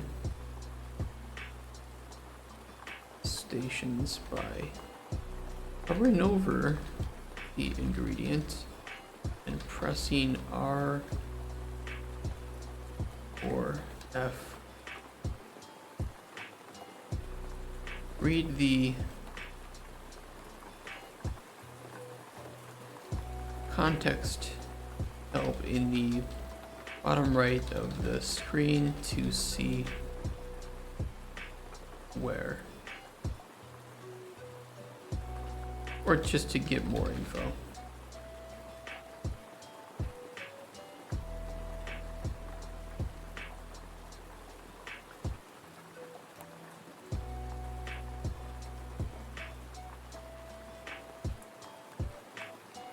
And I will change this one to send an ingredient to the ingredient shelf or the alchemy station. You can do this by right-clicking on the ingredient where you'll then see buttons, or you can hover over an ingredient and use the R and F keys.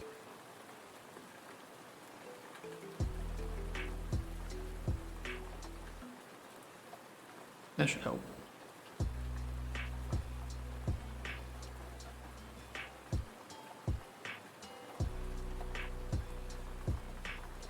Okay, I think that's about all of the feedback that I wanted to get to today. I will make another build today when I get home and get it updated. And again, if you are interested in playing what we have so far and providing some feedback, you can join our Discord, and there's a download link. You do not have to be a sub or anything. In fact, you could just download it and leave as well. And there's no like NDA or anything. You can stream it. There's some, be a top. You can, yes, you can be on top.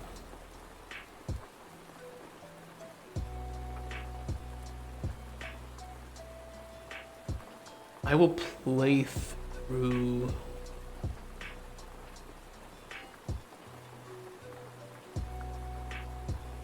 Yeah, let me play through the tutorial really quickly. After the gym day after a month break, want to join us today? Well, that's clipping. Gotta fix that. How dare you? Where was it? Push on the left that has so much leaves missing. I mean, yeah, it's kind of weird assets. I don't really know why they're like that, but they're really, I don't know, they're really weird. I don't really get it, but whatever.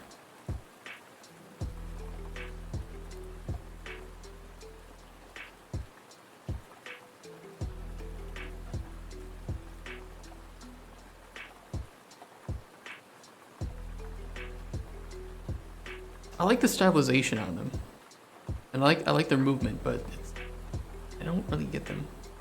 Yeah. You know what? Give me a second. Let me go to the bathroom real quick, and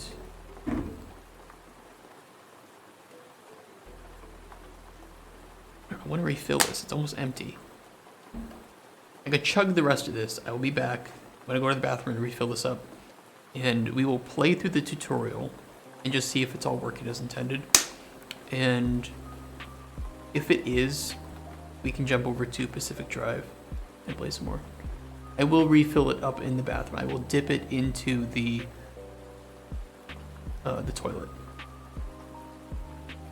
Rockin' stone in the heart. Rockin' stone. Or Carl. All right, give me 1 second, guys. I'll be right back. What do you want? Do you want chair stream? Do you want? Jesus Christ. Thank you for the gunshot. Do you want chair stream? Do you want day-night cycle viewing on the open world? Do you want aquarium?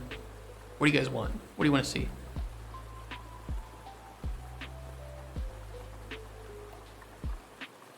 You want massive BDB? Okay, we will make massive BDB. Where is BDB?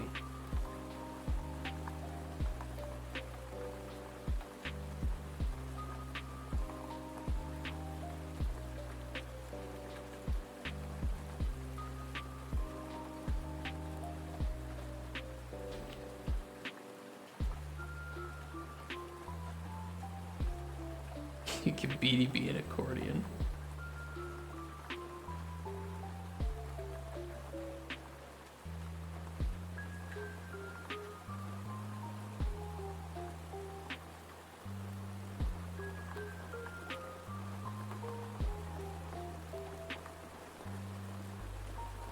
God, the game really does not like that.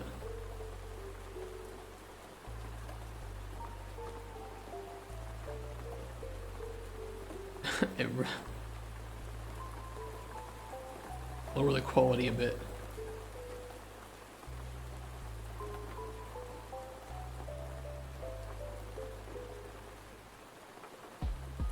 I think this is gonna crash my computer. I better not.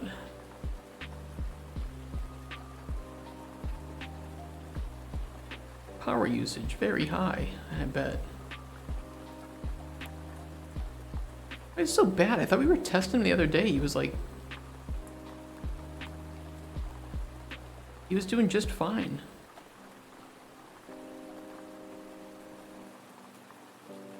What happened?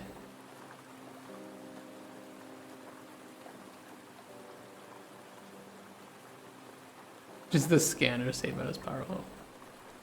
Oh, weird. It's like,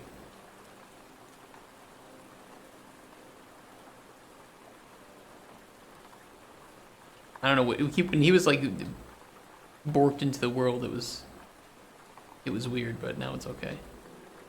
Yeah, I think there was something going on. I was like, this didn't happen yesterday. What the hell? All right, let's get to some higher ground. Yeah, apparently, it might have been. I don't even know. Who knows? It was a lot. Apparently, a lot of checks though. What were going on?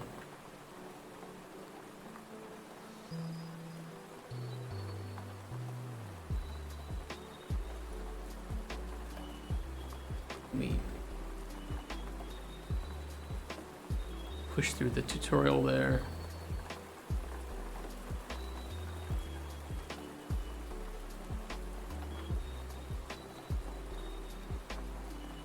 Okay,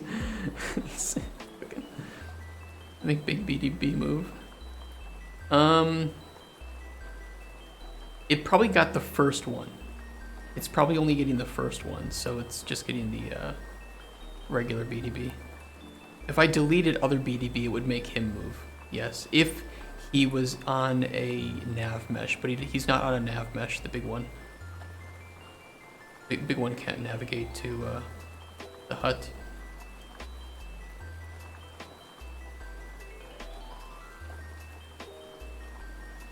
Here, I will set the FOV to 130.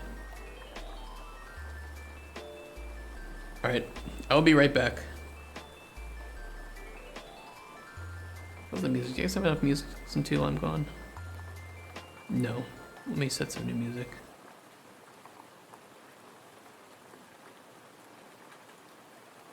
Oh, I know a good one.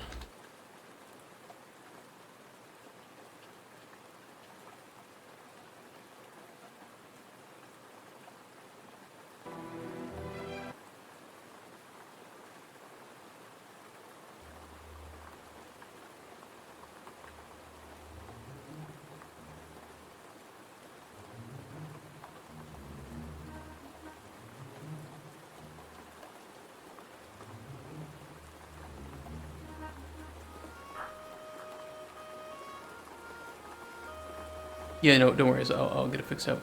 Okay. All right, I'll be right back.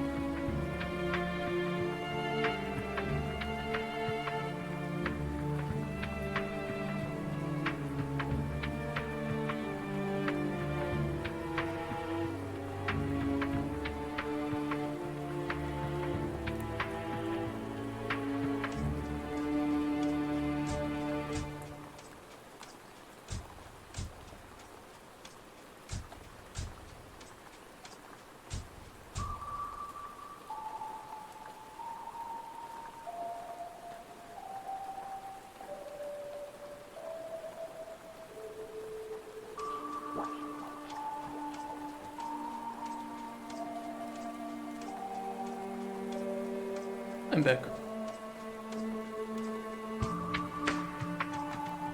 That scare you? Ooh. Ooh, dick boys scare me. Jesus. This is Might and Magic 8. Let's do strawberry this time for a drink.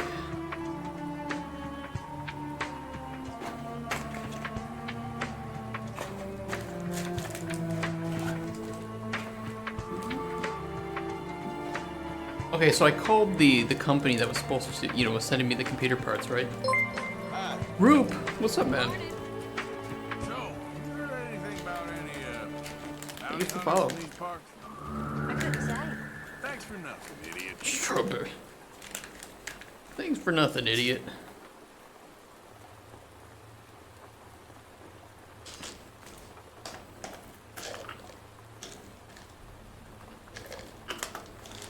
Yeah, I'm gonna be doing a, what was I saying? I called the company that was,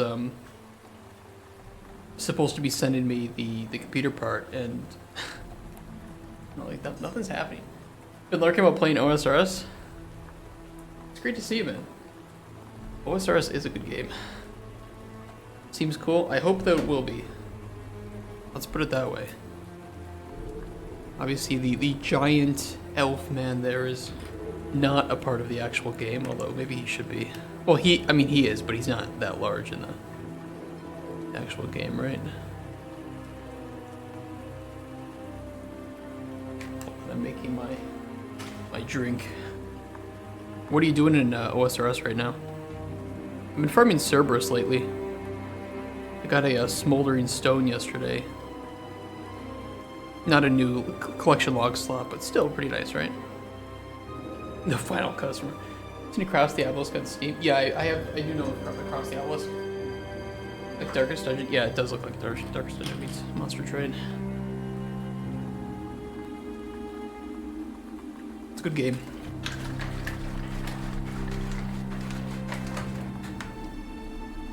I think that's pretty good. Cooking grind 95 mil XP. What are they gonna do though if they add a cooking pet?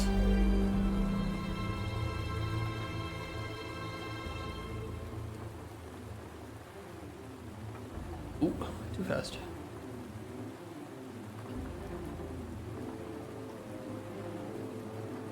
why you at 95 mil XP? Are you trying to get 200 mil? Even if they add it, it's gonna be 15 times easier to get at 200 mil, right? Oh, that's right. Yeah, okay, you're right. I totally forgot about that. I 100% forgot about that mechanic.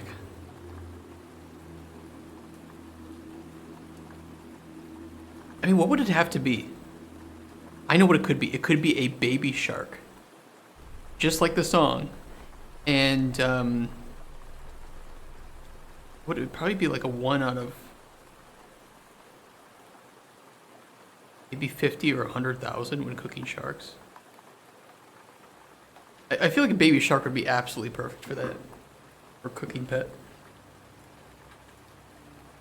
Alright, let's do our tutorial. Magical range.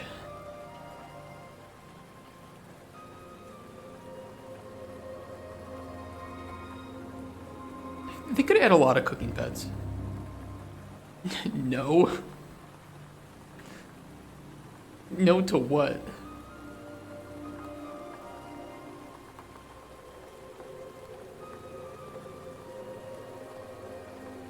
Cup.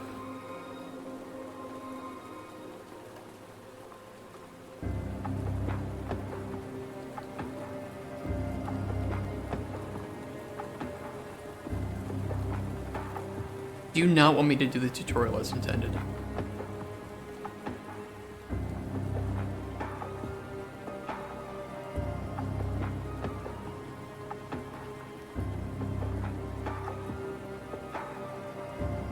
Alright, let's do flowering bush. Process that. Actually, we can use our new buttons now. Send this over. We don't have the, okay, that's one thing. We don't have that hooked up. Hold on, I gotta write that down. We don't have the R and F keys hooked up to the, aren't hooked up. I typed, gooped up. Gotta be careful about that one, because that one is, that one could get me in trouble with Twitch. Tutorial. We added Nern root. I could add Nern root for the lulz. Could I get a Nern root model? That'd be kind of funny.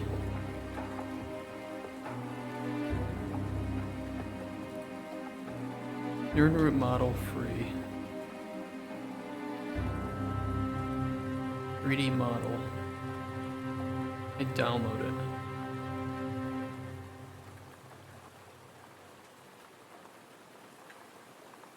I think I can download this.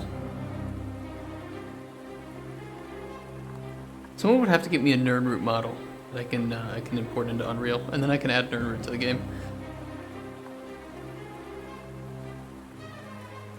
Click and drag an ingredient into the cauldron. Okay. I will do that. Look, I did that game. Make any potion. Easy.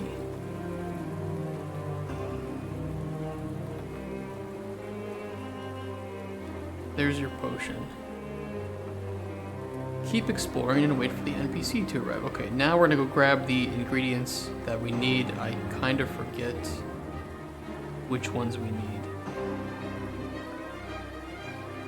Holy might and magic, calm down. It's not that exciting.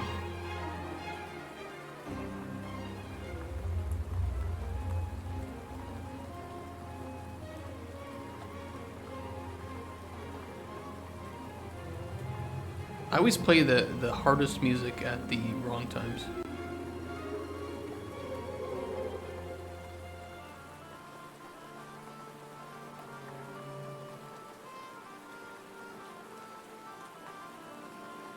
It does slap. I mean, I could play like I don't know, Octopath Traveler battle music, which goes so hard, and it's so good, but it would be the wrong thing for this game.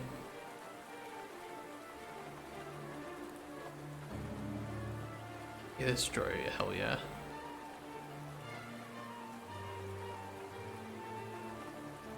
The potions in my Darkest Dungeon mod were pretty heavily inspired by Might and Magic potion system.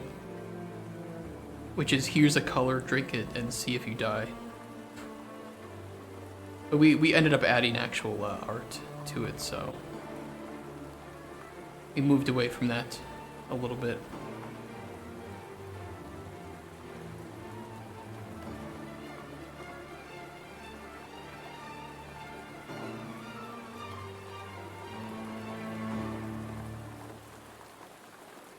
Alright, I think we got more than enough down here. Let me hit up the desert. I gotta grab some stuff from the desert.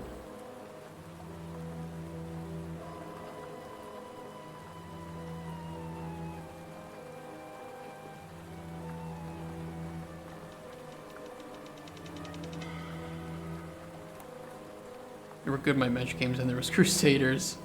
Man, I mean, there's still like a weird spot in my heart for Crusaders. You know, it's one of those old games that you played as a kid and you didn't realize how bad it was. And so you still kind of look at it in a positive, nostalgic light. I mean, yeah, Dark Messiah is really good. Maybe I want Crusaders. I mean, I haven't played Crusaders since I was a kid, so I only have those nostalgic feelings about it.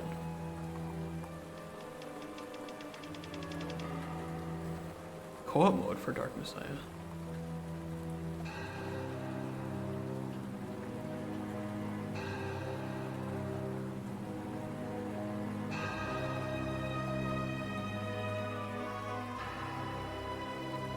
I think it was a little bit too early.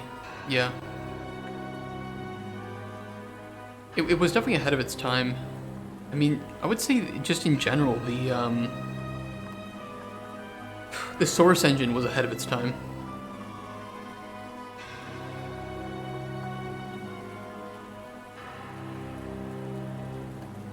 First, we're doing co-op mode.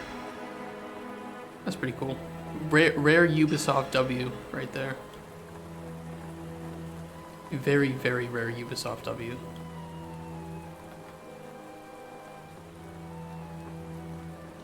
The one thing I don't get about like the Japanese, I know how culturally they feel about changes to source material, but I really don't think that culturally they understand that most modders who make changes to games are, they do it because they love the source material so much.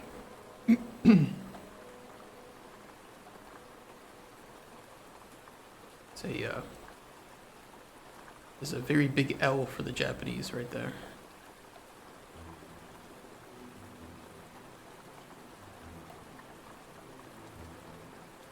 Okay, we're gonna go back stocked with ingredients.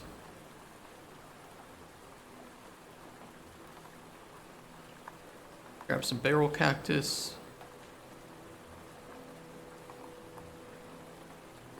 I'm still very back in the oldies with their culture and understanding of stuff, yeah.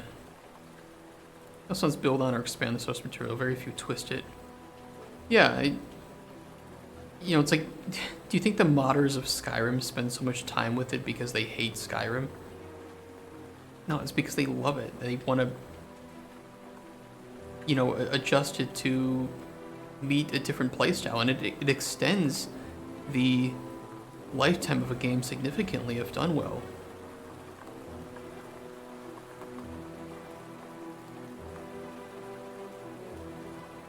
Sure, remove the collision from these.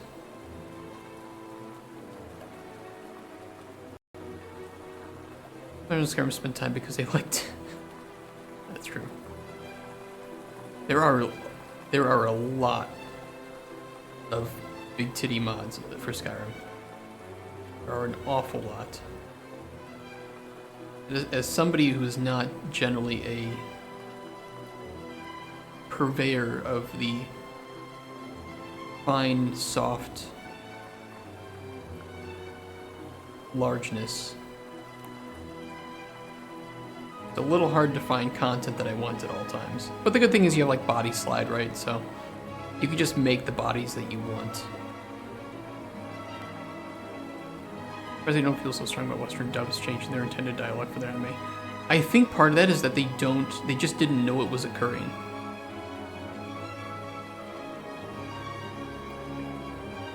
The Japanese don't generally make a lot of money off of Western audiences.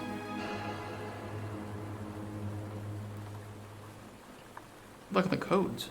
What are you talking about? This problem seems a little odd to me now that the desert biome is very odd. All right, hit the hay. Yeah, no worries. Sleep well.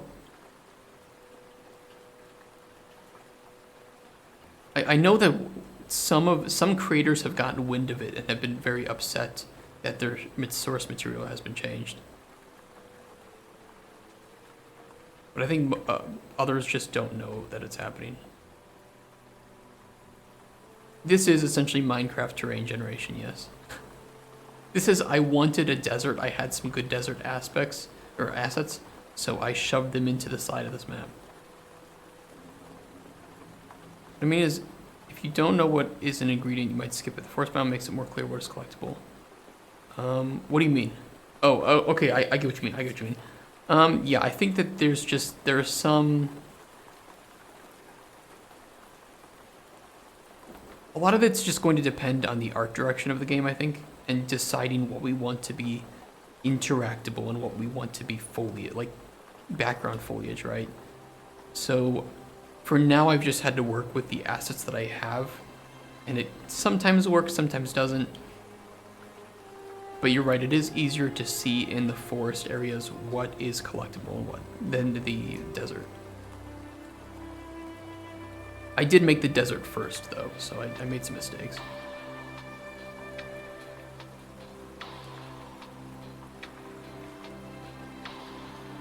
I've considered that's one of the first things we worked on was like that shimmer. I couldn't make it work with the weirdly shaped meshes. It didn't seem to work properly, so I would need an artist to, like a material artist, to actually create something that worked well with that. It's weird. Okay, blue dick boy, let's make your potions.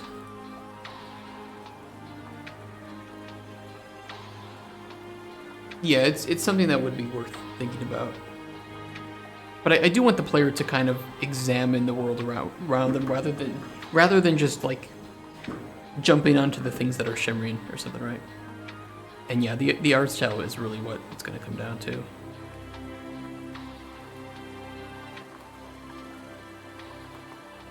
Okay. He needs regenerate mana and fortify health. Elder Mist. Send to processing. Let's see. I can't remember if it was ground or cooked. Oh no, that's just resist poison. It's that one. Or Cascade Star. Let's regen mana 1. No.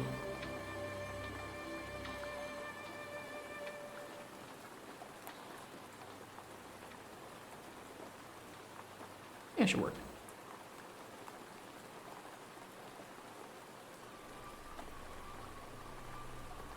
I just need it to be acceptable for right now.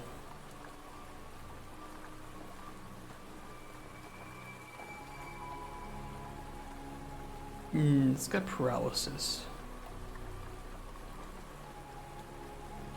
Yeah, and the Elder Mist has paralysis. So we're gonna skip out on that one. I'm gonna give the player an Alchemist Almanac, yes. 1,000,000%.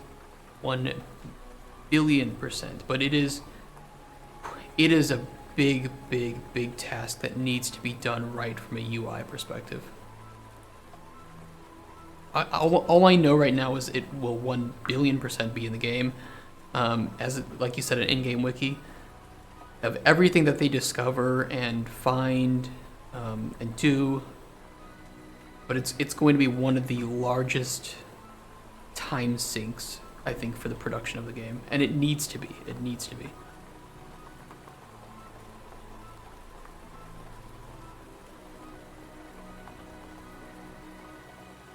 Do we do Toadstool? Toadstool would be pretty good. We'll cook that. Fortify health 1. I don't think I can get anything good from Fortify block. It's Fortify health 2 and regen health, which I think would line up with the Toadstool. Oh no, that's got regen stamina. Well, I mean, that's fine. That's fine. We can find something with either like regen stamina, resist poison, or regen health. So let's look for like regen stamina, and that's got regen stamina 2. This would work. There we go. Ooh, sweetness is pretty low though. Maybe some honey. You did want a pretty sweet potion.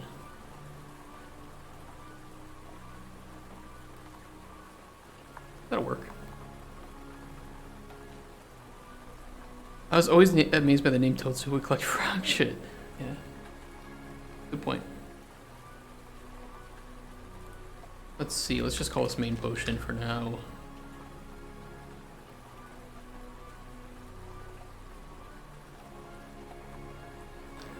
I'm gonna add, okay, I have 2 things I need to do. Add in hint text to second talk to NPC.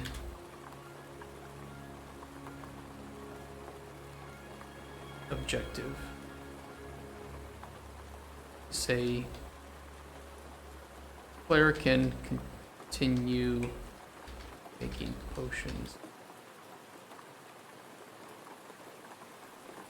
Just so that's known.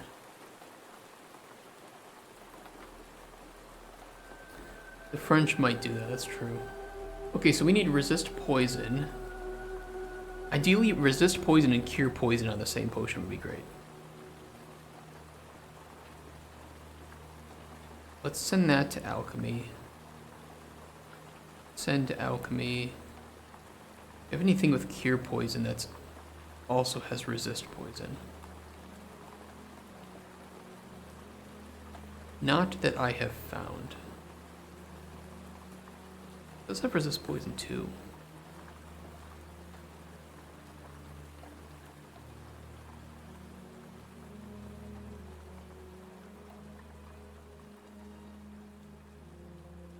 Got frenzy.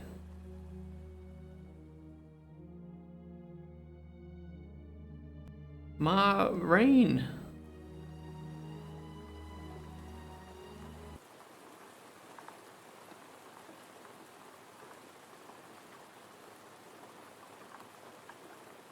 Hold on.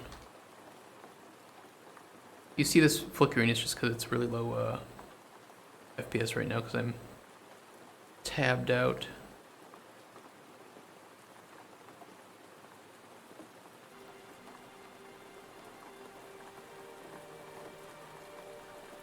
You don't want to look at the jars under the counter. Okay, let's get some cure poison on here.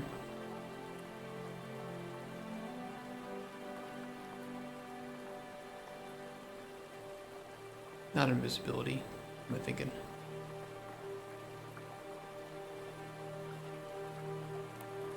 Oh, we only have 2 cure poisons found though.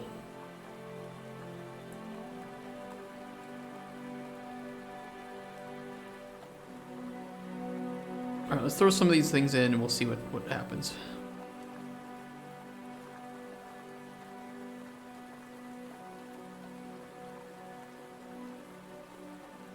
The red desert flower is a bit of a problem because it's got the damaged stamina.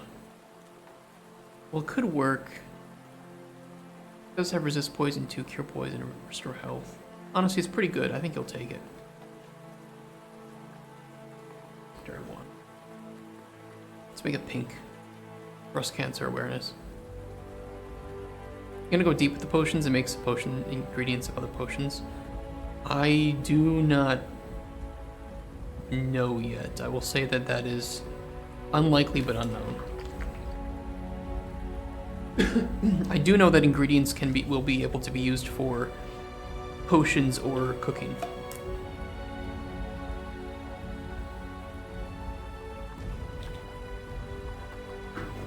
And the cooking system will be very similar to the potion making system, where you can process ingredients and use them in cooking.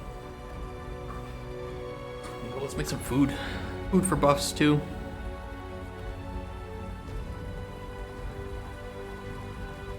Survival tag. Yes.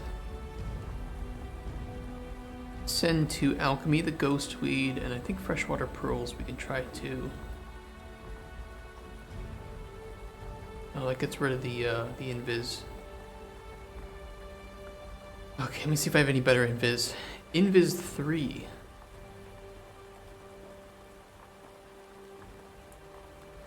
That works. We can add something with fortify block.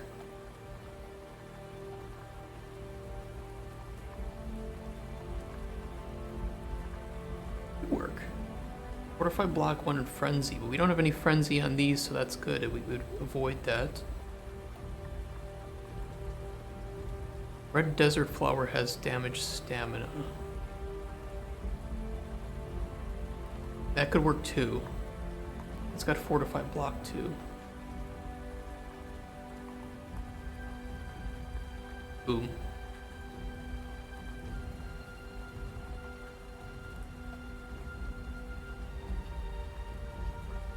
Okay, secondary 2.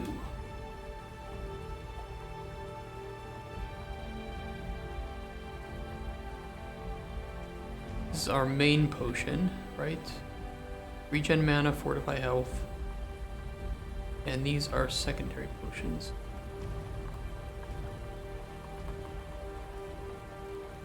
I am sure I want to give those.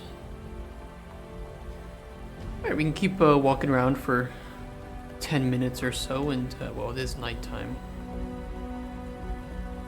That's fine.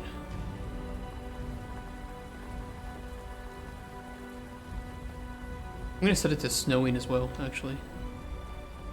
There we go. And I'll change it to daytime.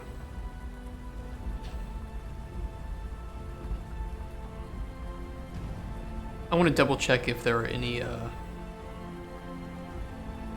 meshes not receiving snow. Just to be, 100% sure, right?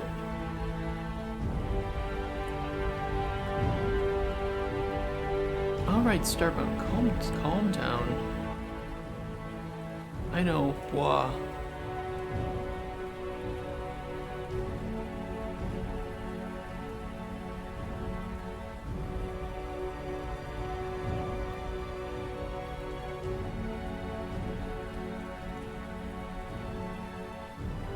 I was thinking when we make the Daenerys doesn't receive. Jesus Christ. I was thinking when we add the dungeon or something that we can put it back here, like nestled into this corner or something. I was thinking like an abandoned mine shaft because I think I had some assets for an abandoned stylized mine shaft.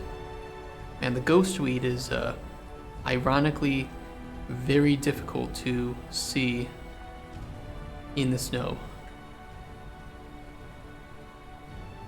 It very much blends in. I really like the snow on the crystals though. Looks pretty cool. Or crypt. I 100% have a abandoned mine shaft in stylized, and it would be pretty good for the stylization that we have here. Very like vibrant. Make a mimic that is disguised as a dungeon entrance.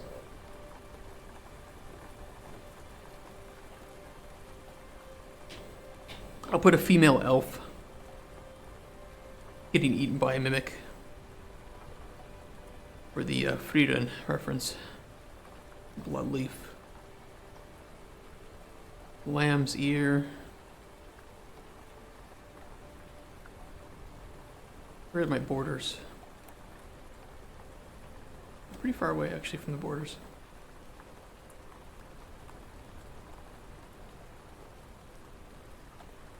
It is kind of easy to get lost back here. Coin bugs. Dude, that whole show is just an absurdly amazing world of interesting creatures. Does no affect the respawn rate of green ingredients? No, not currently. Yeah, the lore of Dungeon Meshi is every single episode is just like, holy shit. A game based in this universe would be amazing. And you know somebody's working on it, right? Immersion ruined. I mean, the immersion is already ruined when you have invisible walls, but Monster Hunter crossover. What with Dungeon Meshi? Delicious in Dungeon.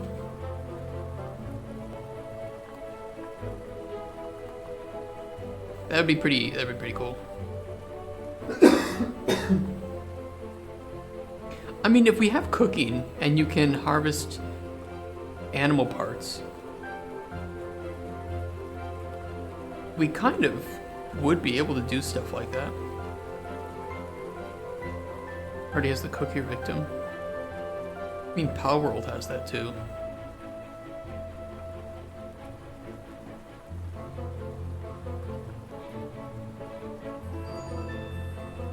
Man, I placed a lot of these dragon's eyes around here, didn't I? Ah! Ah!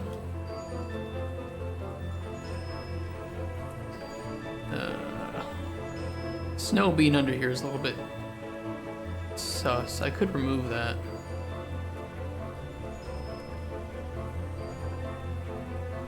It doesn't freeze up. Well, I mean, look how fast it's moving. This would absolutely not freeze over at this speed.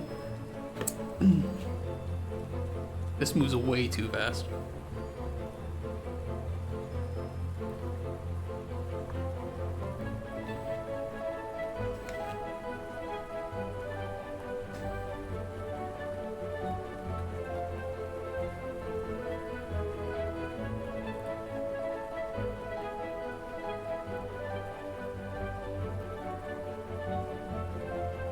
Oh, I don't think I fixed the... Oh, no, I did.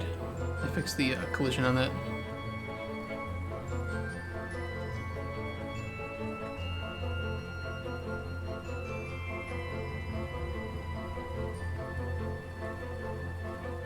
Oh! Jump! Hit. Dead.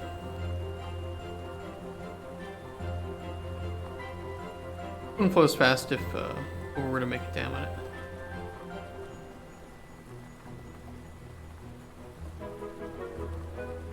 So, Vlad, you're watching Dungeon Meshi, yeah? Are you also watching Frieden?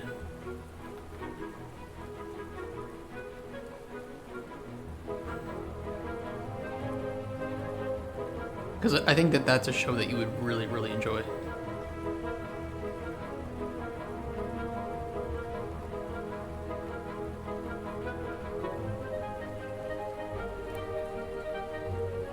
Ooh, honey. Got it.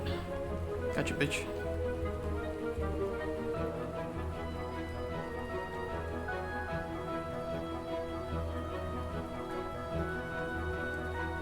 Started watching Dungeon Mesh, okay.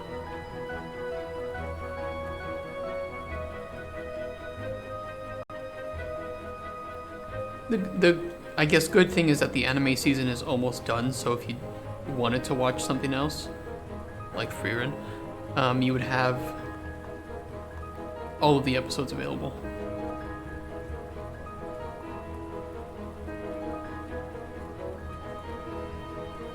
Although Frieren is a carryover from last season, so it only has two more episodes left to end the first season. For a total of 28 episodes. Is it 4? It's 2 to 4, I don't remember. I think it would be 2, wouldn't it? Because the new season starts in next month. And I think there's only 2 weeks left of the month, so something like that, yeah.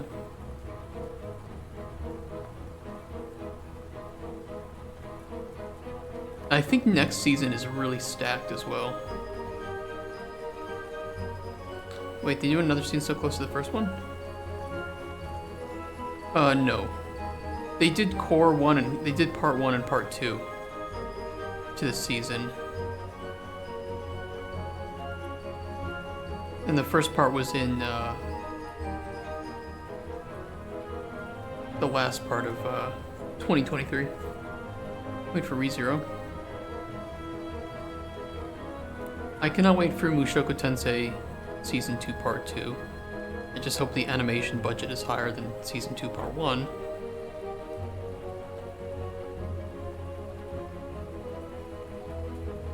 Yeah, see, I fixed up the water edge here so that the snow isn't below it. I could do that to the stream as well. But the river isn't like a flat spline, it does kind of go up and down, so I'd have to adjust that a bit.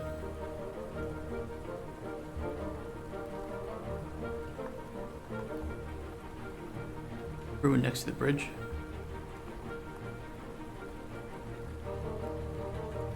What about it?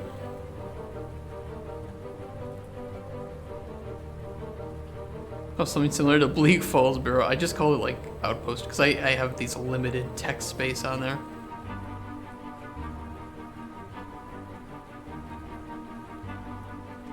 I really, really, really like the ED arc of Mushoku Tensei. And it's such a good setup for the rest of the show. It may not appear so, but the show is really good at setting up characters that are going to be recurring characters.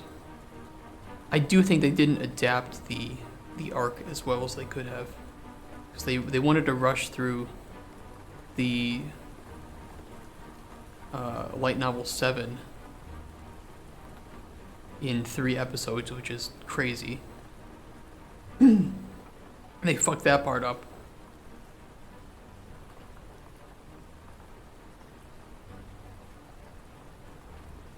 I think that in that case, like the source material is good. The adaptation was kind of eh. A lot of rogue foliage on the road. Yeah, it is. Yeah, I think as an anime only, God damn it, stupid mouse. I don't think the adaptation was as good as it could have been. But the source material is really, really great. But it is a show that goes between like slice of life and action. And, you know, you have to think too that this was like kind of like Rudy's divine punishment for the way that he had treated women before. And it forced him to look at somebody that he would have previously lusted over as more of a friend and companion. And I think that he's grown a lot from it. Okay. We did our best. We got our rewards. And beautiful. Good to go.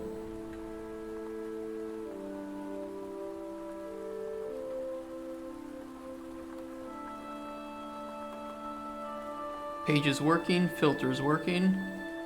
I like it.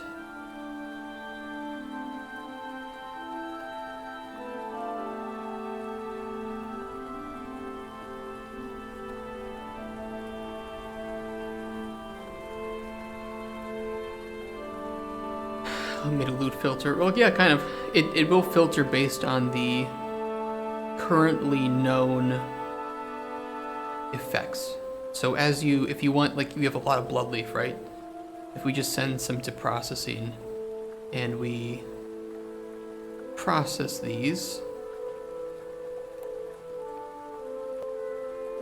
we now will have a understanding of all the things that bloodleaf can do. And so now if we know that it's going to add, oh, there's not really anything new that it adds. Well, regen mana. So now, like before, it wouldn't have shown regen mana. Now that we know that it has a variant that can do regen mana, we can see that in here. Pretty nice. To me, I mean, I understand the feelings of like Mushoku Tensei Season 2. I will say it is a show that you have to let it cook, right? That all the characters that you thought you wouldn't meet again, you met again in Season 2, and now you have all these characters coming together. Where does it go from here? Let's just say everything is important. Every character is important that we've met. We gotta let it cook. I clicked on Spotify on accident. Great, now it's updating Spotify. I would do that. Okay, R and F keys aren't hooked up to the tutorial. Let's do that super quickly here. Should be pretty easy.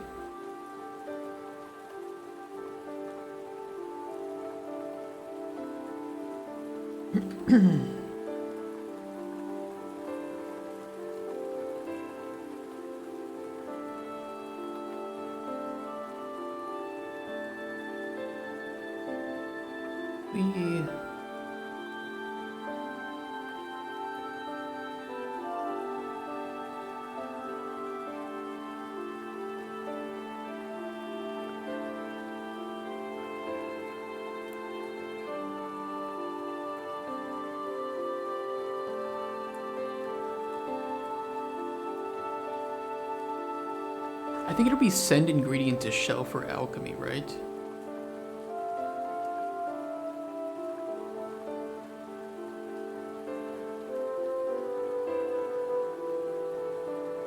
And it should work for both of these.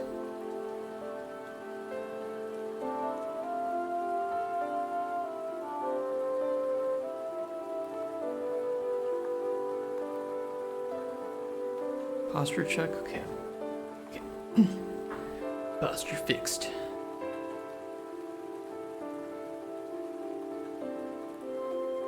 Ladies and gentlemen, we have fixed our posture.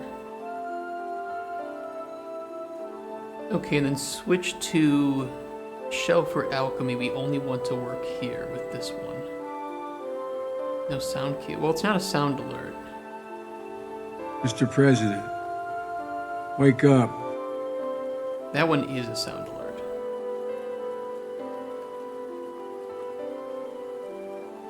Plank for 30 seconds? Okay, I'll plank.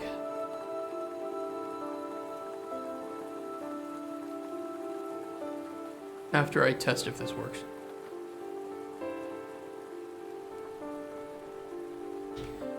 Mr. President.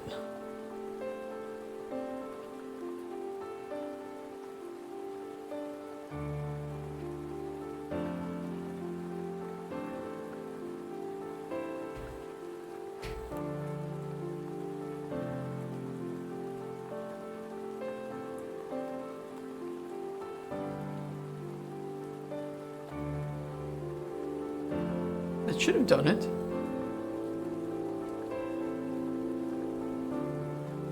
Oh, wait, we had to right-click the ingredient first. Hold on. Set an ingredient to, okay. There we go. It's working. And then second thing after we do the plank is add in hint text a second. Talk to NPC objective to say player can continue making potions. Okay. That'll be really easy. Alright, let me plank.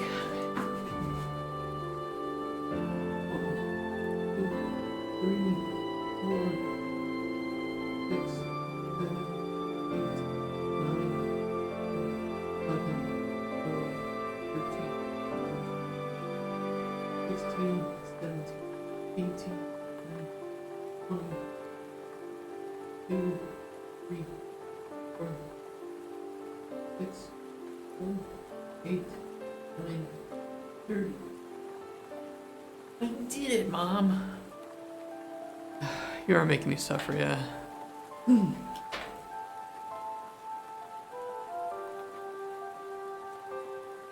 Alright.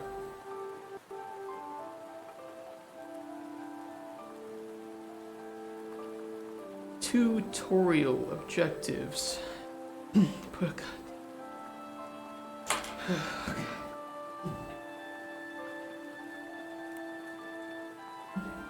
Two, 3, 4, 5.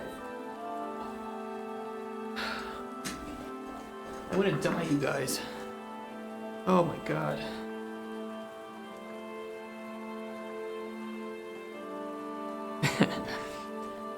Alright.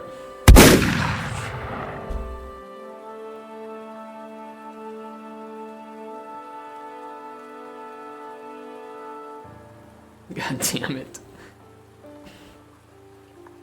You guys really like to torture me, huh? And in text a second, talk to NBC again. I think it's this one.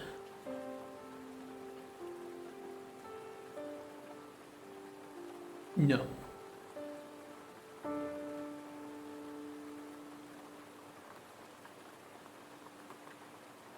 Yeah, it would have been the click barter button. Here. Stream harassment. You can, of course, continue to make potions, especially any secondary potions the NPC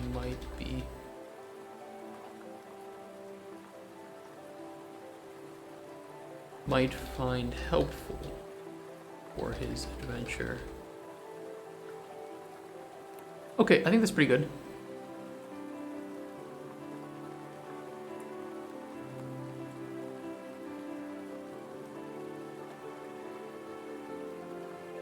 Let me save and commit all of these changes. I'm just going to prefer some potions and flavors. Yes, so like this commission potion here, the NPC wants it to be a bit sweet. And he mentions that. And if you don't... Let's see, if you don't provide sweetness, it will...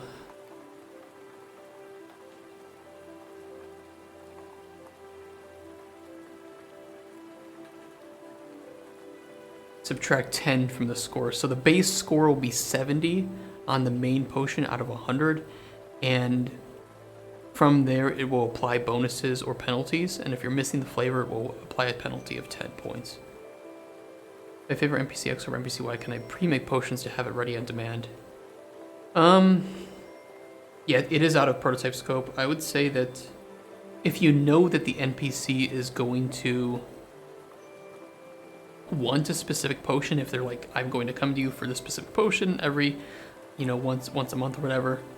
Like some, I don't know, farmer who has back pain and you keep making him a potion that helps with the pain.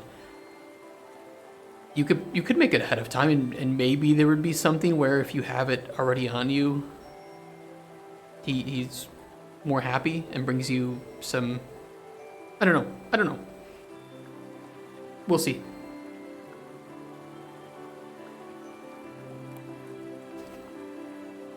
I haven't thought about that aspect of being prepared, because usually it's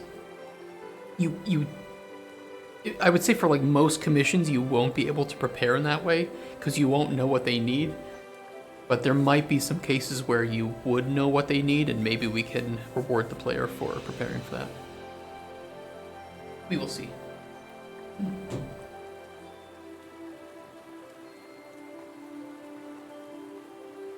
Alright, let's push these changes.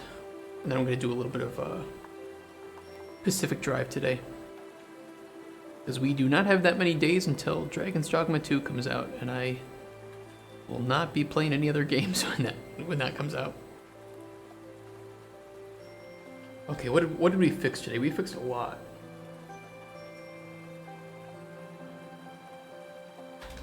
Made adjustments to processing station to try and help players from dragging ingredients off of the table. Dragon dog with these nuts. Scenario in-game.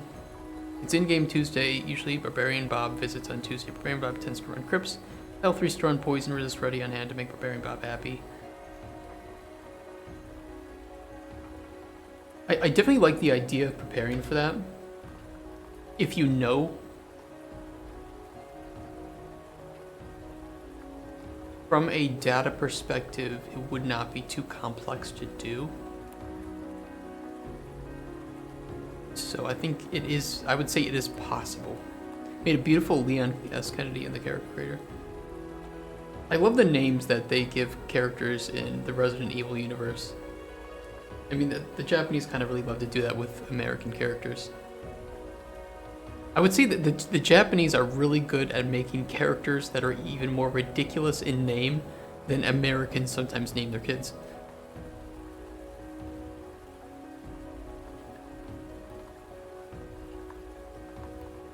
What else do? We added a way to move ingredients between stations without, or with input actions. Removed collision on ingredients for pawn. This peak masculinity. This is Leon. This is exactly how I remember him being in Resident Evil. I see nothing wrong with this. Japanese American names are ridiculous, and then there's Korean gamer nicknames, which are just English words out of context because it sounds cool to them. Yeah. Or like names of like anime and manga and light novel. Light novels especially are ridiculous. Like, that time I pressed the wrong button on the vending machine, and instead of a drink popping out, I met a princess. Like, that would be the name of a light novel in Japanese.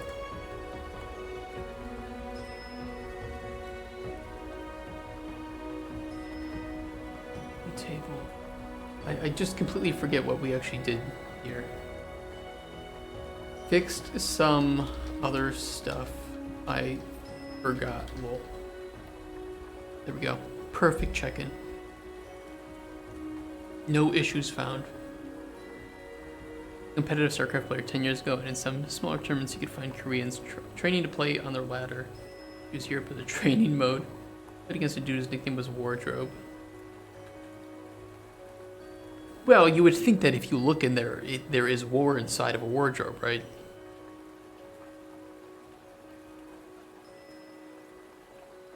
But unfortunately, there is not actual war in a wardrobe, despite what you might think.